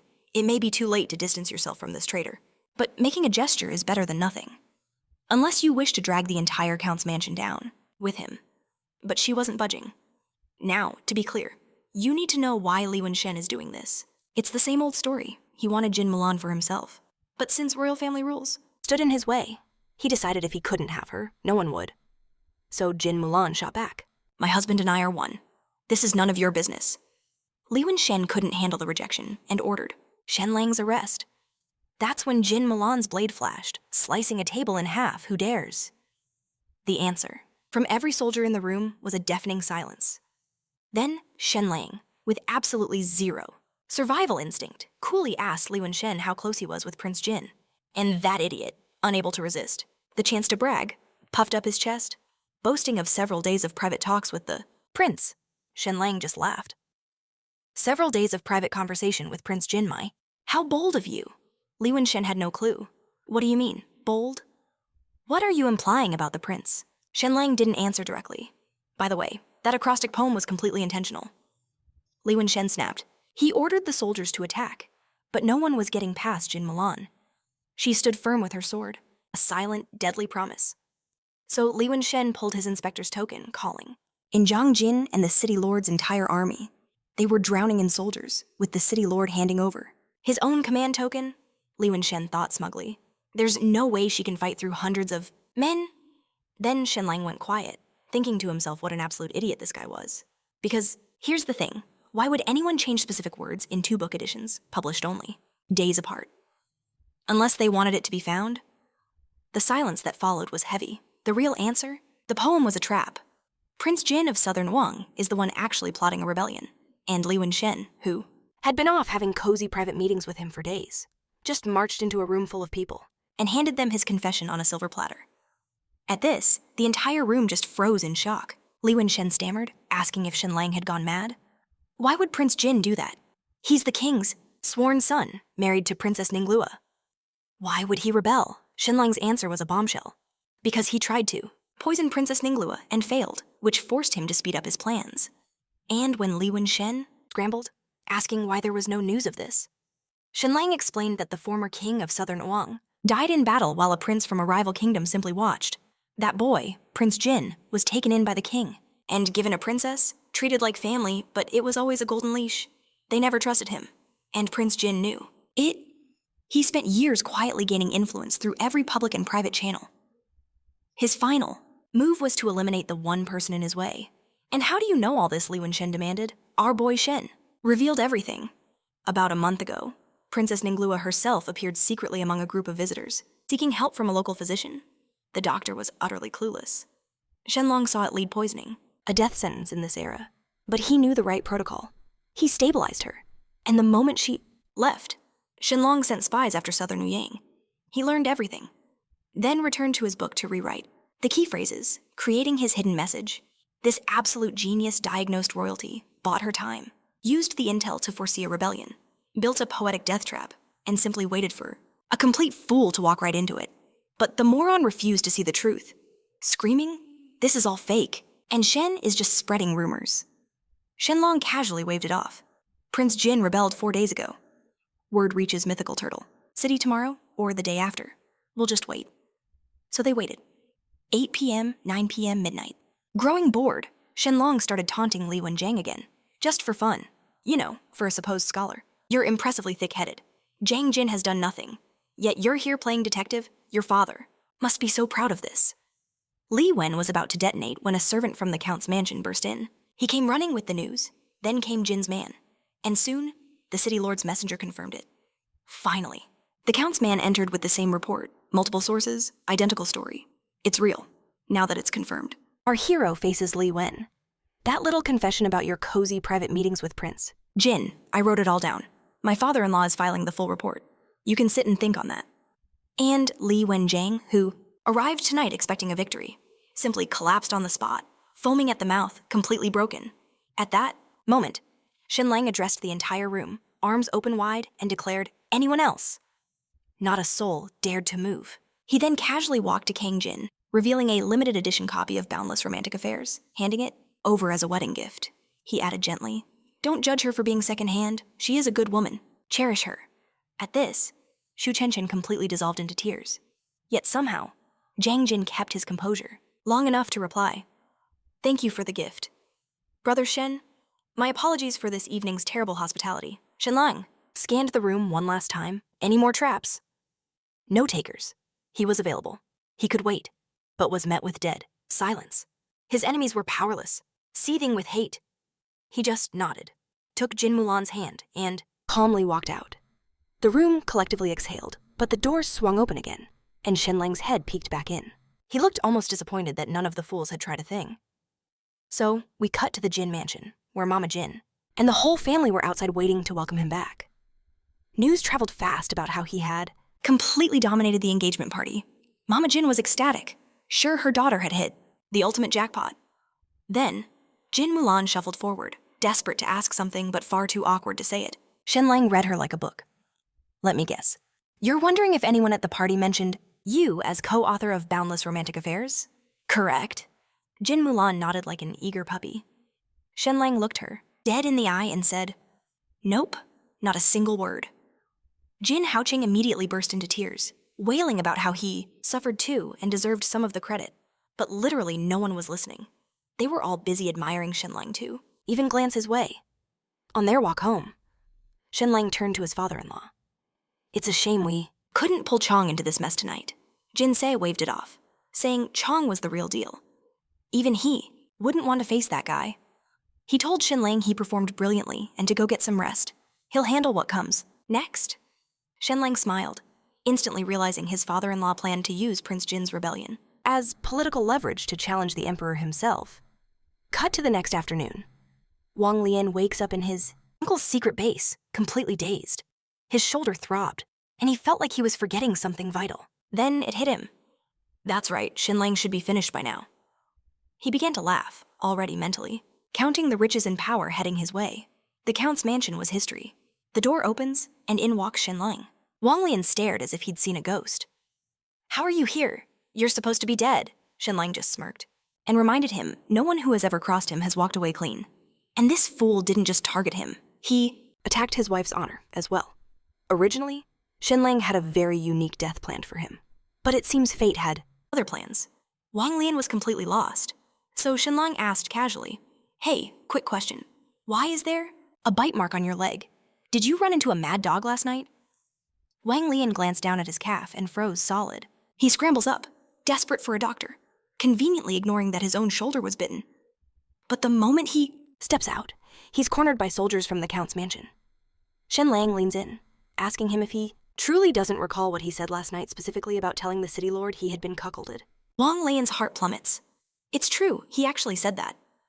Shenlang shrugs, saying, Look, I wanted to kill this man myself. But on the way back, he got mauled by a rabid dog, and honestly, that's just the universe handling my light work. He then signals the soldiers, who unleash those same 2 dogs again. Meanwhile, across town at the Jiang family manor, Jiang Chong's son, Jiang Jin, is reporting back to his father that their plan to destroy Shenlang completely collapsed. But here's the twist. Jiang Chong had already deciphered Shenlang's hidden poem, and his first reaction wasn't joy. It was suspicion. Something felt far too perfect, too orchestrated. So instead of acting himself, he quietly passed the knife to someone else to handle the dirty work, keeping his own hands spotless. Even now, Jiang Chong can't help but respect Shenlang. He commands his son to walk him through every detail of the previous night. Jiang Jin hangs his head, calling it a disaster and asking for his punishment. But Jiang Chong tells him he did nothing wrong. It's just that their opponent is simply too cunning. Then, Jiang Chong enters full philosopher mode. Talent is common, he says. Wisdom is rarer, but someone with both, plus the ruthlessness to act without a moment's hesitation. That is a once-in-a-generation individual, and that man is wasting away at the Count's mansion. He declares, If Shenlang were on my team, he'd make me prime minister within 10 years. Jiang Jin asks, So, should we eliminate him? Jiang Chong just shakes his head. Not a chance. Shenlang won't give them an opening. He then mentions Shenlang consummated his marriage. Jiang Jin reports that he has solid intel that their lovey-dovey routine is an act. In reality, they sleep in separate beds. Jiang Chong's eyes gleam. He tells Jiang Jin to summon his sister, Jiang Chunhua. His plan have her get close to Shenlang and seduce him. Jiang Jin panics, asking, What about Zhuo Wenhua, the man from the Zhu mansion she was supposedly promised to Jiang Chong dismisses it. No official engagement? No problem. Shenlang's value is far greater than some flimsy alliance. Jiang Chong then pivots to the grand political chessboard. He predicts, now that Prince Ning, the man behind the new policies, is under suspicion for rebellion, the Count of the Black Tortoise will smell blood and begin filing petitions against him. His first move will be asking the Emperor to publicly reprimand Prince Ning, daring the Emperor to admit his own man was a traitor. The Emperor will hate it, but his hands will be tied. Then comes the second petition, accusing Li Wenjing of colluding with the prince and demanding his execution. Jiang Chong says, This is the moment we all need to watch. If the Emperor executes Li, the new policies are dead. If Li survives, the policies not only continue, they'll become even harsher. Jiang Jin is confused and asks the obvious question, with all this chaos, shouldn't the Emperor try to calm the situation instead of doubling down on aggressive reforms? Back at the Count's mansion, Jin, Shiji, and Shen have 2 letters before them, presenting the very same choice. Shen is sure the Emperor will pick option 1, but Jin Shiji has another idea. Shen asks one last time if he is absolutely sure about this. Jin Shiji waits for a beat, then says, Yes, I am sure. We proceed. And the old man has his reasons for this reckless option. He tells Shen, Everything my family owns, we built from nothing. Nobody gave us a thing, so I'm not about to let anyone take it. I will fight to my last breath to protect what's ours. Shenlang is genuinely stunned. He knew his father-in-law was traditional and stubborn, but openly defying the Emperor, that wasn't on his bingo card.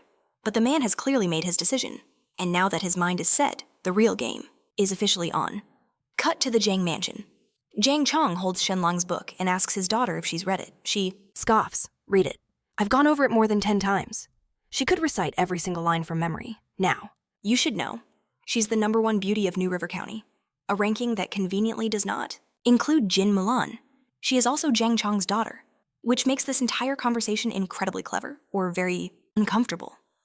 Jang Chong listens to her recite the poems, then bonks her head, telling her to stop swooning, reciting suggestive poems, as if practicing for a forbidden act. Jang Chunhua just shrugs, saying, "My public image is spotless.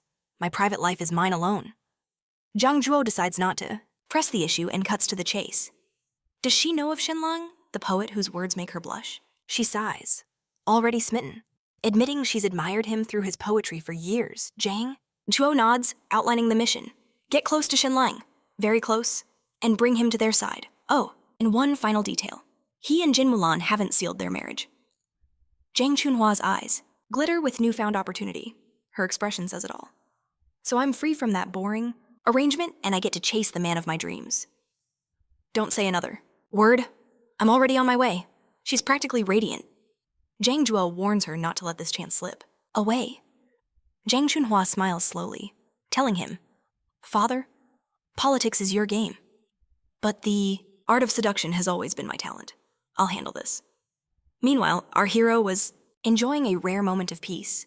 A dangerous thing, really, because an idle Shenlang with nothing to do is a menace to society. And just as the two were enjoying each other intimately, a servant knocked, ruining the mood by announcing that Zhang Chunhua, Zhang Chuo's daughter, had arrived for a visit. Shenlang's face drained of all color. He spun around to see Jin Mulan's knowing smile. She was going to enjoy every last second of his misery. He immediately entered damage control. "Darling, I swear I've never even laid eyes on a Jang Chunhua. I don't know what she looks like. I am yours, completely." At which point, Jin Mulan sweetly interjected that she was the #1 beauty in New River County, which Shenlang waved off as mere gossip, pure marketing. He claimed Jin Mulan felt a flicker of hope for a split second, until he declared his own title, #1 handsome man in the entire world that was legitimate. Jin Mulan was speechless. Undeterred, Shenlang smoothly pivoted, asking why a man with a wife so perfect would ever need to look elsewhere. He mentioned her waist and other assets. Jin Mulan's face flushed a deep crimson. Before he could say more, she pressed a hand to his lips to silence him. It backfired spectacularly when he turned it into a chance to kiss her palm. Her heart fluttered wildly. She quickly cleared her throat, regaining composure. Let's go meet this so-called beauty. And Shenlang, already 3 steps ahead, knew exactly what Zhang Zhuo was plotting. He found the attempt almost amusing. He had Jin Mulan at home. What could possibly tempt him? Then he saw Jang Chunhua, and his brain simply short-circuited. Meanwhile, Jang Chunhua saw him and instantly became aware of her own racing heart. So unprofessional, but understandable. Meanwhile, Jin Mulan was ready to throw hands. But then Jang Chunhua took her hand, calling her sister, offering a perfume that smelled like pure seduction. She showered her with praise of verbal full-body massage. But Jin Mulan was still side-eyeing her intensely. "Why are you here to see my husband and Zhang Chunhua?" Just replied, "Oh, the servant misheard. I came for you both," before offering the incredibly sensual perfume. "Enjoy it."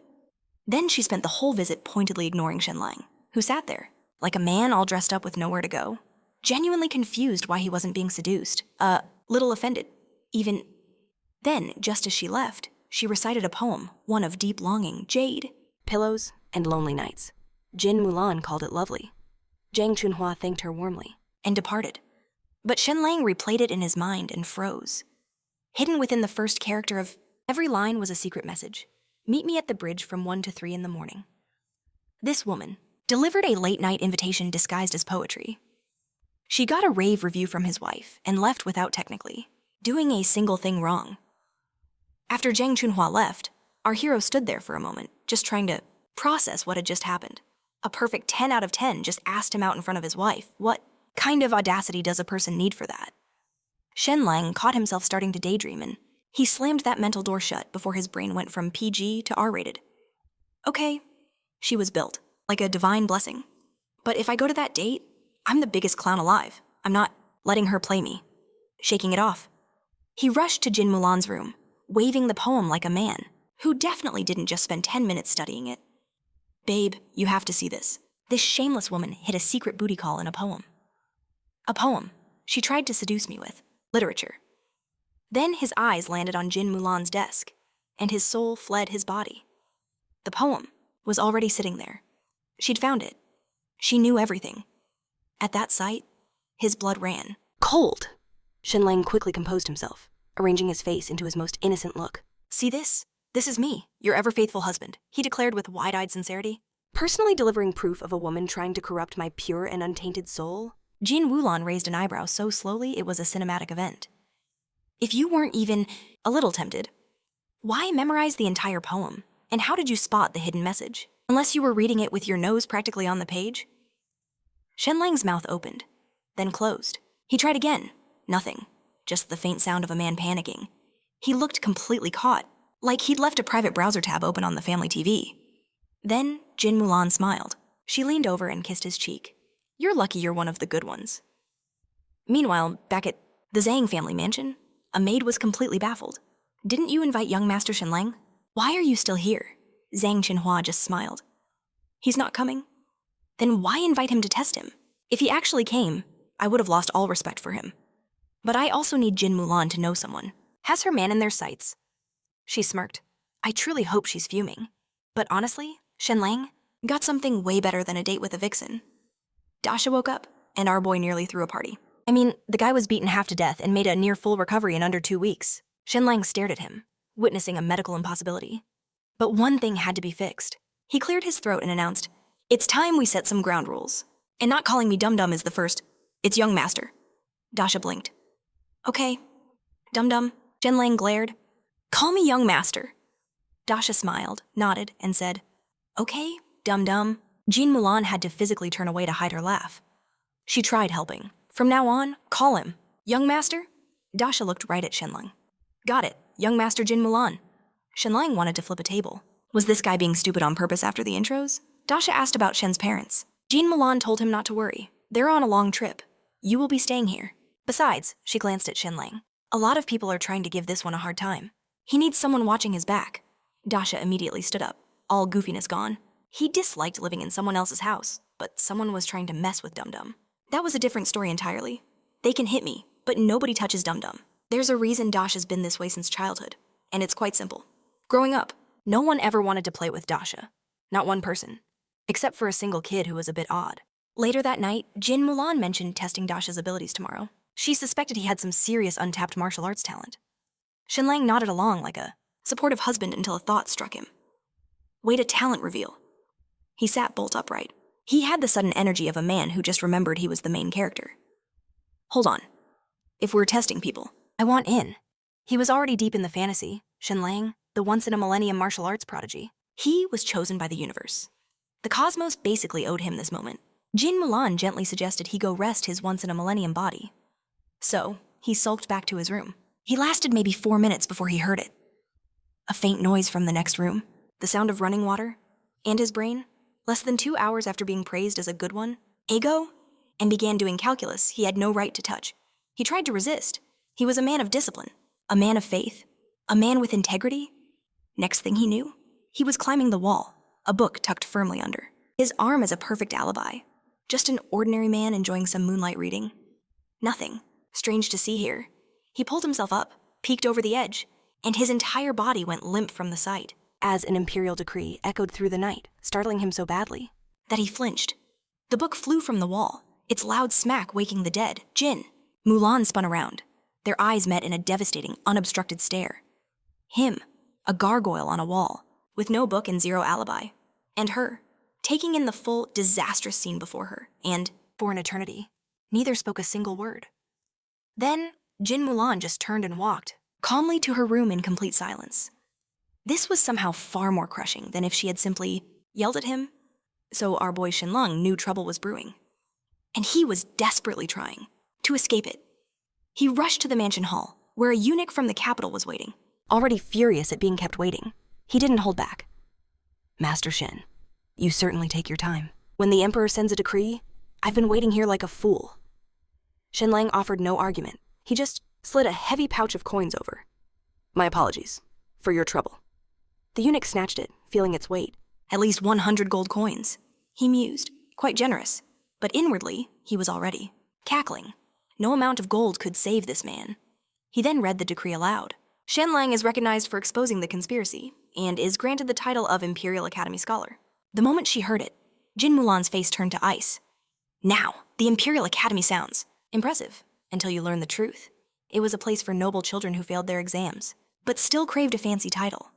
Soon, rich merchants bought their kids a spot, and now the entire place is just a worthless diploma mill for the wealthy and unqualified. It's the absolute bottom of the academic ladder, the lowest possible rung. So after all Shenlang did, saving the princess and exposing a plot, this was his reward. A participation trophy that anyone with money could just buy. It wasn't just disappointing. It was a direct insult.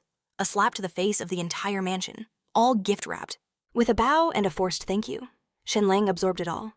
We have perhaps 5 or 6 days of peace left. Then, because he just can't stop himself, he began a monologue on how he was actually a very kind man who despised conflict.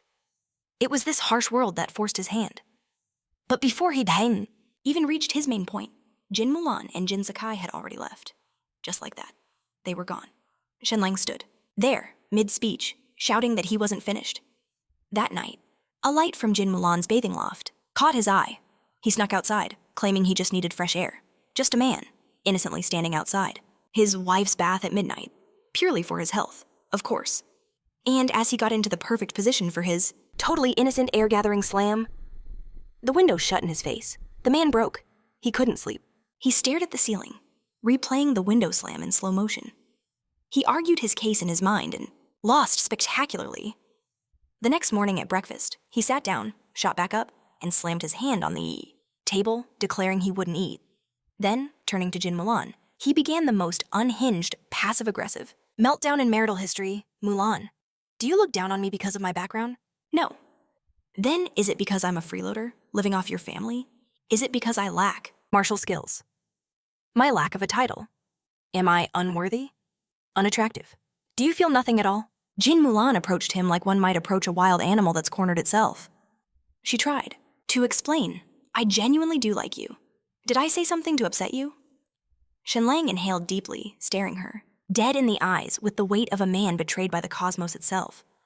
Then why did you close the window while you were bathing? Do you see me as some kind of pervert? I was just breathing the night air, near your window, like a normal husband, and you denied me that simple courtesy? Jin Mulan went very still. Her eyes went from him to the window he mentioned, and then back to him. Her hand slowly clenched into a fist as the full picture clicks into place. This man, this absolute clown, watched her close a window, and somehow twisted it to make himself the victim. He's spent all night faking a breakdown because he couldn't spy on his own wife and now demands an apology. So the bastard got exactly what was coming to him. Soon, the entire Jin mansion enjoyed his piercing screams.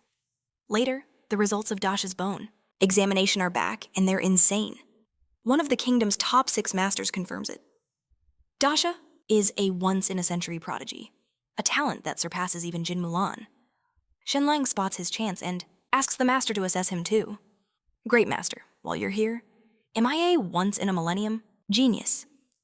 The master gives him a long, awkward stare. He truly can't bring himself to say the truth out loud, so he settles on, you are truly something. Even I cannot see through you. Shenlang takes this as a definite yes and bursts out laughing. The master just stares off, questioning every life choice. Riding this wave of delusion, Shenlang tells Jin Mulan he wants to start martial arts training. She's genuinely excited until he reveals his true motive to us. Pure revenge. He plans to become strong, enough to repay her for every single beating, 100 times over. To her face, a totally different story. My only desire is to protect my beloved wife, and of course, my dear in-laws. Jin Mulan's heart melts a bit. That's sweet. Do you have any specific goals? Shenlang gazes dramatically into the distance. Just half an hour. A day? Nothing crazy. In a year, I'll defeat a certain powerful enemy. So, Jin Mulan turns all sweet and asks, Darling, am I that powerful enemy you're so worried about? And our supposedly unreadable, once in 10,000 years prodigy just folds? No, absolutely not. Why would you even think that? Desperate to save his last shred of dignity, he starts hyping himself up. Unreadable to grandmasters, a generational talent. A living legend, he is currently face down on the ground. 1 hour of horse stance. And this generational talent has spiritually checked out. His soul has left the building. Jin Mulan looks over, bright-eyed for round 2, but Shenlang has a sudden urgent appointment somewhere far from here. Martial arts? Can wait. He's a very busy man. Meanwhile, over at the Zhang mansion, Inspector Li Wenjiang has been rotting in a Mdanate prison cell for days, convinced he's about to die. Then, the imperial decree arrives, and the verdict is a fine of 1 year's salary. Li Wenjiang stands there in chains, blinking, not comprehending. They uncuff him. He still doesn't get it. Instead of falling to his knees with gratitude and maybe rethinking his life, this man's ego immediately skyrockets. The emperor must truly treasure me. I am destined for greatness. Zhang Jin appears, telling the servants to feed him and prepare a bath.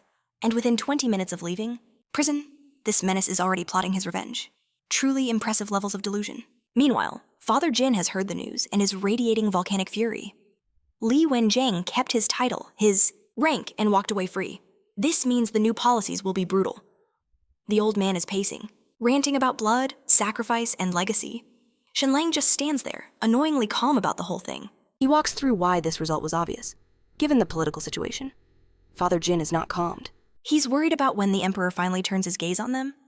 Shenlang doesn't even blink. I already have a plan, father-in-law.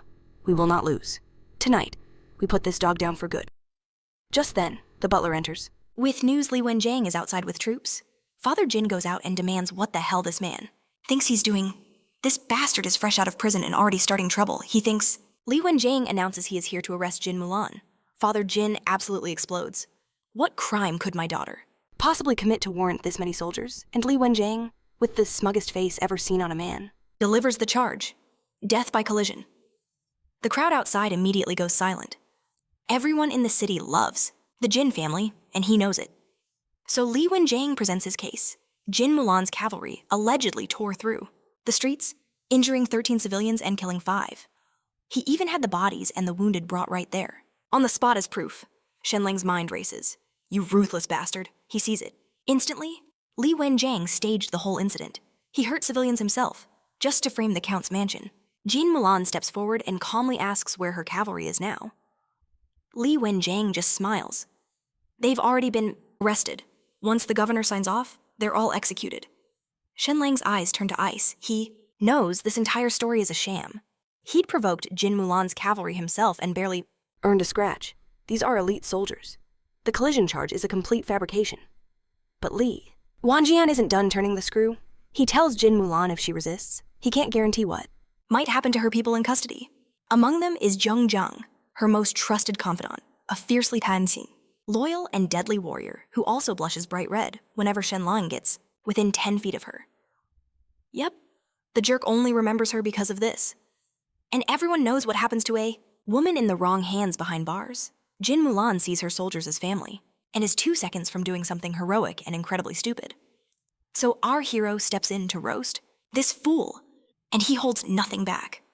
He walks to Li Wenjiang and says, "Idiot, have you really not learned your lesson?" He hadn't, drunk on power. He spouted cringeworthy lines like, "Before absolute power, your little tricks mean nothing." Shenlang's response: he just ignores it. Right, you should run. They're coming. He says it, so casually, like he's talking about the weather. They arrived at your mansion 3 hours ago? Now they're heading this way. Li Wenjiang just stares. Shenlang shrugs. You're finished, buddy. You won't see tomorrow's sunrise. Li Wenjiang laughs, boasting the emperor fined him a year's pay, but then secretly gave his family 3 years' worth, basically saying he's untouchable. He turns away and orders his men to seize Jin Mulan. But just then, a group cloaked in black rides in. Every face is masked. The crowd falls silent. These are men from the Blackwater platform, the Emperor's personal death squad. Answering only to the throne, seeing them, Li Wenjiang's brain just completely short-circuits. But he recovers, walking towards them with a grin. Sure, they're here as backup. The captain eyes him coldly and says, "Disperse your men." Then he turns to Count Jin, apologizing for the inconvenience. You can literally see the color drain from Li Wenjiang's face. He turns and orders his men, "Take him." Li Wenjiang completely loses it, screaming that the emperor pardoned him and this is all unjust. No one is even looking at him. The soldiers grab him and drag him away. Now, this is where it gets good. None of this was an accident. Shenlang had been crafting this masterpiece for half a month. He dug into Li Wenjiang's affairs and found the perfect weakness. Turns out this guy, for all his talk of power, was hopelessly and embarrassingly obsessed with a courtesan named Huan. He spent a fortune on her, writing poetry, outspending everyone else, totally convinced he'd won her heart. She couldn't have cared less. They spent one whole night in the same room, and nothing happened. When he tried to see her again, she flat out refused, and that's where Shenlang comes in. After his poetry got famous, Huan sought him out, wanting a poem, strictly business. She needed a spot at the Empress Dowager's birthday party. Shenlang heard this and thought, perfect. He anonymously sold her the poem, When Will the Moon Be, which was so brilliant. She won first place, securing her palace slot. Then he designed her a jaw-dropping costume, the kind that leaves an entire room breathless.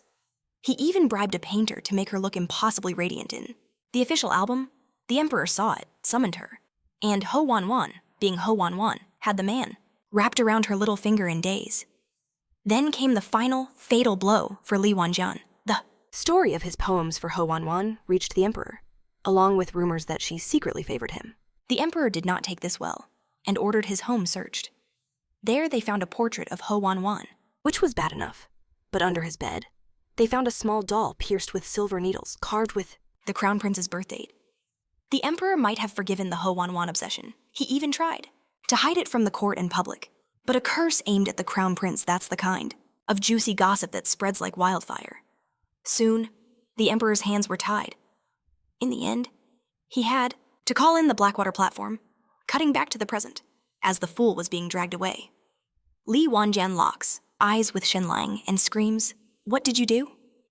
Tell me." And Shenlang just gives him the most innocent look imaginable. "Brother, I've been with my wife. My back is in agony. When could I possibly even find the time?" Li Wenjiang wailed the whole way, screaming, "Conspiracy. This is illegal," and begging a pardon from the emperor. But the soldiers didn't even look at him. The emperor already despised the man. So the emperor ensured his trip to the capital was a living hell. He was tortured relentlessly, and the second they arrived, his head was forfeit. After Shenlang dealt with that, Inspector, he went home suffering from success. Life is just so dull when you're unbeatable. To kill. Time, he found Jin Mulan. Care for a riddle, he asked. Jin Mulan rolled her eyes. She knew his riddles were never just riddles, but his sad, puppy dog expression worked its magic. She caved. So Shenlang seized the chance, weaving a tale of moonlight, a crown, a wife, and two hearts becoming one. It was basically a clumsy, poetic proposal. But before Jin Mulan could even process it, Jin Zhong burst through the door in a total panic. It seems some of the count's guards had been seized and locked up. Their captor was demanding Shenlang himself show up to beg for their release. Shenlang blinked. Who Jin Zhong explained it was Lindo, the son of the family that once tried to ruin Shenlang. The guy had just passed his military exam 2 days prior, landing a gig as a deputy leader at Yanshan. Now, a lowly deputy wouldn't dare mess with the count's mansion. But Lindo had a secret weapon. He was marrying up. He was slated to become the son-in-law of Count Wu Zhezhou, a man who ran tens of thousands of soldiers. The catch: he was marrying the Count's 300-pound third daughter, a tiny detail Lindo conveniently ignored. The Count had already promoted him to a full leader of 1,000 households, so Lindo was high on his own supply. What he truly wanted wasn't just power, though. He wanted to flaunt it, especially in front of Wang Lan. When Wang Lan had passed his exam, he'd shown off like crazy. Now it was payback season, and the perfect start was making Shenlang crawl. When Shenlang arrived, he was polite, but inwardly roasting Lindo. This man is living off his wife's family. What a leech. Lindo began his big shot act, but Shenlang cut right through it, dropping a bombshell. Li Wenjiang is dead. Lindo's eyes went wide. Before he could even respond, Shenlang smoothly asked him to release the guards, since they did nothing wrong. Lindo said, "Nope," claiming the guards trampled a man to death and would be interrogated that night. Shenlang noted that a deputy leader doesn't have that kind of authority. Lindo shot back that a soldier's family member was a victim, which gave him authority to investigate for murder. He then laid out 2 choices for Shenlang. Option 1, take the guards by force. That would be seen as rebellion, giving the king a reason to attack the Count's mansion. Option 2, Shenlang publicly bows and begs Lindo for forgiveness. Back when Lindo's father died, Lindo had to hide in shame, an embarrassment he never forgot. He wanted Shenlang to taste that same humiliation, but Shenlang was already 10 steps ahead. He simply said, "All right, Give me until tomorrow. Let me consider it. Lindo agreed, thinking Shenlang was trapped with no escape already, savoring the image of his humiliation. As he walked away, Shenlang connected the dots. The king, the Count of Jingan, and the mansion's other enemies were obviously teaming up against him. An ambush from all sides, but Shenlang was completely unbothered. He knew exactly how to play this. Meanwhile, Wang Lan, the very man Lindo was itching to show off to, was actually alive. Shenlang hadn't killed him, but the rabies was making his life a nightmare. The only thing keeping him sane was Shenlang's painkillers. So, when Wang Lan saw Shenlang, he didn't attack. He ran to him, begging for the medicine. All his old hatred for Shenlang was gone, completely erased. Of course, Shenlang said. But first, do me one small favor. Wang Lan immediately agreed without even asking what it was. Shenlang smiled. Your old buddy Lindo is back, and he's dying to see you. Why don't you go surprise him, get a little drunk, and if you happen to bite him on the neck and pass out, well, that's just what happens when old friends reunite, isn't it? Hours later, we're outside. Lindo's room. Shenlang is going over the plan, reminding Wang Lan that he's free to leave. But if he does, he won't get his medicine. Meanwhile, Lindo was with his very tense father, who felt this idiot was messing with the wrong person. But Lingyu told him, the Lin family's ascent is guaranteed. Don't worry about Shenlang. It's handled. His father beamed, believing every word. As they headed back, a disturbance erupted at the front gate. A servant rushed in, reporting a man claiming to be Lingyu's dear friend was forcing his way inside. Hearing Wang Lian's shouts, Lingyu smirked. Let him enter. This was the perfect finishing touch for his grand comeback. Seeing Wang Lian looking so utterly pathetic, Lingyu felt a rush of pure satisfaction. This guy always acted so high and mighty. So Lingyu feigned deep concern, helping him up. Brother, what has happened? We're family. Why are you on your knees? But Wang Lian launched into an award-winning performance, spinning a tale about the city lord, Lian. He had dallied with the lord's concubine and now needed Lingyu's protection. Lingyu first feigned shock, then offered Wang Lian a post directly under him. Wang Lian immediately hailed him as master. Lingyu's ego practically soared into the clouds. Nothing beats seeing an old rival groveling at your feet. He threw a grand welcoming feast, but Wang Lian hadn't forgotten Shenlang's plan. He waited until Lingyu was thoroughly drunk, then faked passing out. Wang Lian crept close, pulling open Lingyu's collar, and bit him sharply on the neck. The following morning, Lingyu awoke to find Wang Lian in his bed. He lost his mind. He was screaming for answers, unaware Shenlang had already sent a messenger from the Yan estate to alert Lingyu's family. When they burst into his quarters, they walked in on the Shenlang compromising scene. The old patriarch nearly fainted. Lingyu was still stammering out, "It is a hey," misunderstanding just as Shenlang strolled in. My eyes, oh, my pure eyes. I am but a child. How could he unsee such a sight? Lingyu had no time for him. Elder Wu Ziyan was already in his face. Lingyu, have you no shame? He shoved Wang Lian away, desperately dressing before dropping to his knees, swearing it was a setup. Then Wang Lian flipped the script, pointing accusingly. Elder, sir, you must seek justice for me. He kept sending for me, so I came. But this monster drugged me. Before Wu Ziyan could react, Shenlang stepped up, putting on his best fake, noble voice. Wang Lian, though we are enemies, I am a man of justice. I cannot let this pass. I shall personally escort you to the governor's office. By then, Lingyu knew this was 100% Shenlang's doing.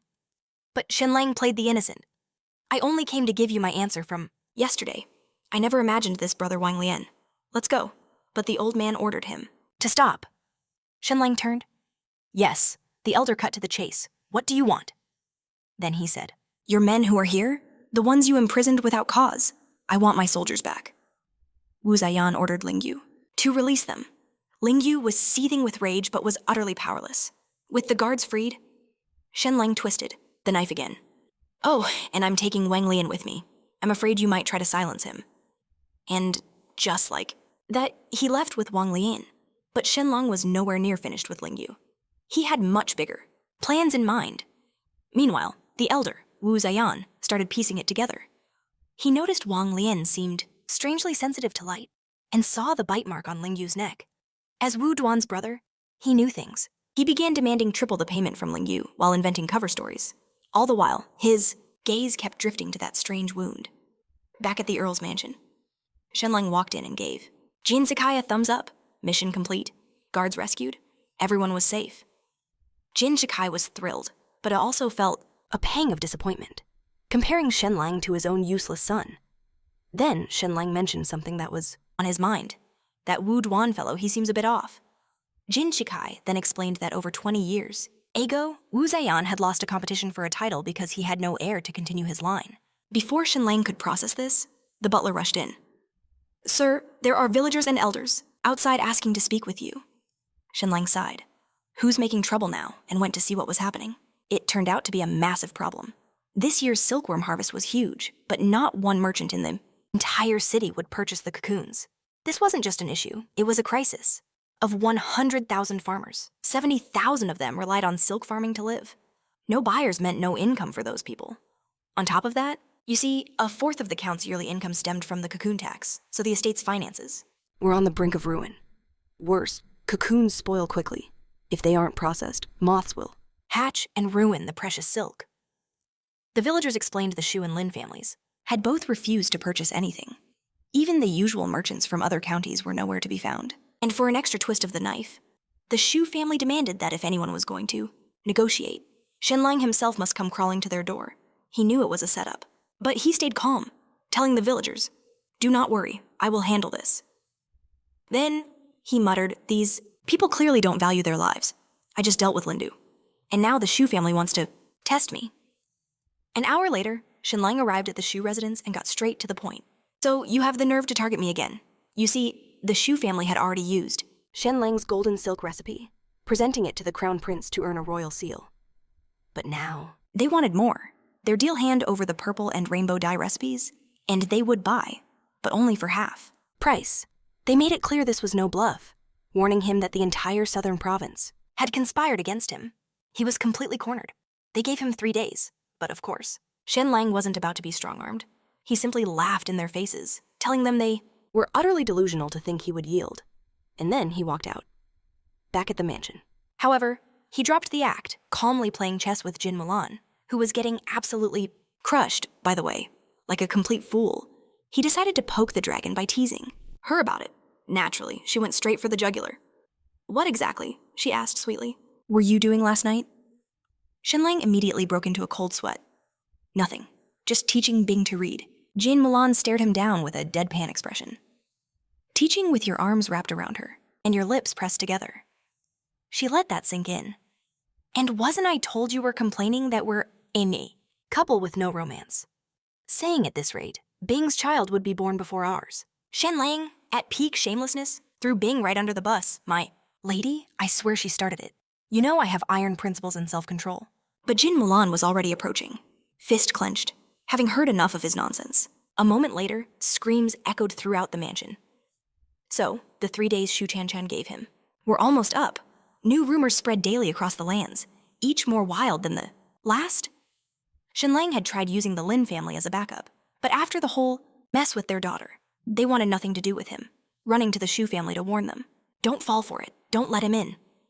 Shu Chan savored every second, fantasizing about Shenlang appearing at her door, head bowed, ready to beg for mercy. And just as planned, with time running out, the desperate villagers returned to the mansion. Having nowhere else to go, Shenlang met their gazes and declared, "Whatever humiliating terms the Shu family demands of me, I will accept them all. As long as you all have food and money in your pockets." The villagers were completely overcome, bowing and thanking him, some barely holding back tears. So, Shenlang entered the Shu residence, placing the 2 dye formulas on the table. Shu Chan could barely contain her glee. She finally had him exactly where she wanted him, but she kept pushing. "That's not enough," she said. "You're also going to apologize for all the suffering you caused me." Without blinking, Shenlang said, Chan, I was wrong. Truly, deeply wrong for what we once shared. Please forgive me." But she still wasn't satisfied. She wanted him to burn every single copy of his scandalous book. Shenlang tried. To counter, "I'll burn it publicly, but you must buy the cocoons at full price." 60%, she replied. "Take it or leave it." She crossed her arms. "And you will burn it here. I want to watch you do it myself. I want to see the despair on your face, with no way out." A few moments later, outside, our hero, to uphold his end of the promise, he personally torched thousands of his own books right in front of her. The Shu family then bought cocoons at 60% of the price, leaving farmers in tears as they sold. And Shu Chenchan only bought the first 300,000 pounds worth. Then announced, "Don't worry, we'll buy the Aini. Rest, we just need to settle a few things with Shenlang first."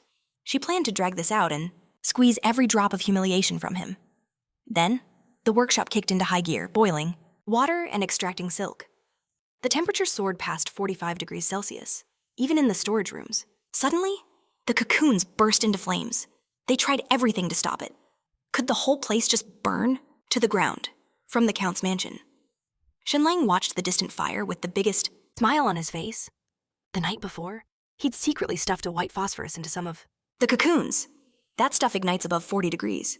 Mix that in a workshop running at 45 and, yeah, the outcome was inevitable. While explaining his master plan to Jin Mulan later, Shenlang also managed to sneak a quick kiss on her cheek. A victory on all fronts.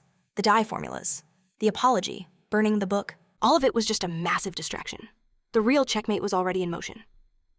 The Shu family head was at a banquet, celebrating how they'd swindled the Count's mansion for cheap cocoons. When Chan spotted a strange glow, fire in the direction of their workshop. She tried to convince herself it wasn't possible, but then servants came sprinting in. The workshop's on fire. Everything's gone. The family head couldn't process it. How does a place filled with water just catch fire? He started screaming at the messenger. The servant, trembling, just said, You have to see for yourself. When they got there, they stood in absolute silence. Decades of their legacy turned to ash. The workers explained multiple rooms, ignited at once, and the water was useless. The family had lost it and immediately screamed for Shenlang's arrest, but Luan coldly refused. "Where is your proof?" And in that moment, the Shu family head felt Shenlang's true danger. He started ranting about having the provincial offices and the governor on his side, plus the prince's seal. But Shu Chenchan had to pull her dad back. "Dad, this is not the time. We took a huge deposit from the Western merchants. If we can't deliver, we face huge compensation. Our reputation is everything." That finally snapped him back to reality. The Lin family head then conveniently arrived, offering his workshop for free with just one condition: they all team up against Shenlang. But even with a workshop, the Shu family had a much bigger problem. They had gone on a buying frenzy and snapped up nearly all the cocoons in the entire southern province. Now, with their entire stock gone, only one place was left to fulfill that contract: the Count's mansion, Shenlang's place. It held precisely the 3 million pounds worth that they needed. In the most perfect ironic twist, the Shu family now had to crawl to Shenlang. Meanwhile, Zhang Jin followed orders and met with Marquis Xuanwu and the Count of Jinhai. He was working for the emperor. His mission was to gather allies and besiege the Jin mansion. Rewind a few days. An old man advised them to own up to their mistakes and not be foolish. With that guidance, Li Yandao got on his father-in-law's good side, despite everything that had happened. Hell, he even got promoted to operate under Marquis Xuanwu and was immediately ordered to gather allies and harass the Jin mansion. His father-in-law gave him total freedom to act, even telling him not to be afraid to cross any lines. The Count had to suffer, regardless of the cost. Adding that to his own burning hatred for Shenlang, he went all out, causing them endless trouble. Back at the Jin mansion, our boy was thriving. He was sketching a portrait of his wife, giving her the ancient world equivalent of a beauty filter, softening every edge and brightening every curve. They were enjoying the moment when Zhong brought news that Shu Chenchan had arrived to see him. A moment later, in the main hall, she made her entrance. And good heavens, what an entrance it was. She looked incredible, dressed to absolutely kill. And her entire attitude toward Shenlang had flipped so hard it left skid marks. Shenlang took one long look at her outfit, and a thought clicked in his mind. Wait, this is exactly how I wrote her character in the book. She had literally cosplayed his character, right down to the last romantic detail. The woman did her homework. She committed to the role, wearing it like armor, or was it a white flag? He wasn't sure. And that, honestly, made things far more entertaining. Oh, she was dead serious. Then, for the killing blow, Shu Chenchan pulled out his book, exclaiming, "Master Shin, I've read this 11 times. Everything else feels like childish scribbling now. When is the next volume coming out? I'm absolutely desperate for it." Shenlong calmly lifted his tea, taking a slow, deliberate sip. He said precisely nothing, didn't even flinch. She leaned in, playing all her cards, and pleaded, "Master, even one night creates a fateful bond. I know I was wrong. Please, you must forgive me." Shenlong put his cup down, gesturing to the seat opposite him. He told her to cut the theatrics. I know. Exactly why you are here. You're not sorry.